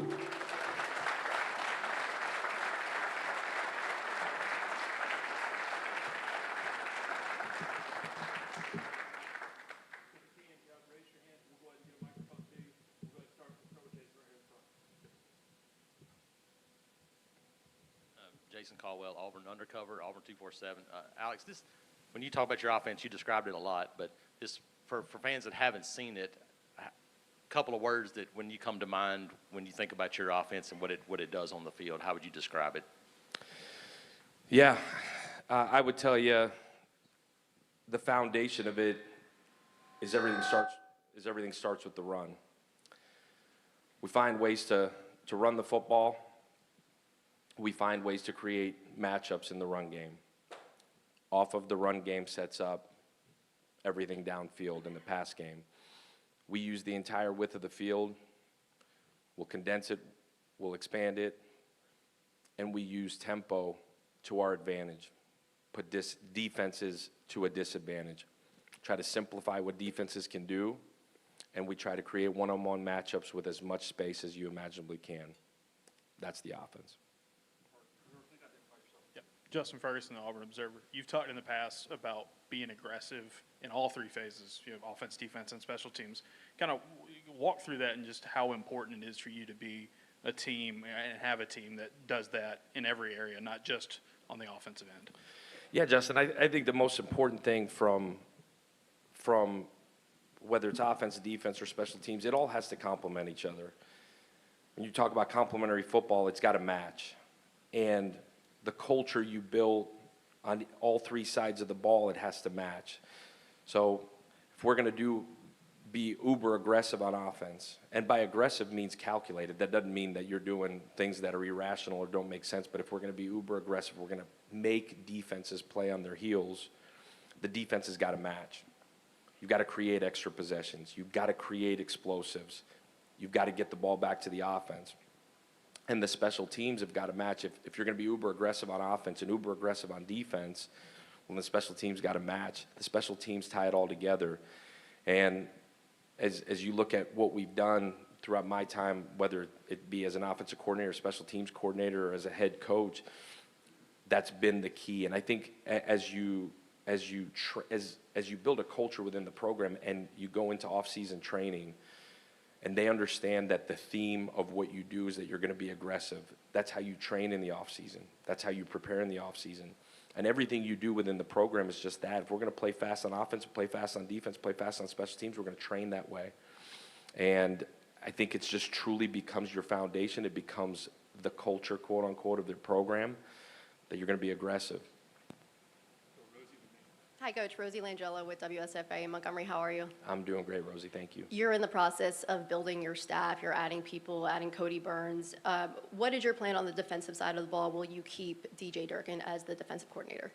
Yeah, so we've been here for 24 hours, Rosie, and obviously had a plan going in that we presented, and we're slowly but surely executing the plan. You mentioned Cody Burns, and Cody got the phone call at 2 in the morning. And man, you talk about excited. All Cody's talked about since the day that he joined our staff, would have been, I guess, 6 years ago, is how incredible this place is and what Auburn University has meant to his life. A lot of years of stories of play here, play there, what this stadium is like day in, day out. So Cody is going to be our associate head coach, and Cody has been by my side for so long and is as incredible as they come as a teammate for me, as a teammate for our staff. But elite teacher, elite man, and an elite football coach. So you talk about a guy that's happy to be here. I'm beyond excited to be able to be a part of bringing Cody back home, and he'll have pointers for me forever. The answer to the defensive side, I'm working through it. We've got a plan. We're working through steps to execute the plan. My hope is that in the next, call it 24 to 48 hours, that it's finalized and we have some clarity with which direction we're going, but we're working through it. Hey, Alex. Nathan King, Auburn Undercover. Can you talk about your philosophy, what you learned with Coach Heupel at Tennessee, and how you approach that as a play caller, and what maybe you anticipate that looking like here at Auburn? Yeah. So I was with Josh at UCF prior to that, and I think the biggest thing from an offensive side when we went to Tennessee was the fact that we had to adjust. We had to change. This league is different. The defenses are different. Certainly the level of the talent is different.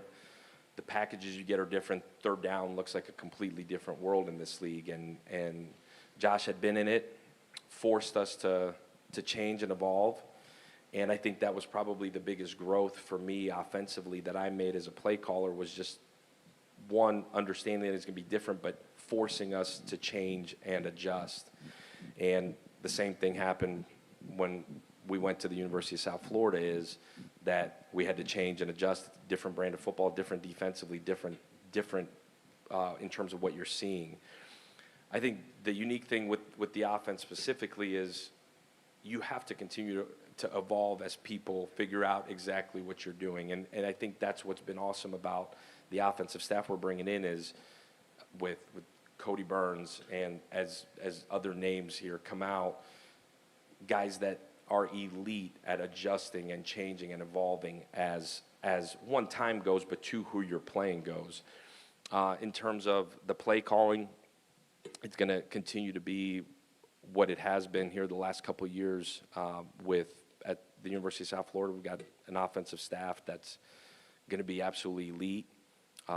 Large chunk of which is coming with, and those guys will absolutely crush, and our offensive coordinator will call plays, and everybody else in that room will have a ton of input. And I'll be honest with you, even going back to the Tennessee time, it's always been a collaborative effort. Our offensive line coach is crazy involved, receiver coach crazy involved, quarterback coach crazy involved. We got young coaches that are crazy involved, and when you get into a game, there's so much conversation in between drives. It's as truly a collaborative effort as you could ever imagine. I have a 2 cents at times. We all kind of do, and ultimately the guy calling the plays, it's on him to get us in the right spots. But it's a constant communication. It's a really cool way that we've done it. It's collaborative up until the offensive coordinator makes the play call. Hey, Alex. Johnny Condon, ABC 3340 Sports in Birmingham. Congratulations on the job. The fabric of this conference is made up from its rivalries, and you got two big ones in Alabama and Georgia. I'm interested how excited you are to compete against those two programs, and not just on the field, but recruit against them on the trip. Yeah, I think as a competitor in any way, you thrive for the competition to be elite. This is the greatest conference in the entire country. The rivalries you just mentioned are the greatest rivalries in college football. Hair on my arm just stood up thinking about the Iron Bowl. I absolutely can't wait to be back to being a part of rivalries like that. It's, like I said, man, goosebumps. That's what you live for. If you're any sort of competitor, if you're in this game, that's what you live for, and we'll be ready to rock. Dan Peck, ESPN 106.7 and the Auburn Observer podcast. John Cohen mentioned your experiences at Tennessee and South Florida turning around programs that had struggled before you arrived. What did you learn from that, and how does that apply, and what needs to go right over the next few months to do something similar here? Yeah, that's a great question. So for whatever reason, the good Lord's blessed me with being a part of staffs that have come into situations going all the way back to the University of Toledo in my first full-time job, going into situations that weren't great when we got there and being a part of the rebuilding. When I tell you, you learn the good with the bad, every aspect of those experiences is what you build on that gives you the confidence to go do this at this level. What you learn is you have to have a plan, and you have to live by the plan, stick to the plan, and more importantly than having the plan, you better be able to make corrections to the plan. I think the experience is what allows you to be confident going into it. You mentioned the last two places, drastically different timing-wise, drastically different eras in college football. I think where I gained confidence from both of those experiences is I was heavily involved in the Tennessee one, simply because obviously being in a coordinator role, but the timing of it. It was as unique of a situation as you can imagine, getting there at the end of January, the transfer portal closed, as crazy as you can imagine, and navigating that process. And then going to the University of South Florida, where the timing was more right, I guess you could say, in terms of getting there at the beginning of December and working through it. I think the one thing that doesn't change is this. You have to be able to identify the immediate roster and figure out really, really quickly who fits. And by fits, I don't mean offensively, defensively, or special teams, but truly who wants to be there? Who is at least got a chance to buy in to what you're doing? Understanding that when you come into a situation where the success wasn't flowing, change has to be made. And I think ultimately, I told the guys yesterday that the change is inevitable. What they choose to do with the change is their choice. And identifying who wants to be here, making sure it matches who and what this program is truly going to be about. And by that I mean what the standards of this program are. And then being able to bring your staff in as quickly as you can, not too fast. You want to make sure you get the right people, but bringing in your staff as fast as you can and immersing the players with your staff. At the end of the day, you have to have the plan coming in, be able to adjust with it, and we're on our 23 of the plan right now. Hey, Alex, Justin Hokanson, AuburnSports.com, On3 Sports. The last couple of years, Auburn's lost a lot of games close, a lot of games in the fourth quarter that they could have won, and they lost most of them. Obviously, you weren't here for the specifics of that, but what's your perspective on what it takes to get over the hump, what it takes to consistently make winning plays when it matters, and the difference of just being close versus actually making those plays consistently and winning? Yeah, I think the biggest thing when you talk about closing out games, finishing, is a mindset. You train year-round in our sport for 12 guaranteed opportunities, and you fight your tail off for 13 and 14 and 15, and gosh darn it, 16. The mindset that has to be built,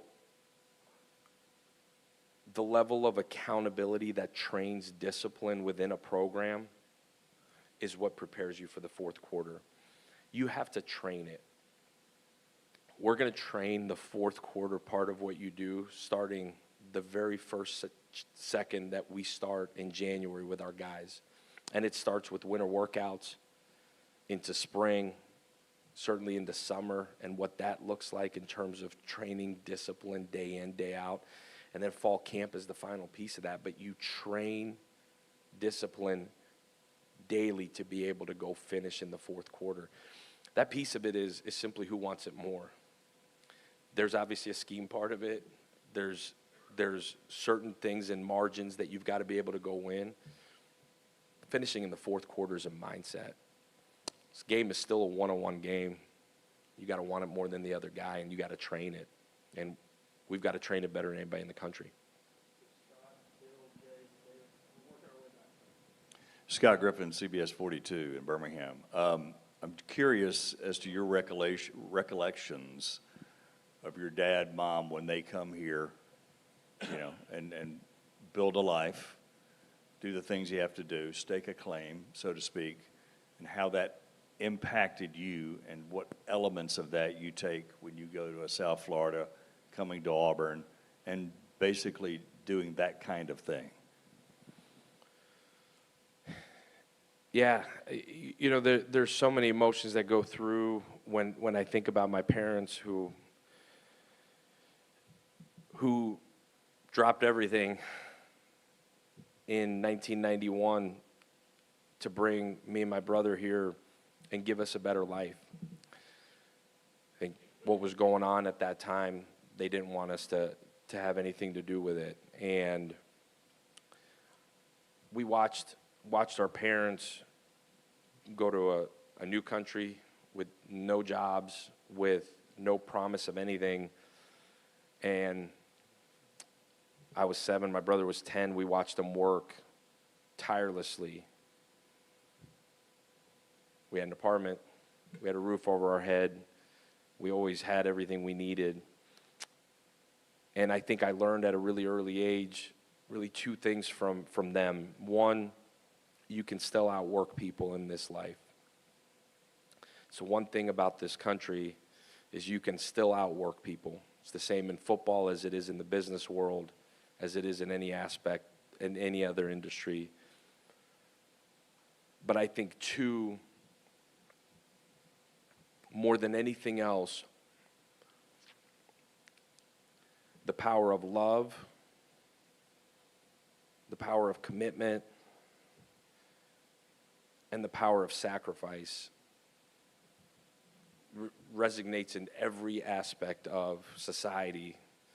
If you just go out, work people, and you love on people, give more of yourself than you ever take, you could change people's lives. And ultimately, amongst all of the craziness in college football, the one thing that hasn't changed is these young guys still want somebody to love them, help them get better, help develop them, and know that somebody cares.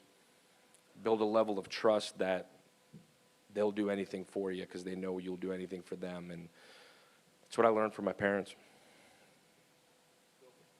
Bill Cameron, ESPN 106.7 here in Auburn. You spoke to it a little bit, but the calendar right now is crazy. Talk about prioritizing with staffing, retaining players, preparing for the transfer portal, and oh, by the way, signing period starts in less than 48 hours. Is that it? I don't know. There's probably more. And we'll eat after that. Yeah, again, I think the most critical thing, and it was asked earlier, is to have a plan going in and give John credit and his search committee. They wanted to know the plan.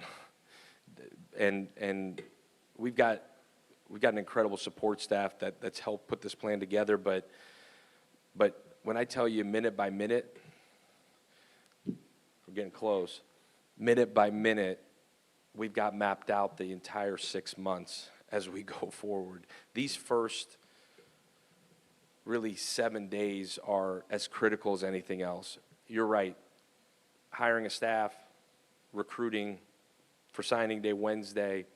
I think more important than any of that is meeting with our current players here and truly, a lot of these guys we know, a lot of these guys are in the same footprint that we've been in for a long time. So a lot of these guys in some capacity you know, somebody on our staff knows through the recruiting process from the beginning, but some of them you don't. And so that is the priorities, our current players here, which is why the first thing we did when I got in, was went and talked to our players. From there, the class that's committed and maybe wavering a little bit, working through that part of it, working through the guys that we had been recruiting at the last place that are maybe committed elsewhere, trying to make sure that Wednesday's the very best that it possibly can be.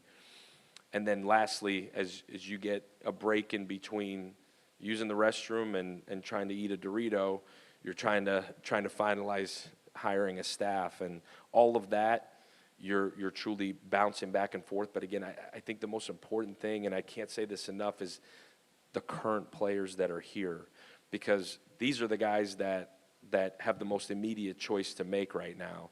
Is either I'm going to stay here and keep with it and build something really, really special, or, man, I don't know if this is for me, but I think my most important priority is our current players. That, not to me, but to whoever said, I'm coming to Auburn, and I'm part of this Auburn family, and I want to do this the right way here. So now everything else comes after that. But that's pretty much it. Hey, Alex, congratulations on the job. Davis Baker, WSFA in Montgomery. Quarterback play has been inconsistent here at Auburn over the last couple of years. Why have you had so much success with your quarterbacks, and what do you make of the room so far, just your initial thoughts? Yeah, I think quarterback play is so much about putting a system together that fits the quarterback. I think so much in college football is about, man, we run a system, this is what we do, and this is how we do it. I think elite coaches can say, man, this is the best quarterback that we got, and now let's tailor a system to him. And it's truly the same for every other position, is making sure that you're fitting your system around the quarterback. I think that's what's so unique about what we do offensively. You really study us and you look at what we do, it's not, we talked about being able to adjust earlier, but it's not plug and play. What we do schematically changes year to year. It grows as the year goes, as the quarterback grows. It grows as you have injuries potentially, and you've got to be able to adjust personnel settings. It's always going to be about players, formations, plays offensively. The quarterback is certainly the most critical piece of that. We've been fortunate to have high-level quarterbacks, I don't know, the last 10 years or so that have played for our staff. I think part of that is recruiting the right guy. Part of that is elite development at that position. And the two guys that are coming in to work with the quarterbacks are the best I have ever been around, which is why they're coming to Auburn. And I think fitting a system around whoever ends up being the one, and then ultimately the 2 and the 3, will be absolutely critical to our success this fall. You look at a room that's uber talented, young in some ways, experienced in some ways, and as we work through and navigate truly who wants to be here, who wants to continue in their development under this coaching staff, I think we'll have more clarity here in the next, I would say, week and a half in terms of that. We've met with a majority of the guys that are here. We're going to finish here this morning, and then really try to make some decisions in terms of who wants to be here, who truly doesn't want to be here, and then we'll figure out how to attack the room after that. Jay with auburnsports.com, Auburn on 3. My question to you is, do you like to play golf? So it's a setup question. Been here long enough to know that. So my little man, Barrett, loves golf. And Corbin used to, and she's now super into cheerleading and flag football, so she's just doing it as a hobby now. And my wife is an elite golfer. I like football more than golf.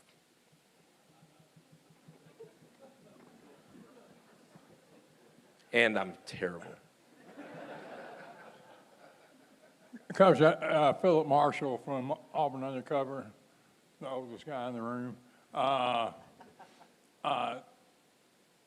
know you said you don't like to talk about yourself, but is this kind of like, is there a point where you sit back and reflect on where you were when you were 7 years old to be where you are now, and specifically, when did you say, hey, this football is a pretty good thing, I think I like it? Yeah, I think if I heard your question right, did I at 7 think I'd be standing here in front of you? I think this moment standing here in front of you for me is incredibly surreal. I've dreamed of this moment. I don't know if I did at 7. I think at 7 I was just hoping I could get a new Nerf ball that I could play football with. But I think for me,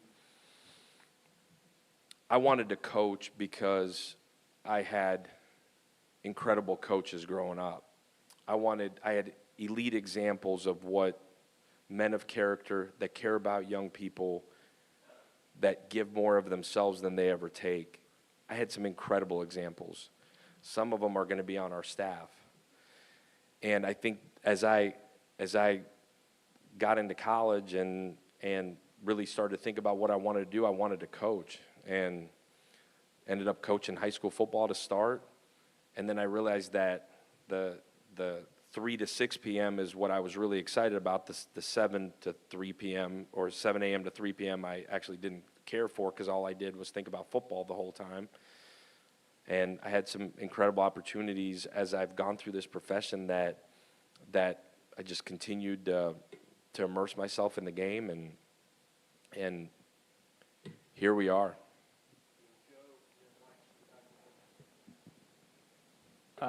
JoeGoodmanAL.com. I just wanted to know how long it was going to take you to beat Alabama, but I'm going to punt to our beat writer, Peter, so he can have the question. Peter Rodriguez from AL.com. When you were deciding whether or not to take this job, how much was what Auburn has on the current roster, how much did that impact your decision? I think the biggest factors that go into choosing a job is, number one, alignment.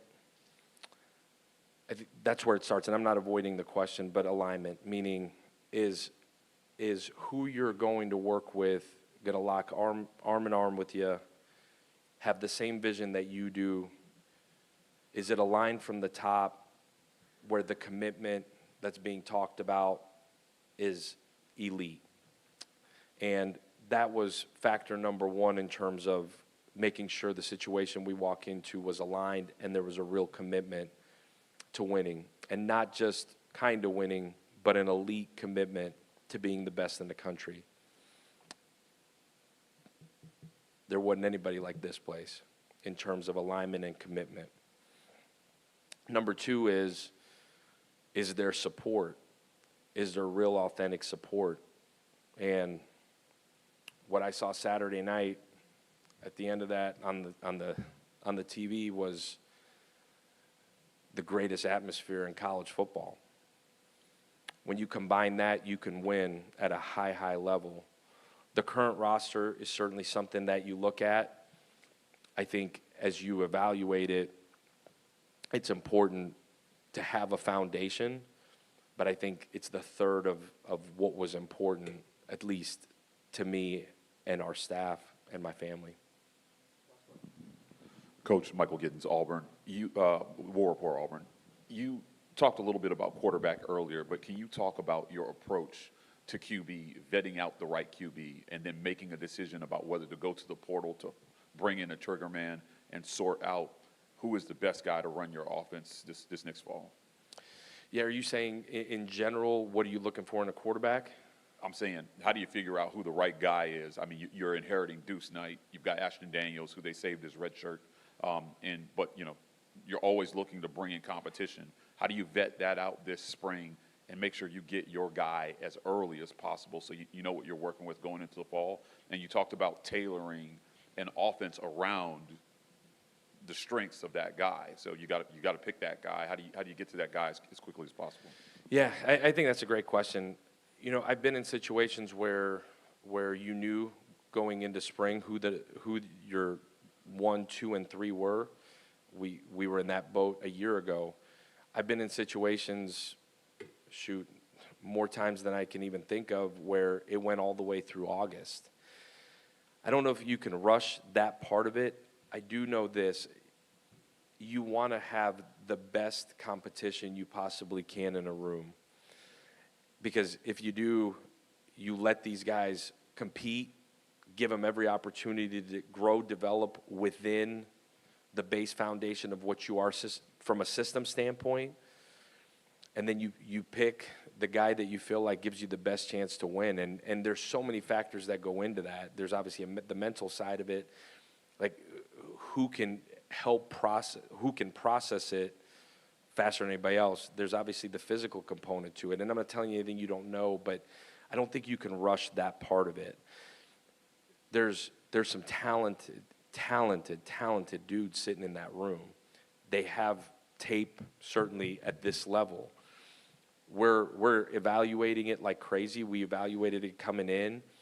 I think the biggest thing that we've got to figure out right now is the competition part of that. Are you going to add somebody else? Are you going to add multiple people? And at the end of the day, the competition will take as long as it needs to. I think in the perfect world, you'd love to know in January. In our situation here, we won't. And you probably won't till August, I would imagine, unless spring ball carries out in such a fashion that you'll know. Thank you, guys. War Eagle. All right, that's press conference number 1 from Alex Golesh. The big takeaway there, great story. I love the question from Griffer about coming from Russia and the love from his family. But the big question everybody wanted to know was about DJ Durkin. Asked and answered. Yeah, look, he said he's going to figure this out in the next 24 to 48 hours, but you know what he didn't do? Reference DJ by his name. Nope. And was asked point blank by name about DJ Durkin. Yeah, to me, that sounds like Durkin's not in the mix. I could be, reading this wrong altogether. I guess if you're an Auburn fan that wants to be hopeful Durkin is in the mix, you would look at this and say, well, you don't want to make it look as if he was forced on you. So you're not going to answer it in press conference number 1. Though when I listened to the answer, it sounded an awful lot why like, would you not say, hey, look, in the next 24, 48, I'm figuring this out. I am going to sit down and talk to DJ. We're going to have a conversation. I mean, it just seemed like that wasn't in play at all to me. That's the way I.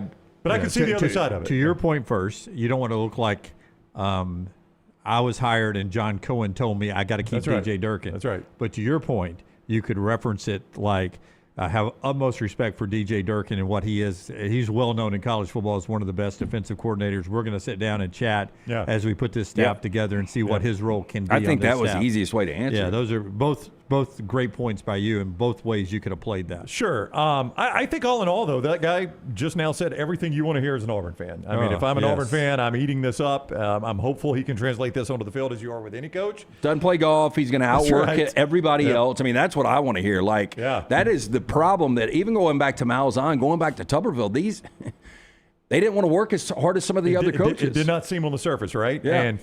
And talking about being violent every play, the dedication to the running game, all those things. I mean, he said everything you want to hear a coach say. To your point, from the end of Tuberville through Malzahn and everyone else after that, the appearance was that the guy across the state, Nick Saban, and his staff outworked your staff. Whether that was true or not, that was the perception and sort of what the personality of the head coach gave you. This guy referenced time every chance he had to look at his watch.